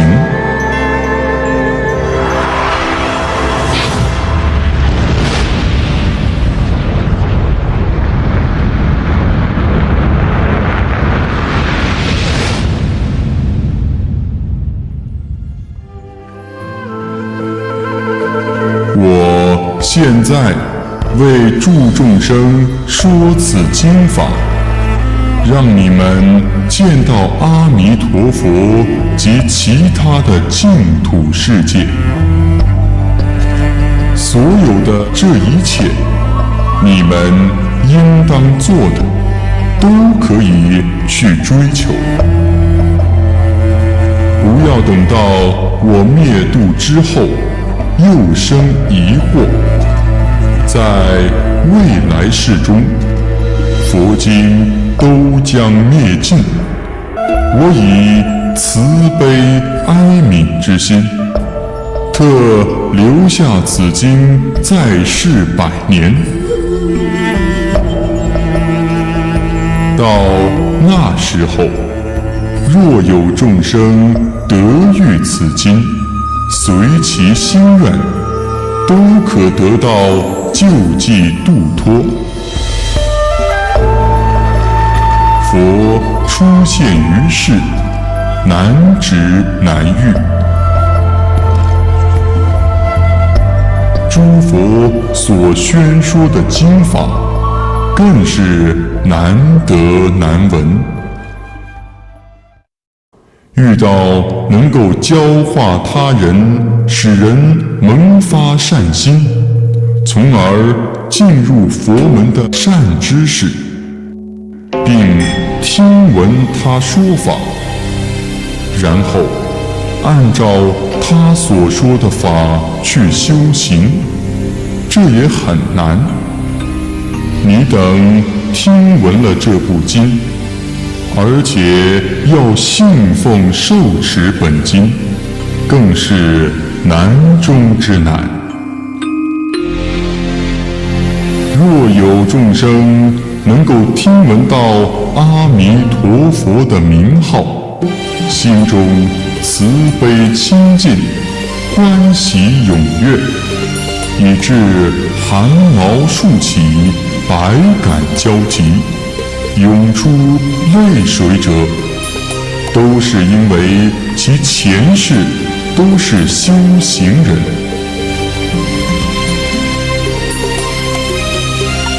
所以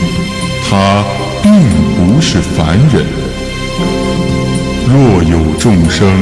闻听阿弥陀佛的名号，心中疑惑不定，对于佛的经语都不怎么相信，那么这些人是由前世恶道中来的，过去的殃祸还未了结，不可能得到度脱。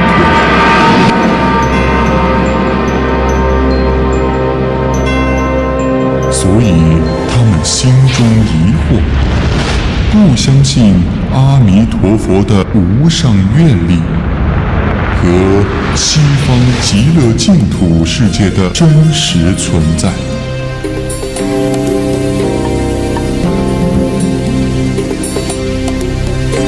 佛接着告诉弥勒菩萨，诸佛如来所宣讲的无上之法，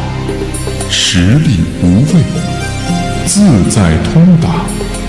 无所执着的深奥义理，以及从生死苦海的此岸到达涅槃解脱的究竟彼岸的菩萨，种种智慧之法，并不是人人都容易有机会听闻、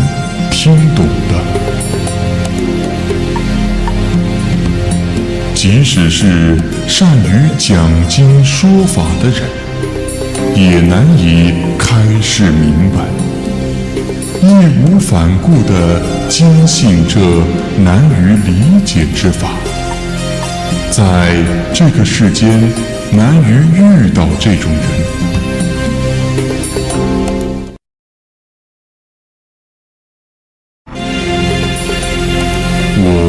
现在如理宣说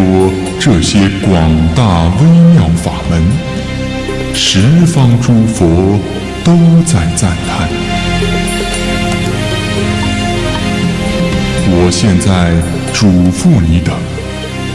你们应当守护这部经，这个法门，为了这世间有情众生能够在生死长夜中得到解脱，不要让他们堕入六道轮回之中，备受痛苦。你们应当勤奋修行，随顺我的教诲，当孝顺于佛，常念师恩，应当让这经法久传不衰，要坚持修行，使它不要有任何损毁和失漏，不要妄自增减。对这一经法时时诵念，使它流传世代不绝，这也就得到了佛法的捷径。我的教法是这样，我也就照这样如实的讲授给你们。如来所行，你们也应当随之而行。修善积福，一念专求往生西方极乐净土世界。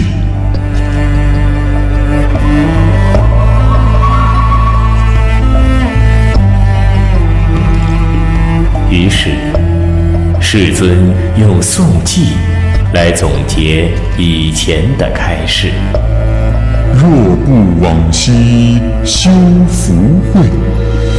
于此正法不能闻。已曾供养诸如来，则能欢喜信此事。恶教懈怠及邪见，难信如来微妙法。譬如盲人横处暗，不能开导于他路；唯曾于佛执众善，救世之行方能修。闻以受持及书写，读诵赞言并供养。如是一心求净方，决定往生极乐国。假使大火满3000，成佛威德悉能超。如来深广智慧海，唯佛与佛乃能知。声闻一劫思佛智，尽其神力莫能测。如来功德佛自知，唯有世尊能开示。人生难得佛难值，幸会闻法难中难。若诸有情当作佛，行超普贤登彼岸。是故博闻诸智士，应信我教如实言。如是妙法信听闻，应常念佛而生喜。受持广度生死流，佛说此人真善友。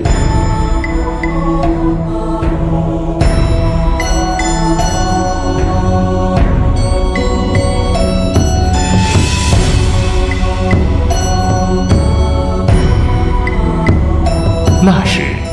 世尊讲完这部经，天界以及世间有12000个10万亿的众生得以远离尘垢，得法眼净。20亿的众生证得了阿那含果位，6800名比丘断尽烦恼，心得解脱，而得入阿罗汉果位。40亿菩萨在修行无上菩提的道路上永不退转，以宏伟的誓愿和无尽的功德来庄严自己。25亿众生得安于诸法之实相，而无移动之念的不退转忍。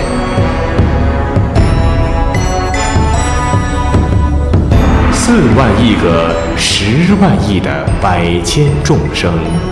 原本无意发愿成就佛道，此时此刻发愿成佛，积极培植各种善根。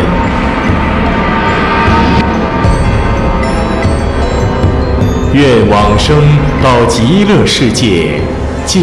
阿弥陀佛。他们也会全部往生到极乐世界阿弥陀佛的净土之中，并都将在一方世界先后成佛，佛号都是妙音。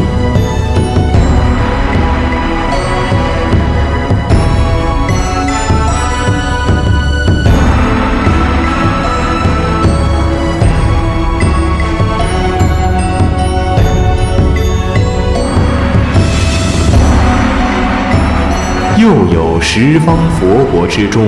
许多现在及未来注定要往生极乐世界面见阿弥陀佛的众生，各有8万个10万亿位，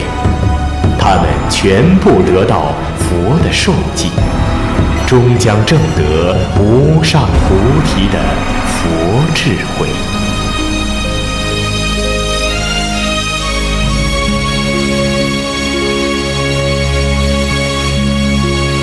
这些有情众生，全都是凭借着阿弥陀佛在宿世中所立下的大誓愿积累的功德的缘故，一定得以往生到极乐世界之中。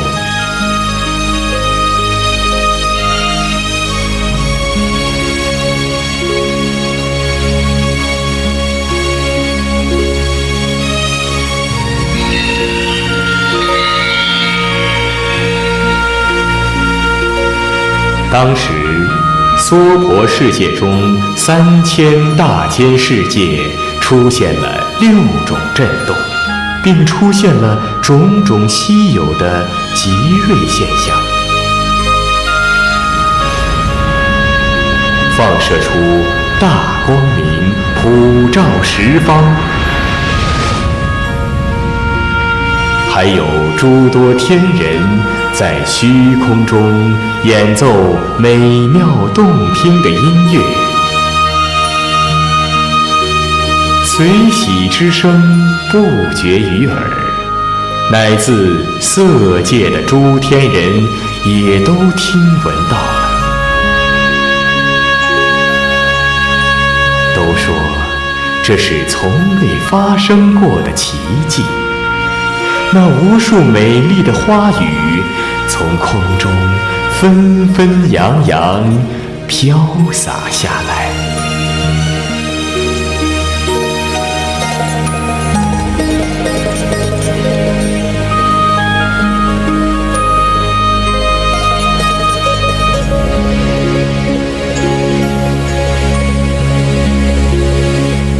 阿难长老、弥勒菩萨以及诸多菩萨、声闻弟子、天龙八部等与会的一切大众，听闻佛的开示后，皆大欢喜，信受奉行。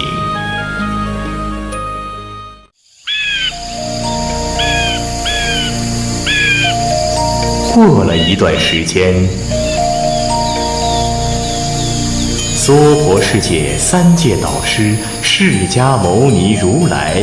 在王舍城奇蛇绝山中，与1250位证得阿罗汉的弟子，以及32000多位菩萨聚在一起讲经说法。文殊师利菩萨作为上首弟子，坐在释迦牟尼如来的旁边。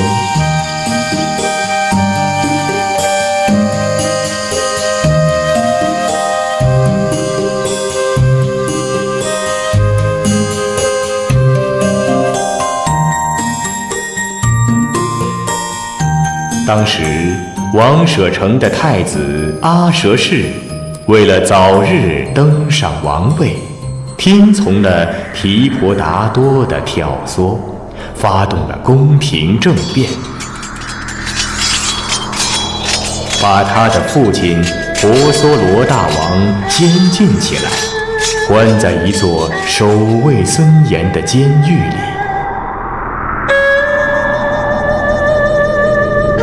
并下令严禁臣民前往探视。他的母亲维提悉太夫人很恭敬爱戴频婆娑罗国王，见那阿舍氏太子一心一意要谋害他的父亲，十分悲愤，却又无计可施，只好把身体洗得干干净净，把那酥油或者蜂蜜跟炒面调和后涂抹在身上，掏空身上的装饰物，灌满葡萄汁，借着探望国王的机会，偷偷地带进去给国王吃。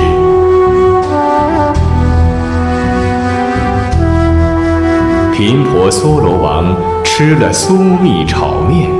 喝了葡萄汁，便要了水来漱口。漱完口后，双手合十，恭恭敬敬向着奇蛇绝山的方向对佛行礼，然后说道：尊者大目犍连啊，你是我的最亲密朋友，期盼您发慈悲之心，来这里传授8关斋戒给我。频婆娑罗王话音未落，大目犍连尊者如同苍鹰一样飞起，很快地来到了幽闭频婆娑罗王的地方。天天如此，给频婆娑罗王受8关斋戒。世尊也派遣富楼那长老来为频婆娑罗王讲经说法。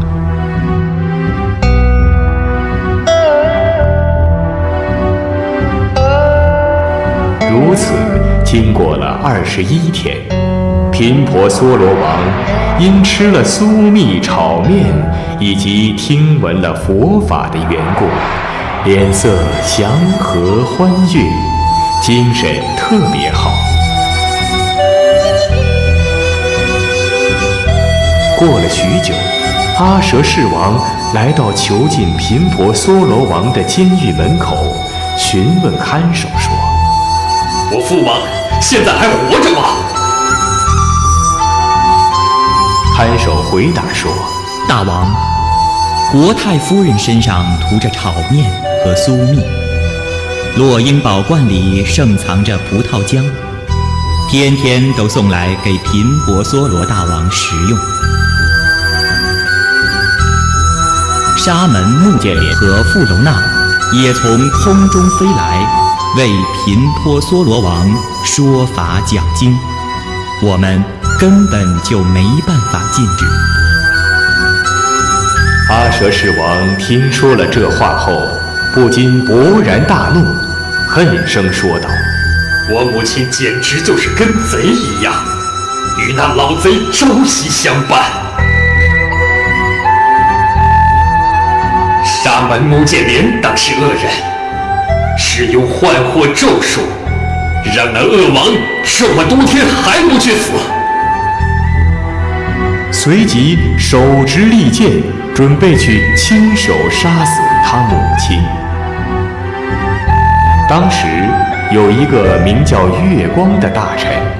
聪明而多智谋，见状便与著名贤良医师奇婆一起跪在阿舍世王面前，劝诫道：大王，臣等听婆罗门经典说，自天地形成开始，有史可查的恶王为贪谋国家王位，弑杀的父王就有18000之多，但从未曾听说有伤天害理去残害自己母亲的。大王如今要做这一件伤天害理的弑杀生身母亲一事，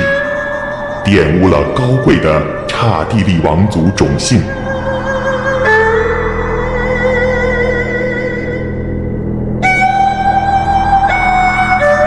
我等实在不忍心见到这样的事在我身边发生。大王如果坚持这样做，那么就与那些卑贱的下等人无二无别，我们也就不便在这种地方待下去了。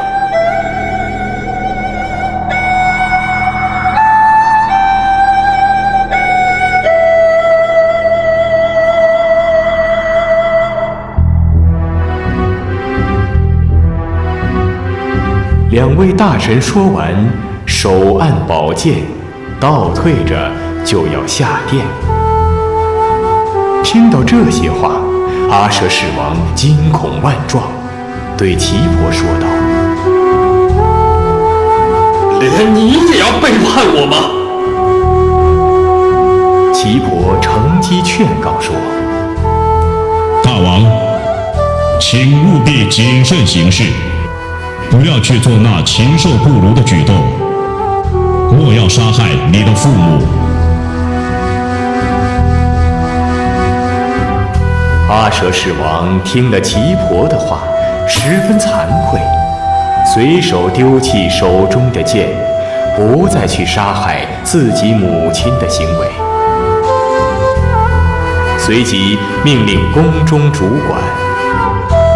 将国太夫人软禁在深宫中，不准再让她出来。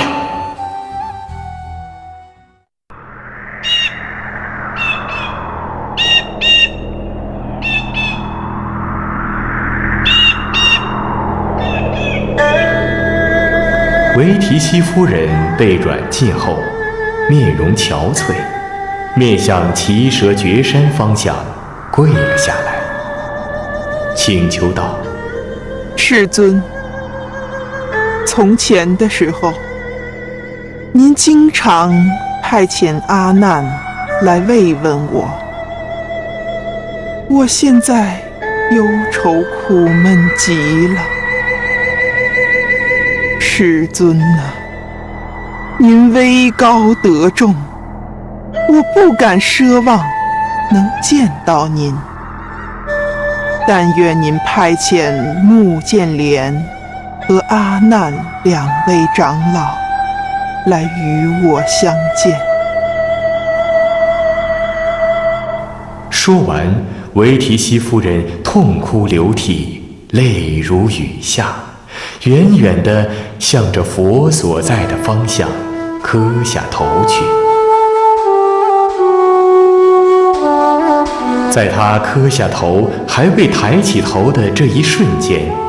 世尊在奇蛇绝山中已经知道了维提西夫人心中所想，随即吩咐大目犍连尊者和阿难尊者从空中飞到王宫，佛自己则从奇蛇绝山消失，而在幽闭维提西夫人的王宫中出现。这时，维提西夫人抬起头来，看到世尊的丈六紫金色身坐在那百宝莲花中，目犍连和阿难分别侍奉在他的两边。33天之主释提桓因，来自大梵天以及其他诸天的天神都在虚空中护卫，天上花雨纷纷都飘落在了佛的周围。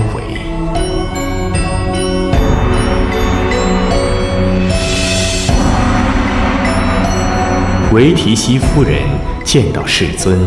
连忙取下璎珞冠髻，五体投地，哽咽着对佛说道：“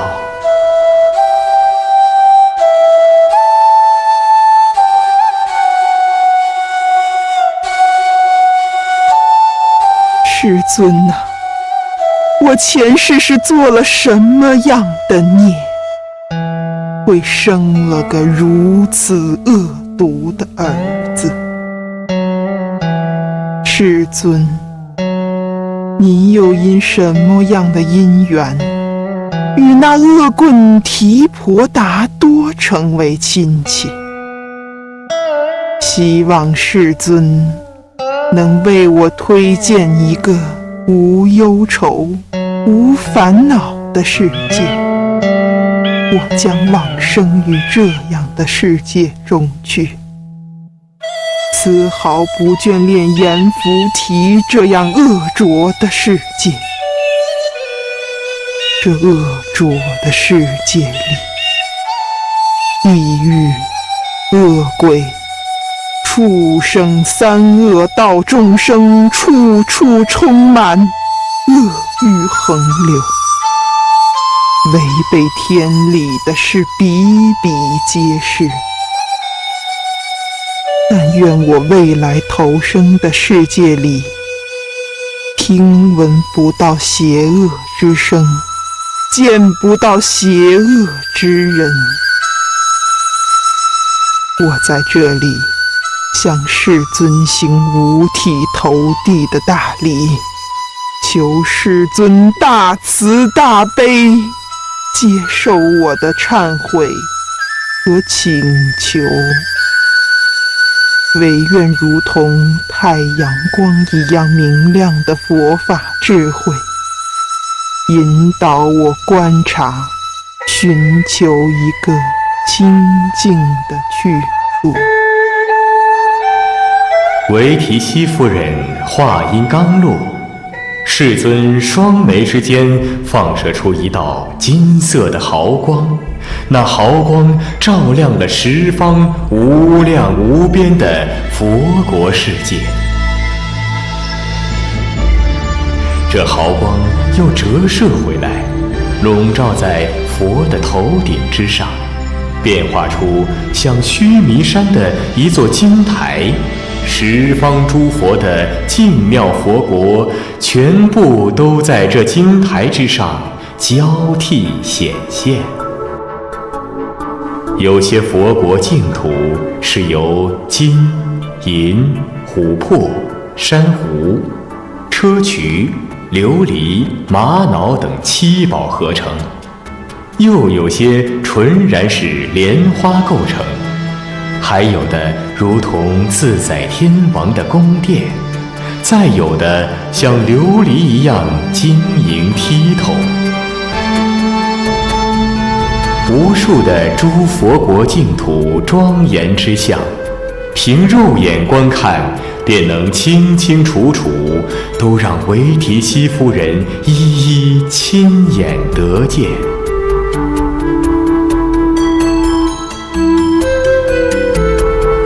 维提西夫人仔细瞻仰呈现出来的各个佛国之后，说道：“世尊，这些各种各样的佛国净土，虽然都清净庄严，也都有光明照耀，但是我只喜欢极乐世界阿弥陀佛那里。唯愿世尊告诉我往生极乐世界的方法。”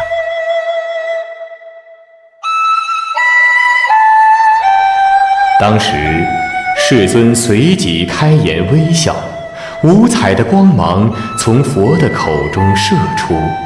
每一道光芒都照耀在频婆娑罗王的头顶上。那时频婆娑罗王虽然被关在牢狱之中，可是亲眼受到释迦牟尼如来的加持，无所蒙蔽。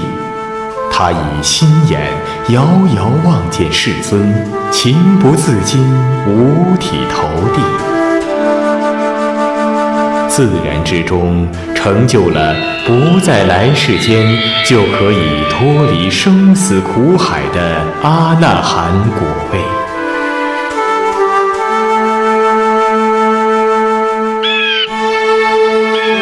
这时候世尊便告诉维提西夫人说：“你知道吗？阿弥陀佛离我们这里并不远，你应当一心一意，仔细地观想那极乐世界。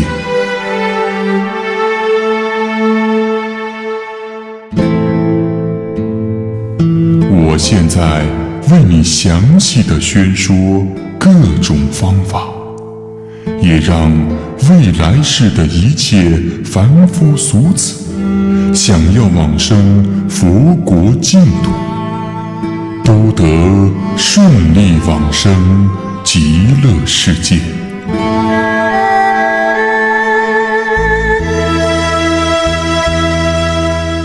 要想顺利往生极乐世界的人，应当修习三种福德。第一种福德是孝顺、供养父母、尊重、侍奉师长，心中常生慈悲，不伤害一切众生，不偷盗窃取他人财物，不行邪淫欲事，不说虚假之言诳惑他人，也不议论他人长短，不说污言秽语，骂辱他人，不说那些华而不实、讨人欢心的话语，对世间万事万物不起任何贪念，保持心中的宁静，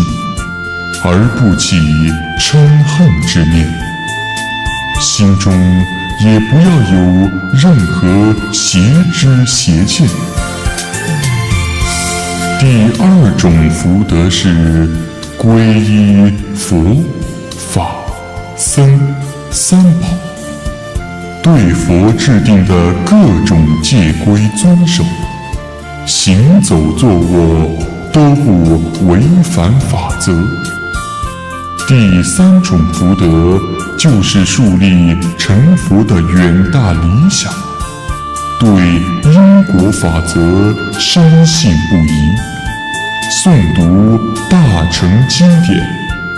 劝勉修行人努力精进。这三种福德，便是往生极乐世界的根本要素。这三种福德，也是过去、未来、现在三世诸佛成就佛道的真正原因。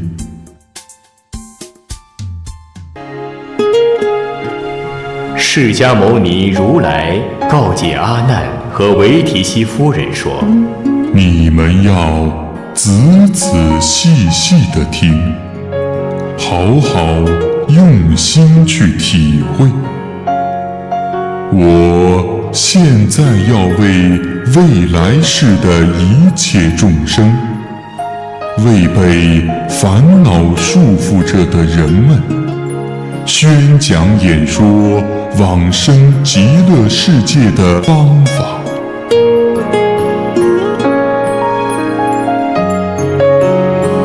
阿难，你也应当仔细听我宣说，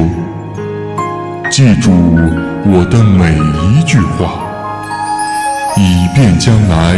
为更多的众生宣讲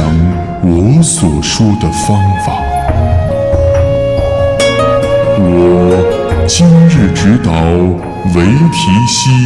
以及未来世的一切众生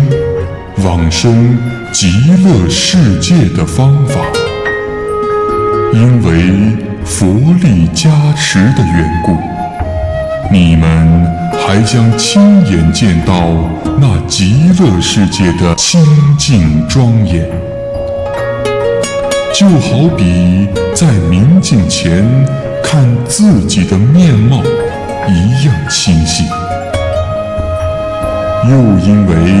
你们看到的极乐世界种种殊胜事项，心中就会升起欢喜愉悦，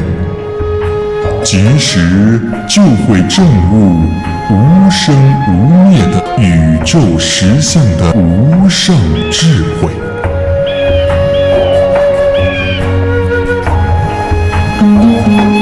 佛又告诉维提希夫人：“你是凡人，悟性和认知的能力都很弱，没有得到天眼神通，不能见到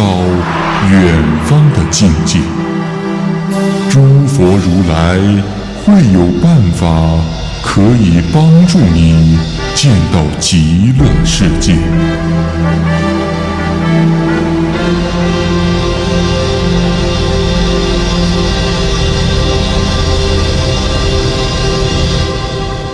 见这话，维提西夫人问道：“师尊，像我这样的凡夫俗子，因为佛力加持的缘故，可以看清楚极乐世界的种种庄严。佛灭度以后，那些众生在天、人、阿修罗、畜生、恶鬼和地狱这六道之中辗转反侧，众苦煎熬，也毫无福德可言。那他们又借助什么方法来见到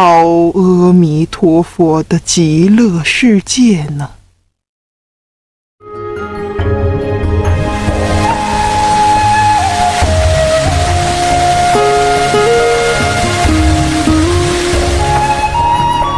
佛告诉维提西：“你和其他众生一样，都应当至心一处，集中意念，念念不离极乐世界。怎样想念呢？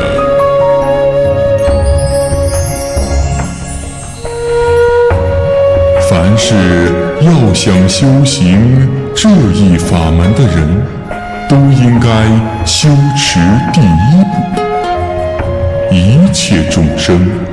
只要不是生下来就先天瞎眼的众生，都能见到夕阳落山这一景象。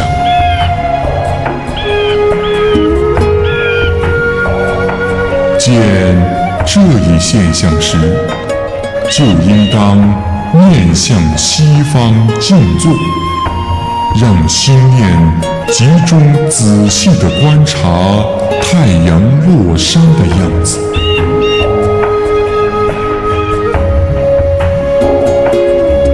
信念专一而不散乱，看到那将要落山的太阳，好像那悬挂在空中的鼓。观想了落日形象后，无论是闭着还是睁开眼睛，那落日形象都能够在脑海里清楚明白显现。这就是日观，我们把它称之为出观。第二步就是想念水，想那水的澄清洁净，也要达到如日观一样，闭眼睁眼都清楚明澈，意念始终不分散。达到了这一程度后，就应当想念冰，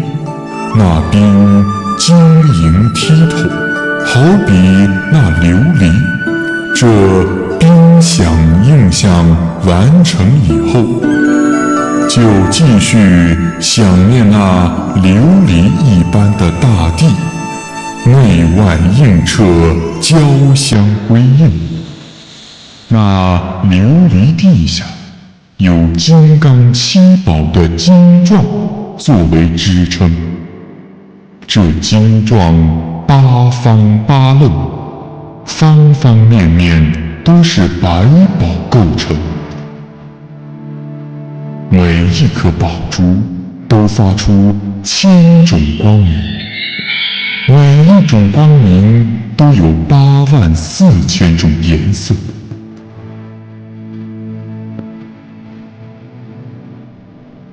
这些金幢上的宝珠，光明好比7亿颗太阳发出的光，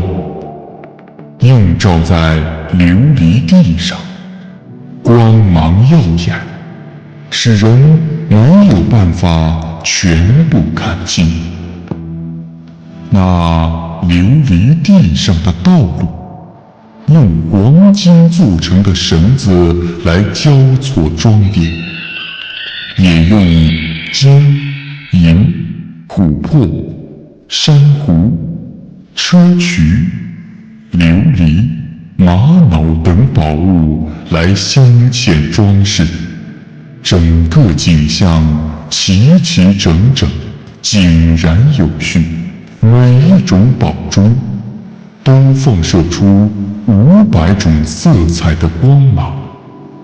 那光芒好似鲜花，又像如新月悬在那虚空之中，合成一座座光明的楼台。由百宝合成的千万座楼阁，又都分别呈现在楼台之上。那楼台的两边各有100亿个花状和无数的乐器作为装饰，在那光明之中，又轻缓地吹拂出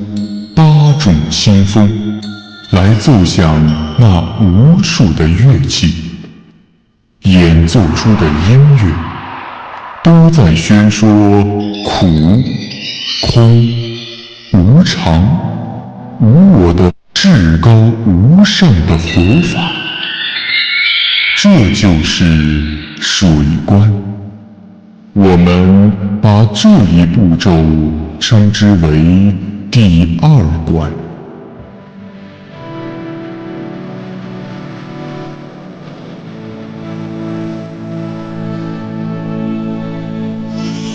水观修行成功之后，用心去一意念上述景物，都能清晰明白。不管是闭着眼还是睁开眼，都能够不让这些形象散失。除了吃饭之外，其他时都在观想这些。做这样的观想才是正确的方法，别的方法都是错误的。如此的观想叫做初见极乐园地。如果再静下心来，脑海中极乐世界的国土历历分明，却又不能够用言语来详细的描述，这种状态便就是谛想，在本法门中被称之为第3观。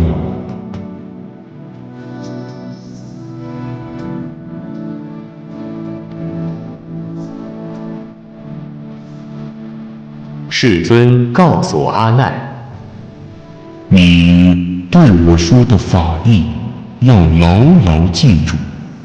为未来世的一切大众，为一切想要脱离苦海的人们，传授这个观谛法。如果修行到能观想得这第3观的境界，就可以免除80亿大劫的生死大罪。离开人世之后，必得往生到极乐世界，得到无碍自在的大智慧。依照我传授的这一方法修行的，就是正确的方法。若使用其他的方法，那就是邪观，那是不正确的。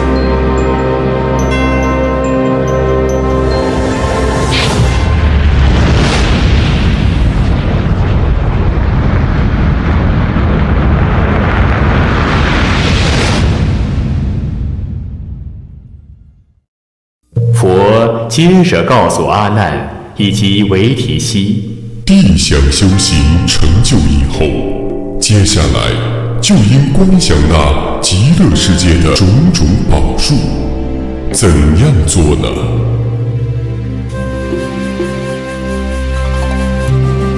就是观想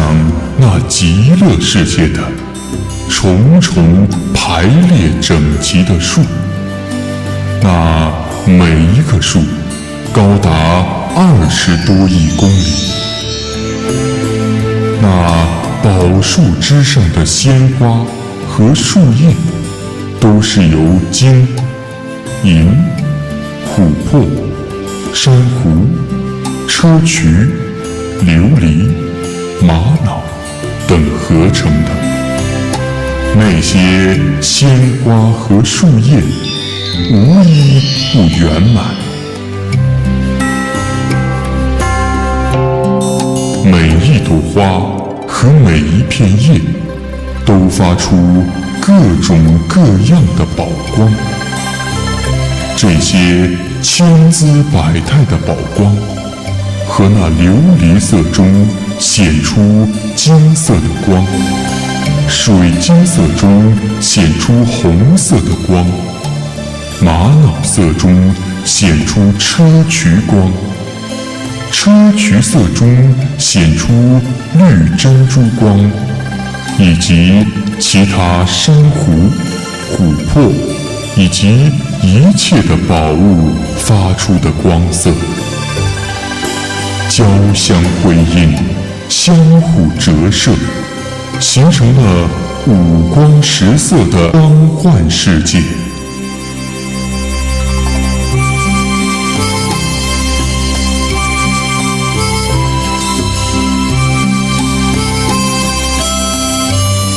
在每一棵宝树的上面，都笼罩着重重叠叠的奇妙珍珠网，每一网间都有500亿个华丽庄严的绝妙宫殿。那些宫殿的绝妙殊胜的程度，不亚于娑婆世界大梵天王的王宫。那些天人的侍从童子，都逍遥自在地居住在那宫殿里。每一个童子有500亿释迦毗楞伽如意摩尼宝来做帽子的珠宝，那些珠宝发出光芒，能够照耀2万多公里，犹如100亿颗太阳和月亮的光芒混合在一起，其美妙程度是任何言语也无法形容。只知道各种宝光交相错杂，是各种色彩中最美妙的。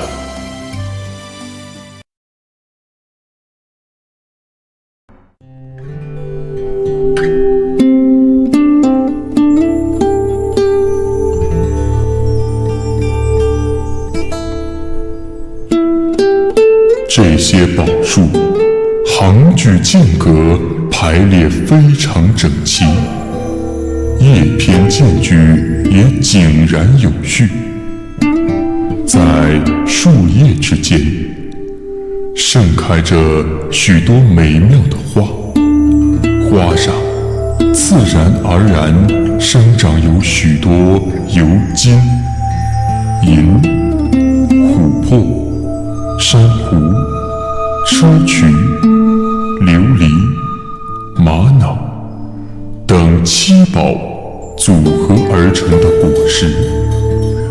每一片树叶的大小正好为1000米，上面有1000种颜色，100种图案，如同各大天王的冠冕璎珞一样奇妙。还有许多盐浮檀金色很是美妙的花，好似旋转的火轮，婉转在树叶丛中间。那树上的各种果实，就好像地势天的宝瓶，那宝瓶上面有大光明，变化成数不清的幢幡和宝盖。这些数不清的宝盖中，映现了这极乐世界所有的佛事。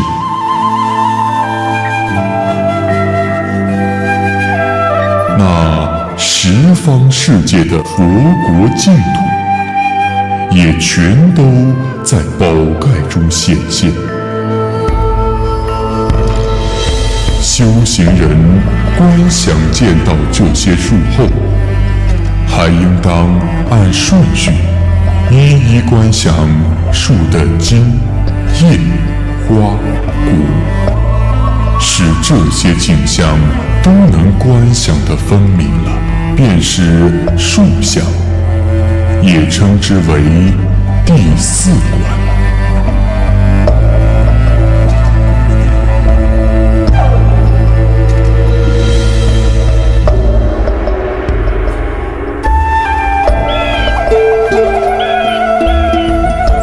接下来，应当观想七宝池中的八功德水。七宝池八功德水如何观想？极乐世界上有多种池水，每一水池也都是用金、银、琥珀、珊瑚、砗磲、琉璃、玛瑙等建造构成合成。那池水质地柔软，那水从如意珠王中流出，分成14支流。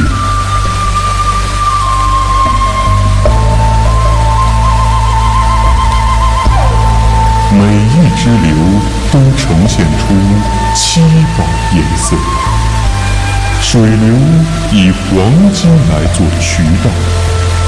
渠道下用杂色金刚砂铺地。那各大支流的水中，有61朵7宝莲花，每一朵莲花不大不小。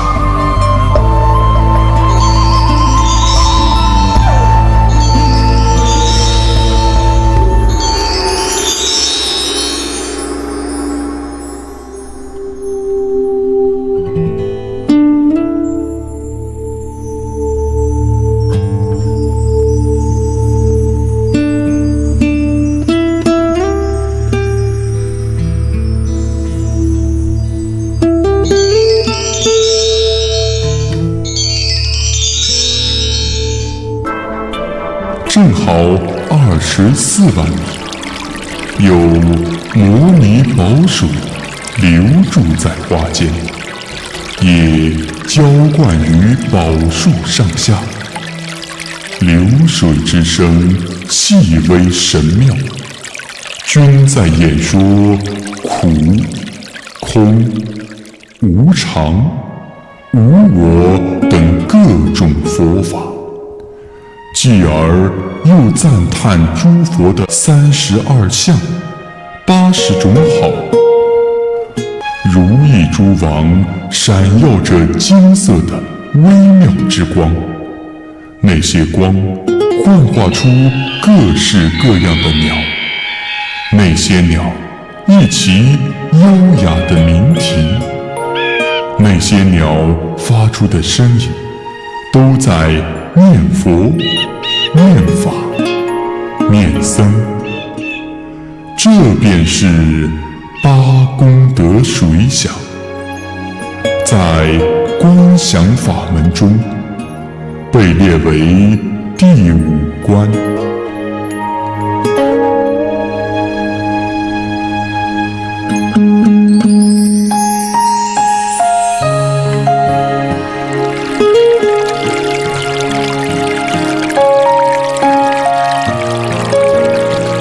极乐世界那由各种宝物合成国土的每一地界上，都有500亿幢宝楼，那些楼阁之中，又有无数的天神在歌舞。那些乐器悬挂在虚空之中，如同天宝幢一样，不用人去演奏，而自然冥想。这各种的音乐，都在演说念佛、念法、念僧。这观想成功后，就叫做初见极乐世界宝树、宝地、宝池。这是总的观想，称为第6观。若修行达到此观想者，可免除无量亿时节中的极重恶业，命终之后，必将得以往生极乐世界。依照我的传授方法来进行此观想的，视为正确的方法。若按其他方法来修行的，就是不正确的邪观。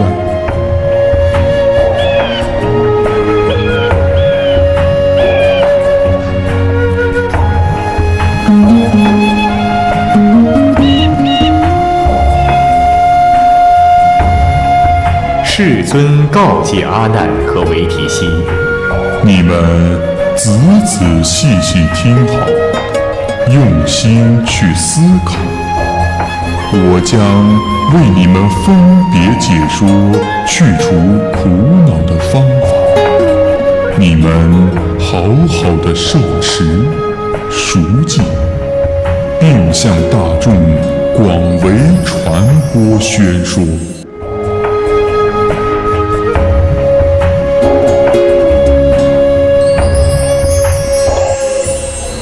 佛说这话的时候，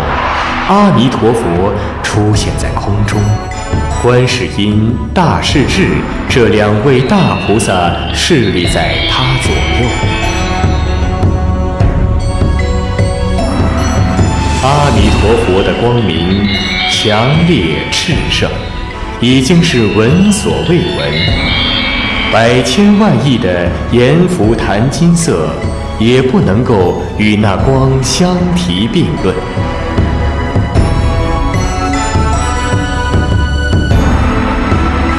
维提西夫人意外见到阿弥陀佛，连忙扑倒在地，行大礼参拜。参拜完毕，维提西夫人请教释迦牟尼如来说：世尊，我现在因有您的佛力加持的缘故，才有幸见到阿弥陀佛以及2位大菩萨。但未来的众生将怎样才能见到他们呢？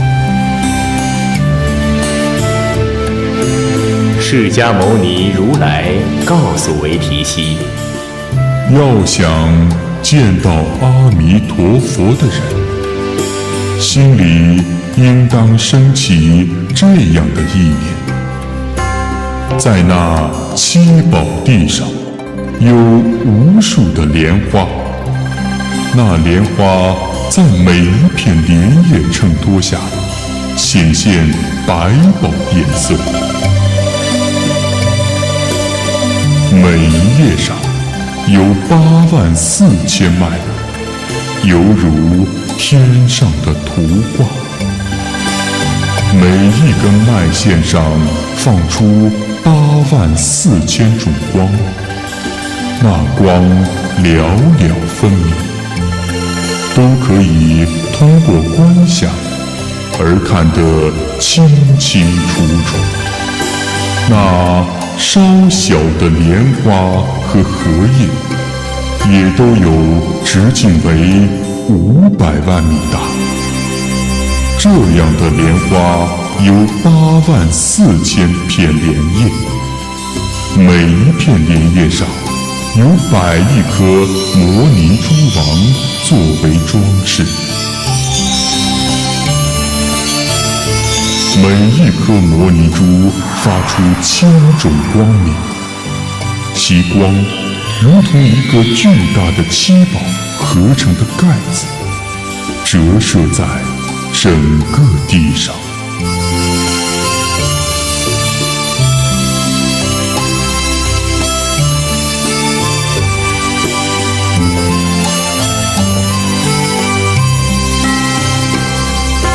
那花台是释迦毗棱伽如意宝做的。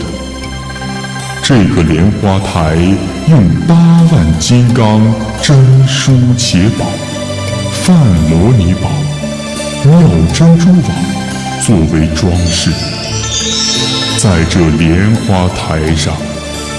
自然而有4柱的宝幢，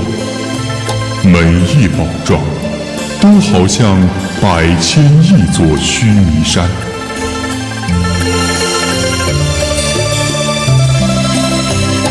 宝幢上的宝幔如夜摩天宫，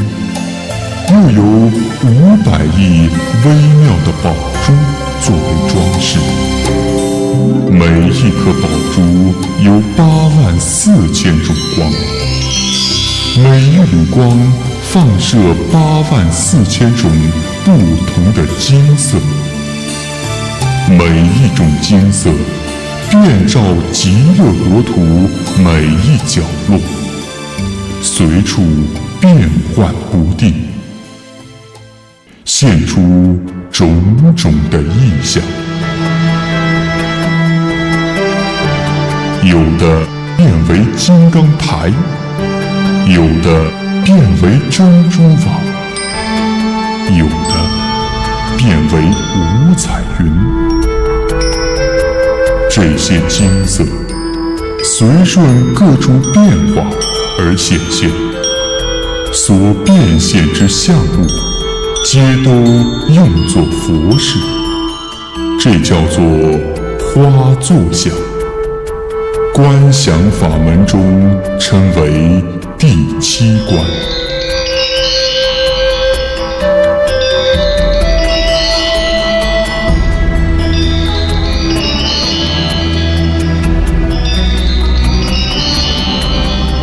佛告诉阿难，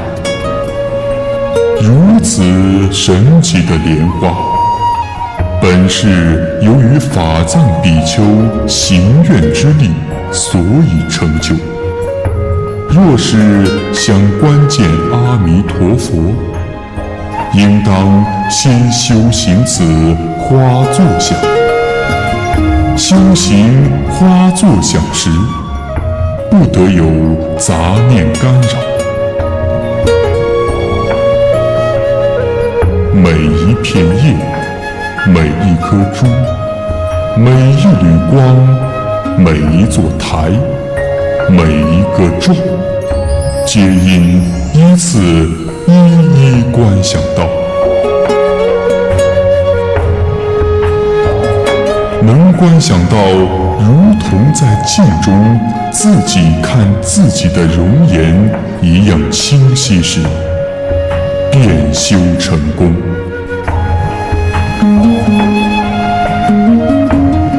修行此想成就者，可以灭除5万亿时劫的生死之罪，在将来之世往生极乐世界。依照我的教导而修行此观的，是正确的观想法。若不依此观想，便是不正确的邪观。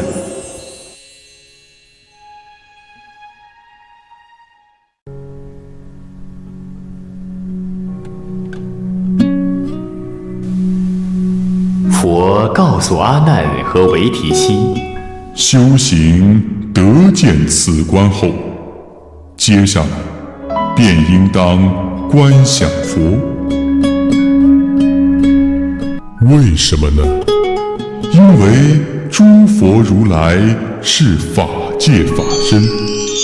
存在于一切众生的思想意念中，因此你们的心观想佛时，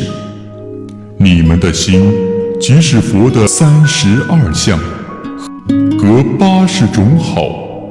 是你们的清净本心作佛，你们的清净本心就是佛。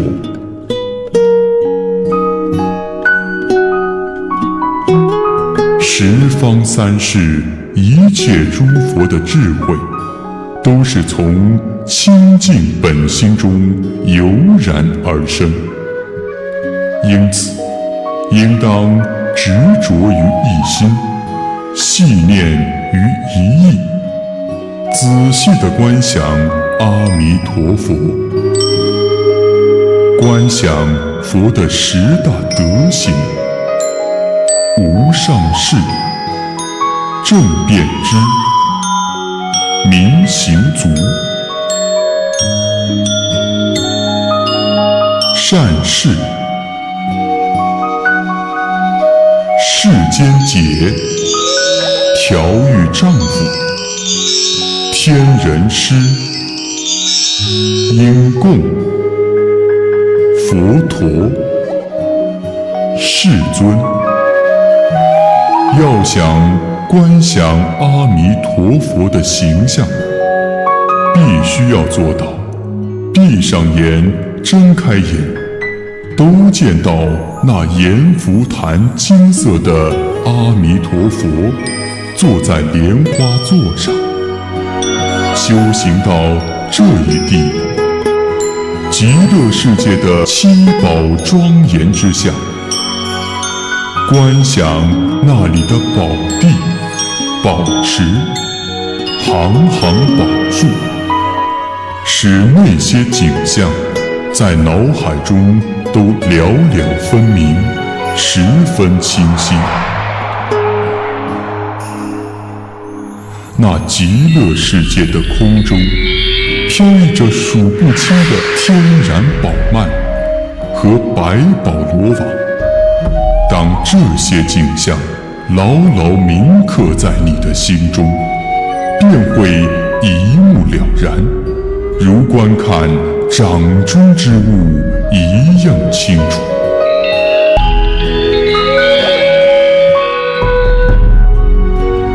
这些景象深入人心以后，又应当观想一朵大莲花在佛的左边。这莲花要与前面的莲花一模一样。在那莲花的右边，观世音菩萨坐在左边的花座上。观世音菩萨身体的金色，也与阿弥陀佛的身体色光一模一样。那大势至菩萨坐在右边花座上。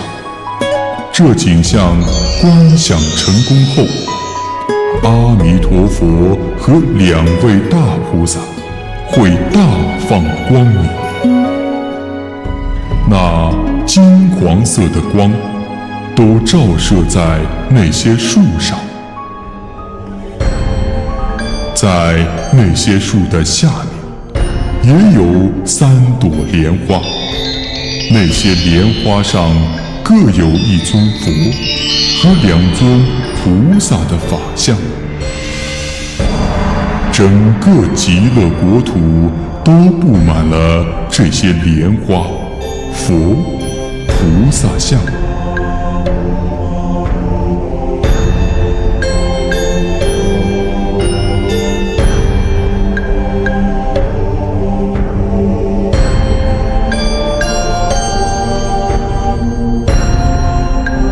这一观想又成功后，这修行者将听闻到水流、光明，以及珠宝树、福焰鸳鸯都在演说高深莫测的佛法。不论是处在禅定状态当中，还是已出了禅定状态，都能时时听闻到这不可思议的佛法。修行者在观想的入定状态中听闻到的佛法，出定以后仍然清楚记得，一直不忘，与入定状态时所得的佛法一样。若是出定、入定听闻的佛法不同，这说明这位修行者的修行方法是错误的。若出定、入定听闻的佛法相同，便叫做初想见极乐世界，这便是相想，在净土法门中称为第8关。修行者到了如此境界，那无量亿劫以来形成的生死之罪都即可消除，不用等到来生，在现在世中即可获得定见法身实相的念佛三昧。按照这样的方法来修行的，就是正确的，否则就是不正确的方法。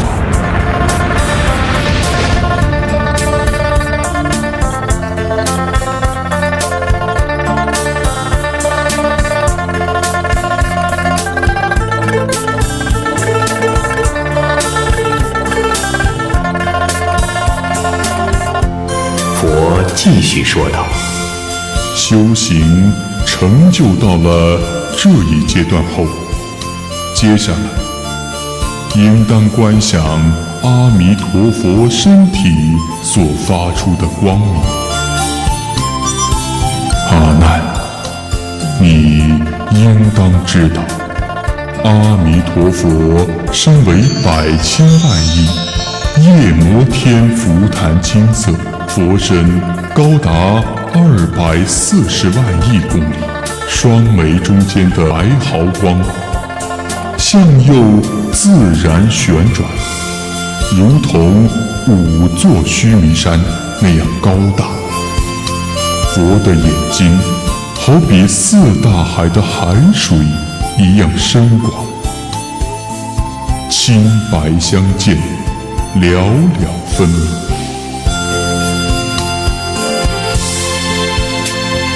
佛身上的毛孔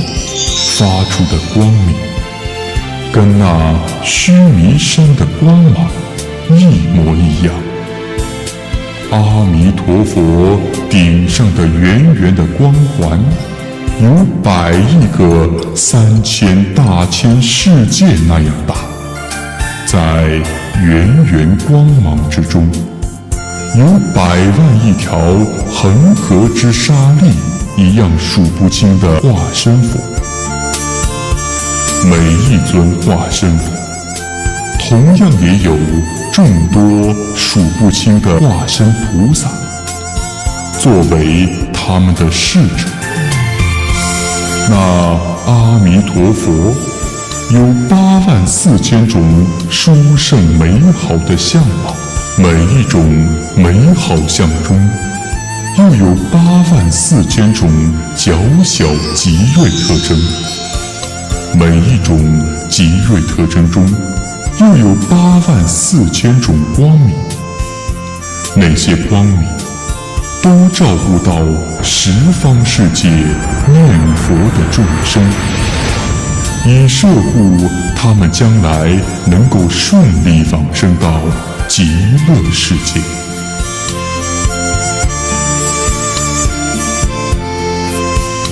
阿弥陀佛的光明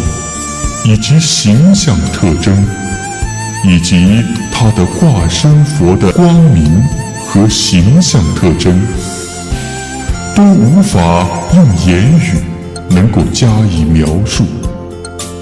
但修行者能够观想到这一阶段，那么这人的心性中都能够全部见到这一事项，也就能见到十方一切世界的诸佛。因能见到诸佛的缘故，所以叫念佛三昧。修行得到此观想的，叫做观一切佛身相。因观想佛身的缘故，也可见到佛心。佛心是什么？佛心便是大慈悲心。佛心便是以无分别的、平等的去度化众生。修行得到此境界的人，在这一生生命结束后，便可往生到阿弥陀佛座前，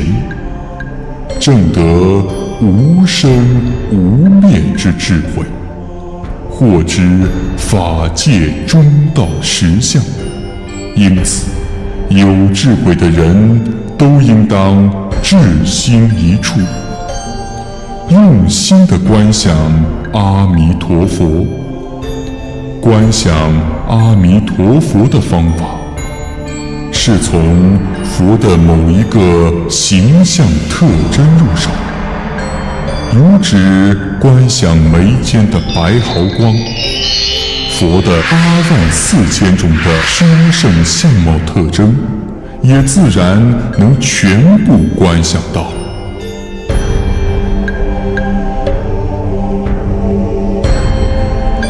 能观想到阿弥陀佛形象的人，自然也能观想到十方无数的诸佛。因为能观想到无数诸佛的缘故，诸佛都将现身在这人面前，为他受记为未来佛。这便是遍观一切色身相想。在观想法门中列为第9观。依照我教授之法修行此观想的，才是正确的观想方法。若用其他的观想法，便是不正确的邪观。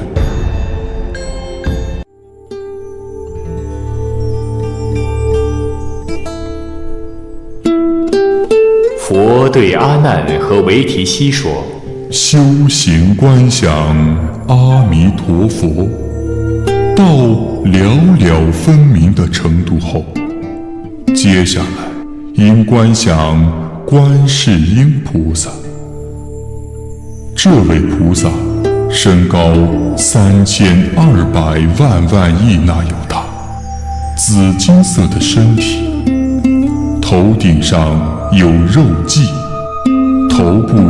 有圆光，面宽100千由旬。在那圆光之中，有500尊化身佛，都像释迦牟尼如来一样。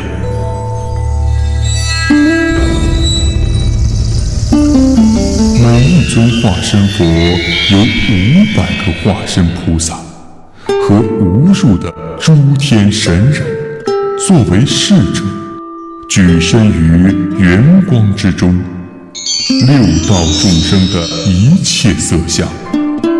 也皆全从圆光中显现。该菩萨头顶上有毗棱羯摩尼宝做成的天冠，其天冠之中有一尊矗立的化身佛，高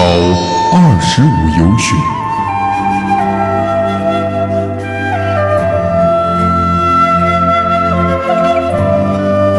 观世音菩萨脸色如净浮檀青色，眉间的白毫像具备七宝的颜色，流现出84000种光明，每一种光明中有无量无数的百千化身佛，每一尊化身佛有无数的化身菩萨作为侍者。这些光明之中的化身佛和化身菩萨自由自在的变幻影现，遍布于十方诸佛世界。观世音菩萨的手臂是红莲花的颜色，那手臂发出80亿微妙的光明作为装饰，那些光明里显现了极乐世界里的一切庄严景象。观世音菩萨的手掌发出如同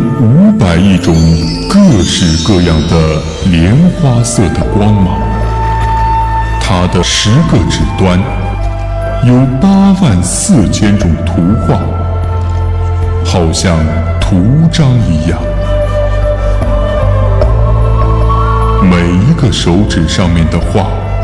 都有84000种颜色，每一种颜色又发出84000缕光。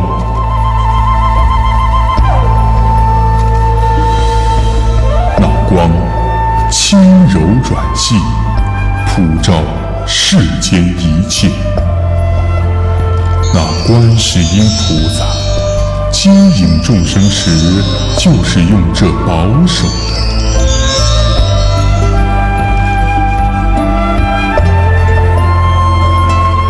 观世音菩萨行走时，他脚底的千佛轮像自然出现，发出500亿光明的莲台。脚落地时，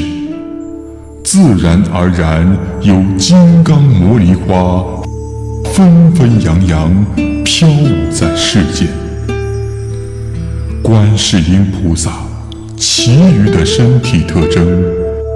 基本上跟佛的身体特征是一样的，唯一的区别在于观世音菩萨头顶上的肉髻像还赶不上佛。这便是观想观世音菩萨真实色身相，是观想法门中的第10关。佛告诉阿难，如果想见到观世音菩萨，都必须按照这个方法来观想。这个观想修行成功后，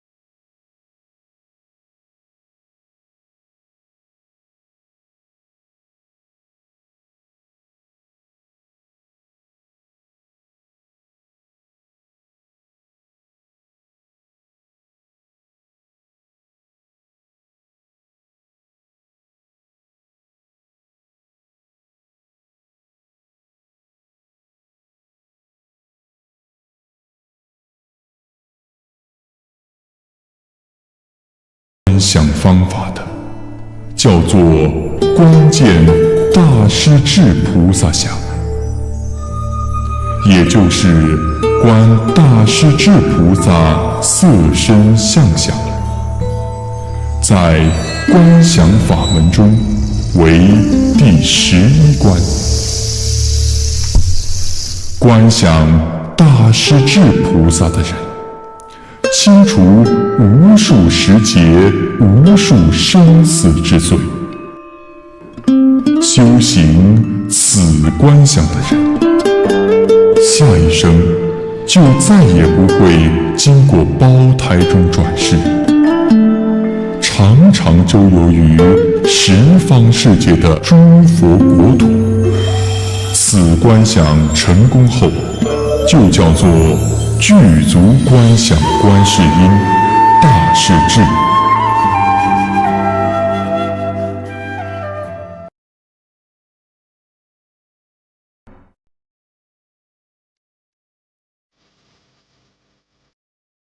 当修行得观想到这些事项后，当在观想自心，往生在极乐世界，在莲花中结跏趺坐，那莲花立即闭合起来，不久莲花盛开。那莲花盛开时，有500种光和色来照他的身体，修行人眼睛得以睁开，见到佛与菩萨满布虚空之中。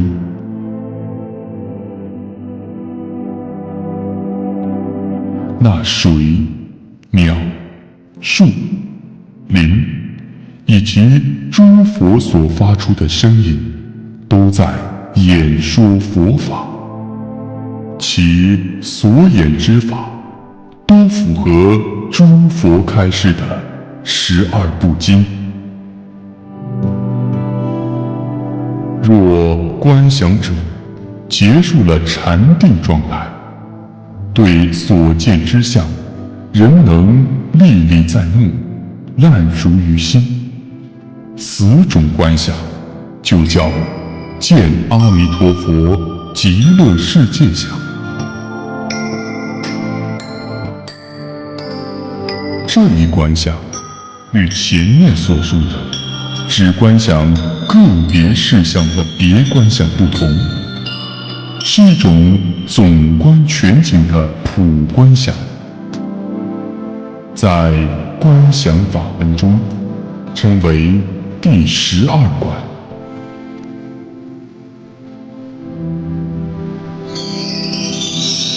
阿弥陀佛以及阿弥陀佛的无数化身，还有观世音菩萨和大势至菩萨，就会常常来到这位修行人的住所，向他慰问。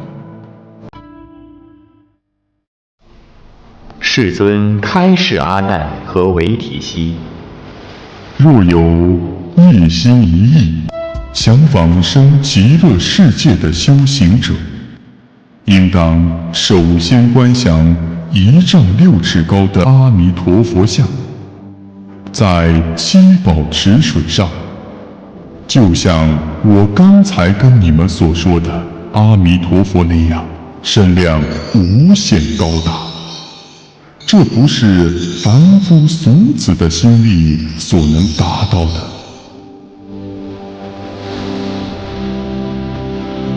然而，借助阿弥陀佛的愿力的缘故，能够按照这个方法修行的人，一定能够有所成就。观想阿弥陀佛的形象，都能够得到无量的福德。何况观想于阿弥陀佛那不可思议的色身相，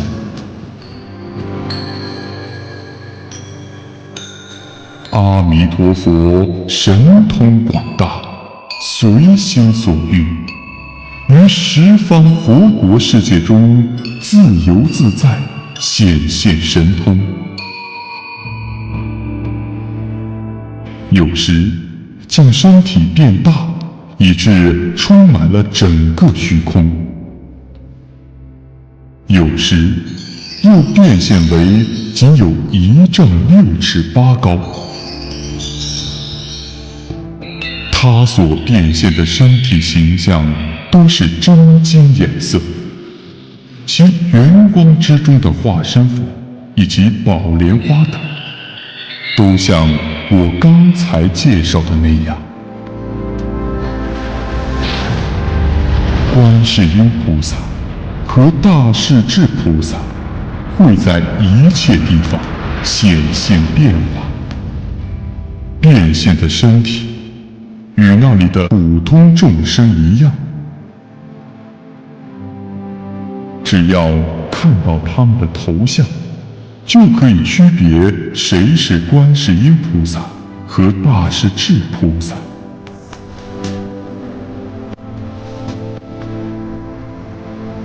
这2位菩萨一直都在协助阿弥陀佛度化普天之下的一切众生。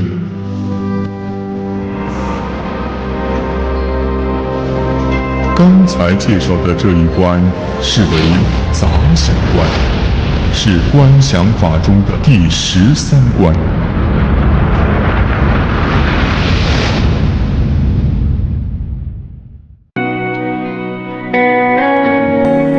佛告诉阿难和维提西，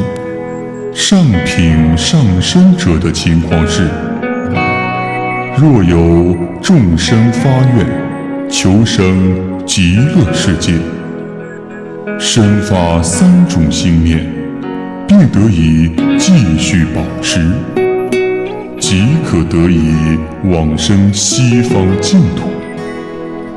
哪3种心念呢？第1种，树立一定要往生西方极乐世界的心念。第2种，是对极乐世界的存在与否、殊胜庄严的程度深信不疑。第3种，就是将所有功德都回向到要往生到极乐世界。具备了这3种心念的人，肯定能够顺利到往生极乐世界。还有3种众生可以得往生极乐世界。第1种众生是心中常怀慈悲，不忍心伤害一切众生，并且能够严格遵守各项戒律的人。第2种是诵读大乘方等经典的人。第3种是修行念佛、念法、念僧、念师、念戒、念天这6念的人，并将这些功德回向愿求往生极乐世界。具备上述3种功德的人，修行1天到7天，即得以往生。也由于他修行的勇猛精进，待他往生极乐世界时，阿弥陀佛与观世音菩萨、大势至菩萨以及无数的化身佛，以及很多数不清的佛弟子，还有诸天仙人，前来接引他到七宝宫殿之中。在那里，观世音菩萨手持金刚台，与大势至菩萨一起来到这往生者面前。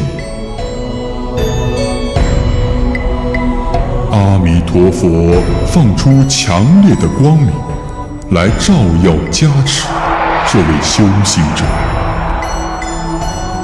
阿弥陀佛伸出他的宝手，与诸菩萨一起来迎接这位修行人。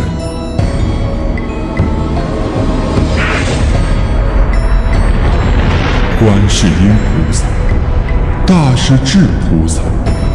与随行的其他的菩萨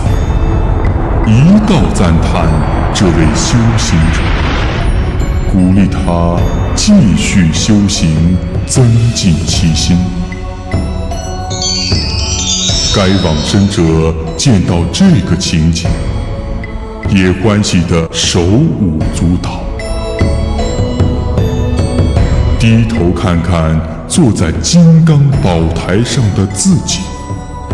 跟随在阿弥陀佛一行的后边，转眼间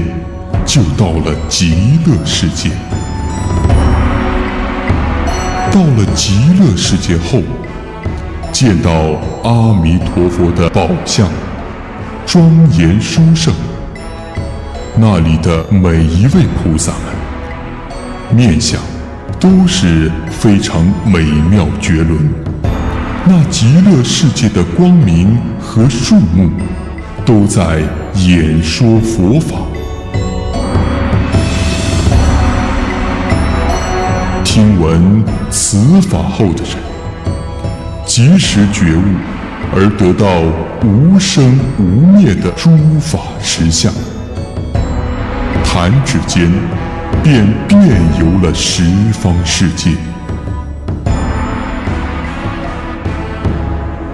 供养礼拜了十方诸佛，在诸佛面前一一得到诸佛的受记，随后回到极乐世界，得到了世间所有的陀罗尼法门。以上说的是上品上生者的情况。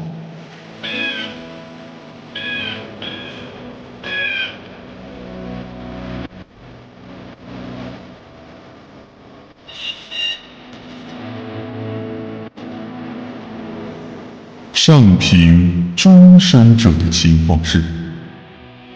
不一定受持诵读大乘方等经典，但他深深地明白佛讲经说法的义理和旨趣，对佛所开示的第一义坦然从容，独步不惊，对因果深信不疑，对大乘教义不会怀疑和诽谤，并将所有的功德回向到发愿求生西方极乐净土。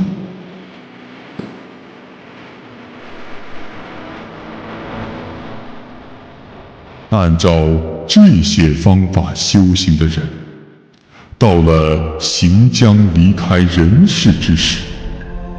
阿弥陀佛与观世音菩萨、大势至菩萨以及其他的菩萨，也将来到他面前。他们手持紫金牌，走到这位修行者面前，称赞道：“佛子啊，你修行大乘佛法，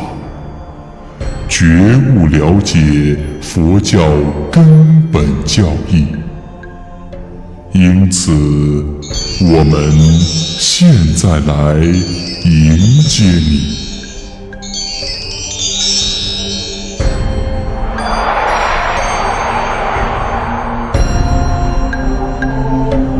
阿弥陀佛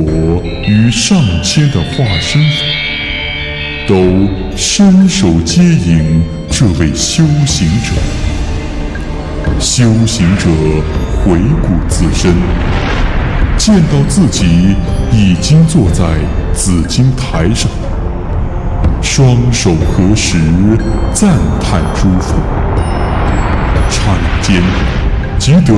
往生到极乐世界的七宝池中。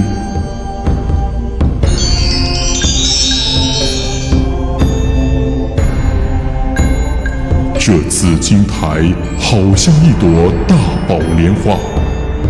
到了第二天清晨，那莲花盛开，往生者从花中出来，浑身上下都是紫磨金色，七宝莲花托住他的双脚。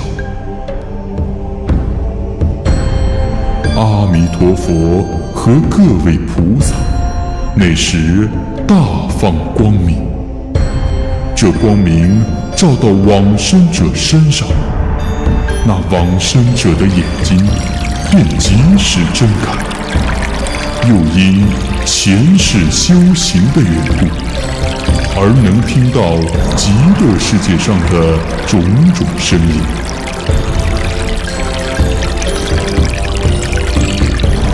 他听到极乐世界发出的声音，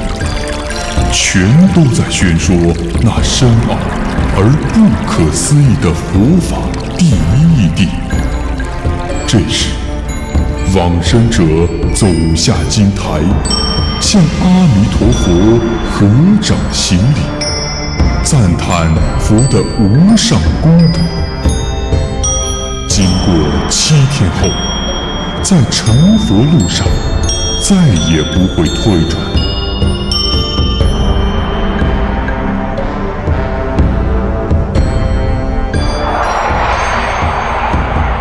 这位修行者飞行到十方世界，去供养诸佛，在诸佛之处修习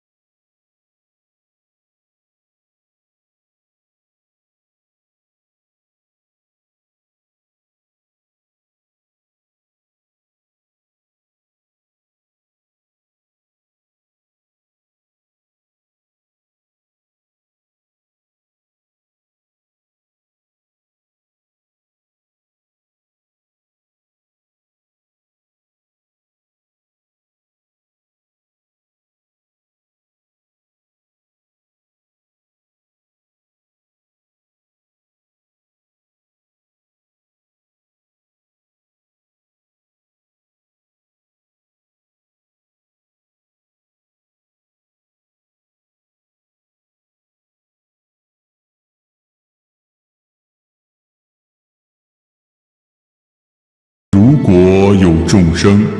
遵守不伤害众生、不邪淫、不妄语、不偷盗和不饮酒这5戒，或者遵守不杀生、不偷盗、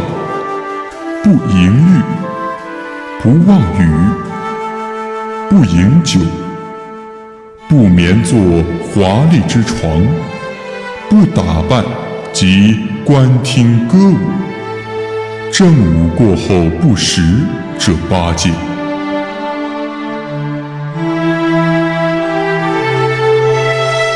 对这些戒律依教奉行，不造作感召无间地狱苦果的杀害父母、杀阿罗汉、出佛身血、破和僧、破坏佛教形象这忤逆恶业，没有各种过失祸患，用持戒的善根回向到愿求往生极乐世界。这人临到阳寿终了的时候，阿弥陀佛在那些佛弟子的簇拥下，发出金色的佛光，来到其人的住所，为他演说世间疾苦、自性皆空、诸行无常、万法无我的佛法，赞叹出家得脱离种种痛苦的功德。该修行者见到此情此景，心中大为欢喜，不知不觉地坐在莲花台上，长跪合掌而向佛行礼。其人行礼还未来得及抬头，即得往生到极乐世界。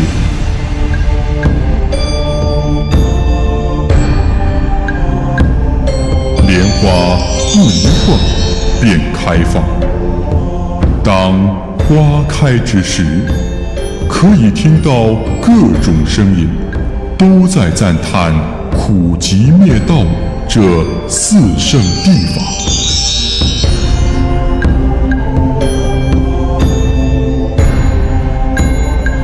他自己也因时得到了阿罗汉的果位，知晓自己在过去世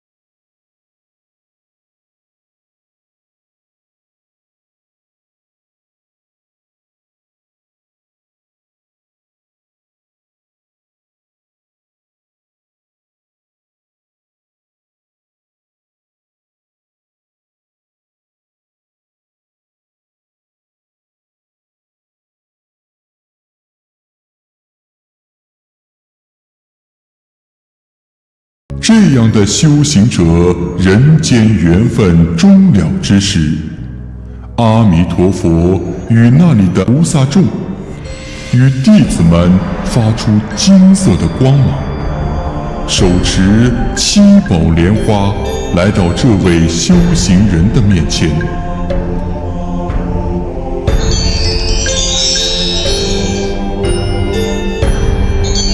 这位修行者自己听到空中发声赞颂说：“善男子，像你这样的善人，因随顺过去诸佛教化的缘故，我等特来接引你。”不知不觉之间，这修行者便坐在莲花台上，莲花随即闭合，由此便往生到极乐世界。在7宝池中度过7天后，莲花方才开放。莲花既开，往生者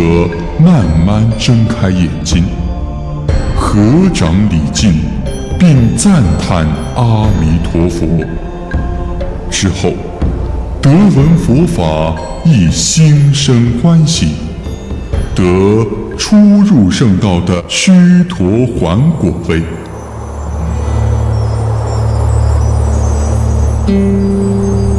经过半个时节的修行后，即得成为阿罗汉。以上说的是中品终生者的情况。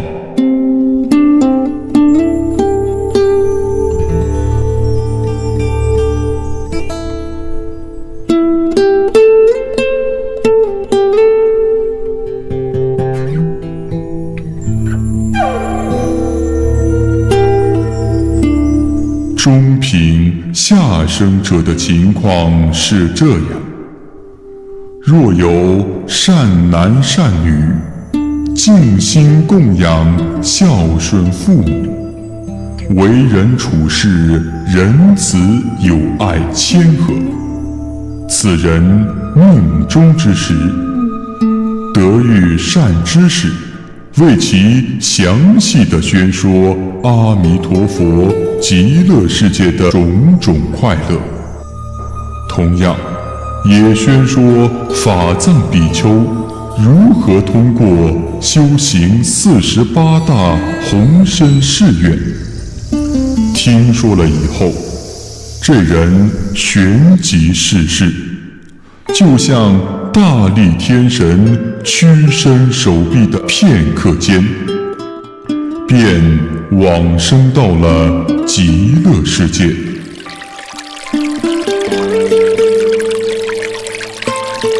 经过7天后，得遇观世音菩萨和大势至菩萨。听闻2位菩萨说法后，他心生欢喜，得了初入圣道的须陀洹果位。又经过1小节的修行，得成阿罗汉。以上说的是中品下生者的情况，称为中位声响，是观想法门中的第15关。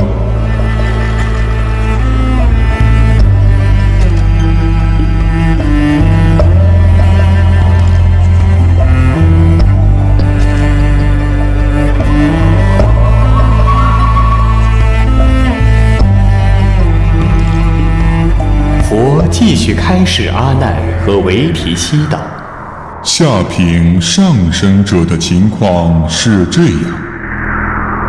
有些众生做了各种恶事，但不诽谤大乘经典，如此的愚人，造作了诸多恶业，而没有丝毫惭愧忏悔的意思。这些人阳寿将终之时，有善知识为他讲说大成经典的精明。因为听闻了这些经典名称的缘故，这类众生也就消除了千亿劫以来所做的一切恶业。这位善知识又教他合掌行礼，称念顶礼皈依阿弥陀佛。因称念佛名的缘故，那50亿劫以来形成的生死之罪也就清除得干干净净。这时，阿弥陀佛即派遣化身佛、化身观世音菩萨、化身大势至菩萨来到其人面前，称赞说：善男子，因你称念佛名的缘故，你所有的罪都已消灭。我们现在前来迎接你往生到极乐世界去。说完此话后，这类众生随即看到化身佛的光明遍满屋中，心生欢喜，随即命中，即乘坐7宝莲花，随在化身佛身后，往生到了极乐世界的7宝池中。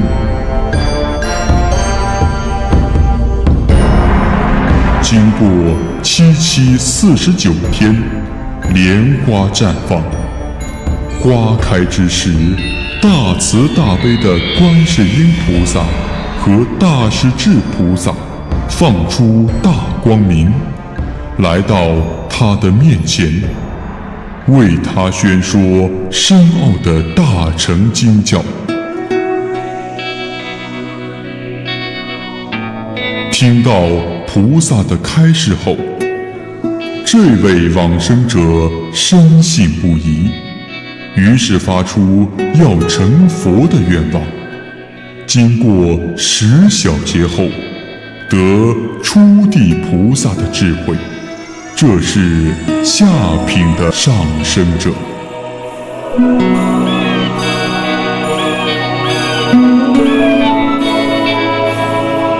佛告诉阿难和维提西，下品中生者的情况是这样：有些众生不遵守不杀生、不偷盗、不淫欲、不妄语、不饮酒、不眠坐华丽之床、不打扮及观听歌舞。正午过后不食这8戒，或者其中的5戒，或者出家众不遵守具足戒，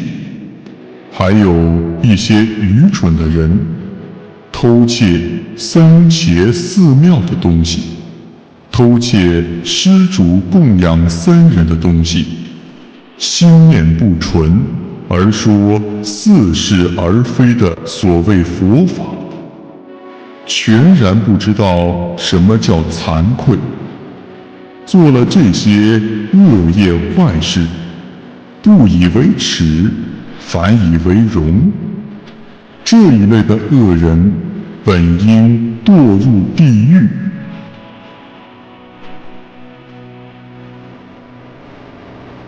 但他们在生命完结即将完结之际，地狱内的各种烈火一时燃烧眼前。正当此时，遇到善知识，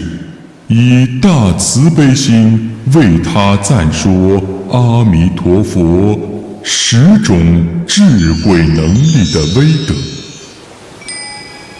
为他广赞阿弥陀佛的光明神力，也赞说戒、定、慧、解脱以及解脱之见。此人听说法后，及时灭除了80亿时节的生死之罪，地狱的烈火也及时化为清凉的风，轻轻吹拂。天上花雨纷纷飘动，那从天而降的花上，皆有化身佛和化身菩萨来迎接此人。弹指间，即得往生极乐世界7宝池中的莲花之内。经过6个时节，莲花绽放。观世音菩萨、大势至菩萨用清净法音安慰其人，为他宣说大乘甚深经典。其人听闻了经法后，于是树立了要成佛的无上愿望。这是下品终生者的情况。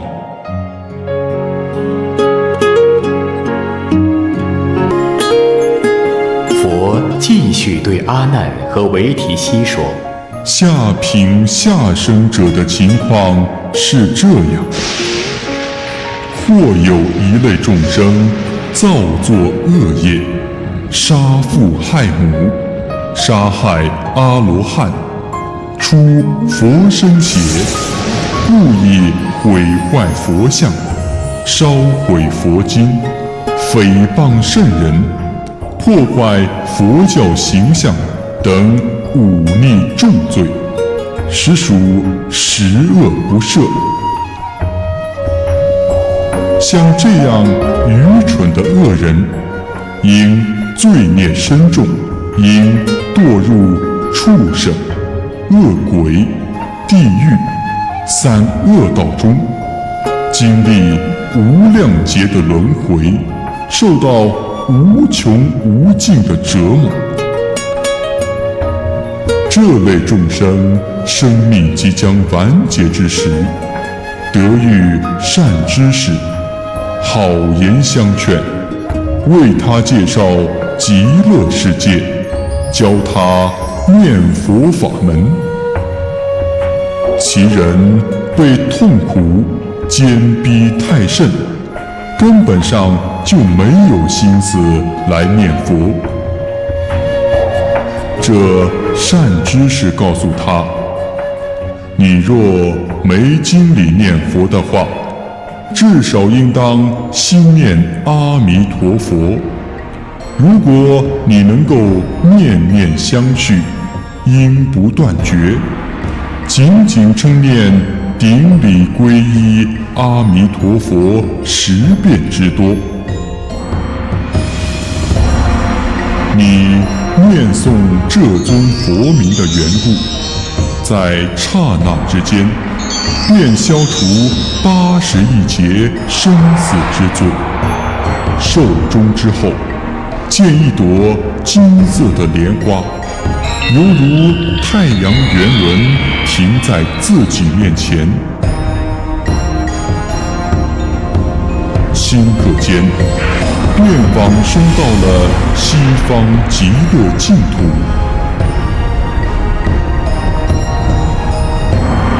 在7宝池莲花中停留了12大劫后，莲花绽放。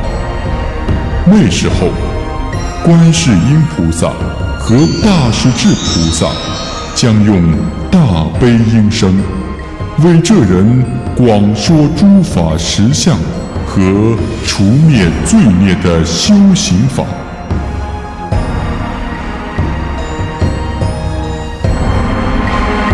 其人听闻教法后，心生欢喜，当即发愿要成佛。这便是下等往生者的情况。称为下辈声响，是观想法门中的第16观。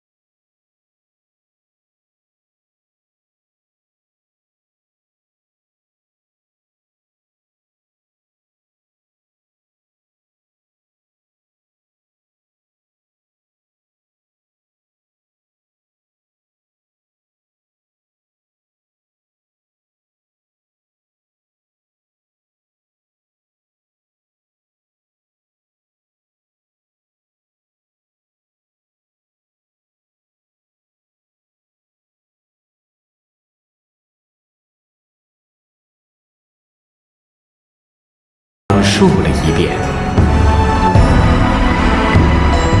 穆建连长老、阿难长老、维提西夫人以及在场的护法诸天、隆重鬼神、人、非人、夜叉等，一一遥向佛在的奇蛇绝山方向行礼后散去。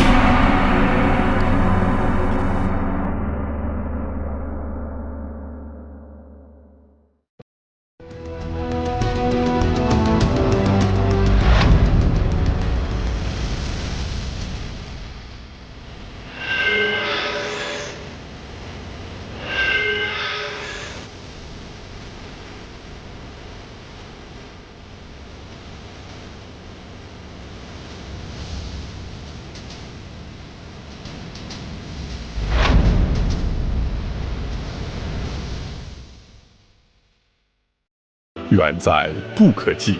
无量阿僧底劫以前的娑婆世界前身山提兰世界宝藏如来时期，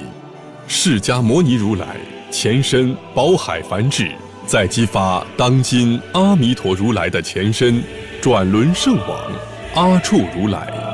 观世音菩萨、大势至菩萨、文殊师利菩萨、普贤菩萨以及贤劫千佛的前身发愿无上菩提之心的同时，我们的宝海梵志为了未来世中我们这些尚在生死苦海中沉沦的众生，发出了惊天动地、闻所未闻的500大愿，让当时在场的所有圣众感天动地，涕泪交流，江河为之踊跃，天地为之动容，十方为之感动。宝藏如来为之给他命名为大悲菩萨，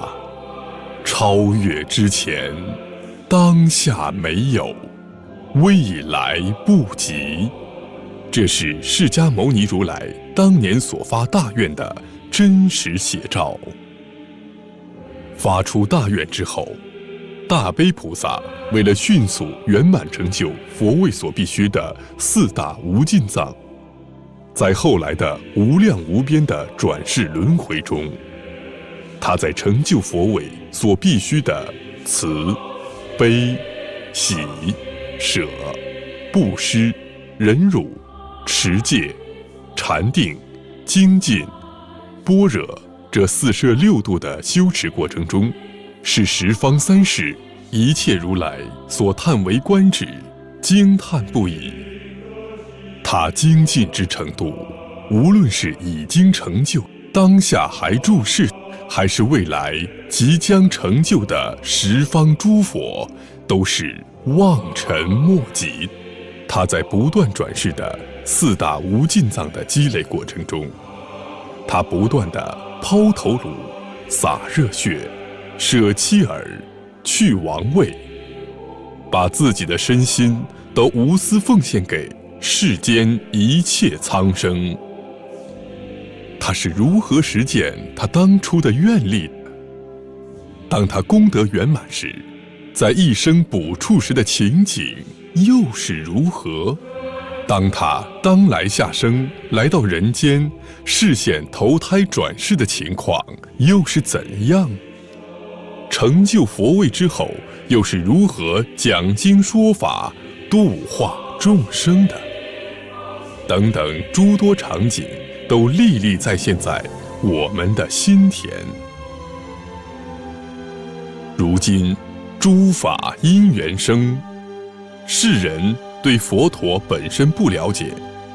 对佛陀传承的离苦得乐正确方法一知半解，对佛陀教法依教奉行的僧团有误解，导致佛法衰微，人心不古，世风日下，物欲横流，乱象丛生，世间苦难此起彼伏。这一切中的一切都需要我们去努力。以这五浊恶世为积功累德的净土，学习佛陀当年的典范，以身心奉献有情，弘扬好世尊当年的修持，再现佛陀当年的种种场景，是我们积功累德的最佳选择。为此，我们发愿，以北传、南传、藏传三大语系的大藏经为蓝本，去发掘和重现世尊当年的种种历程，做出超大型的佛门巨著《释迦牟尼佛的故事》。初步规划为200集，而做好这一件空前绝后的大事，需要法界更多的志士仁人共同努力，有志出志，有力出力，有钱出钱，把这一件大事做好，做得漂亮。凭借着莫大的功德，我们可以往返人天，永不堕恶道，直至出离生死苦海，登陆极乐境界，为未来成就佛位打下坚实的功德基础。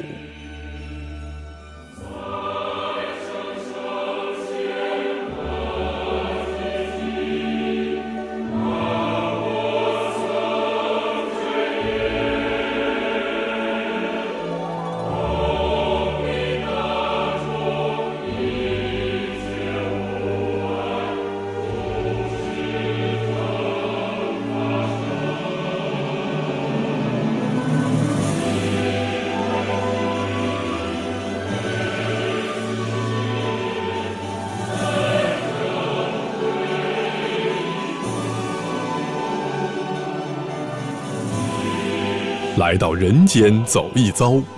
要么立德师范世人，要么立言影响世人，要么立物利益世人。如果不能够做到这些，我们还有勇气去面对我们的未来吗？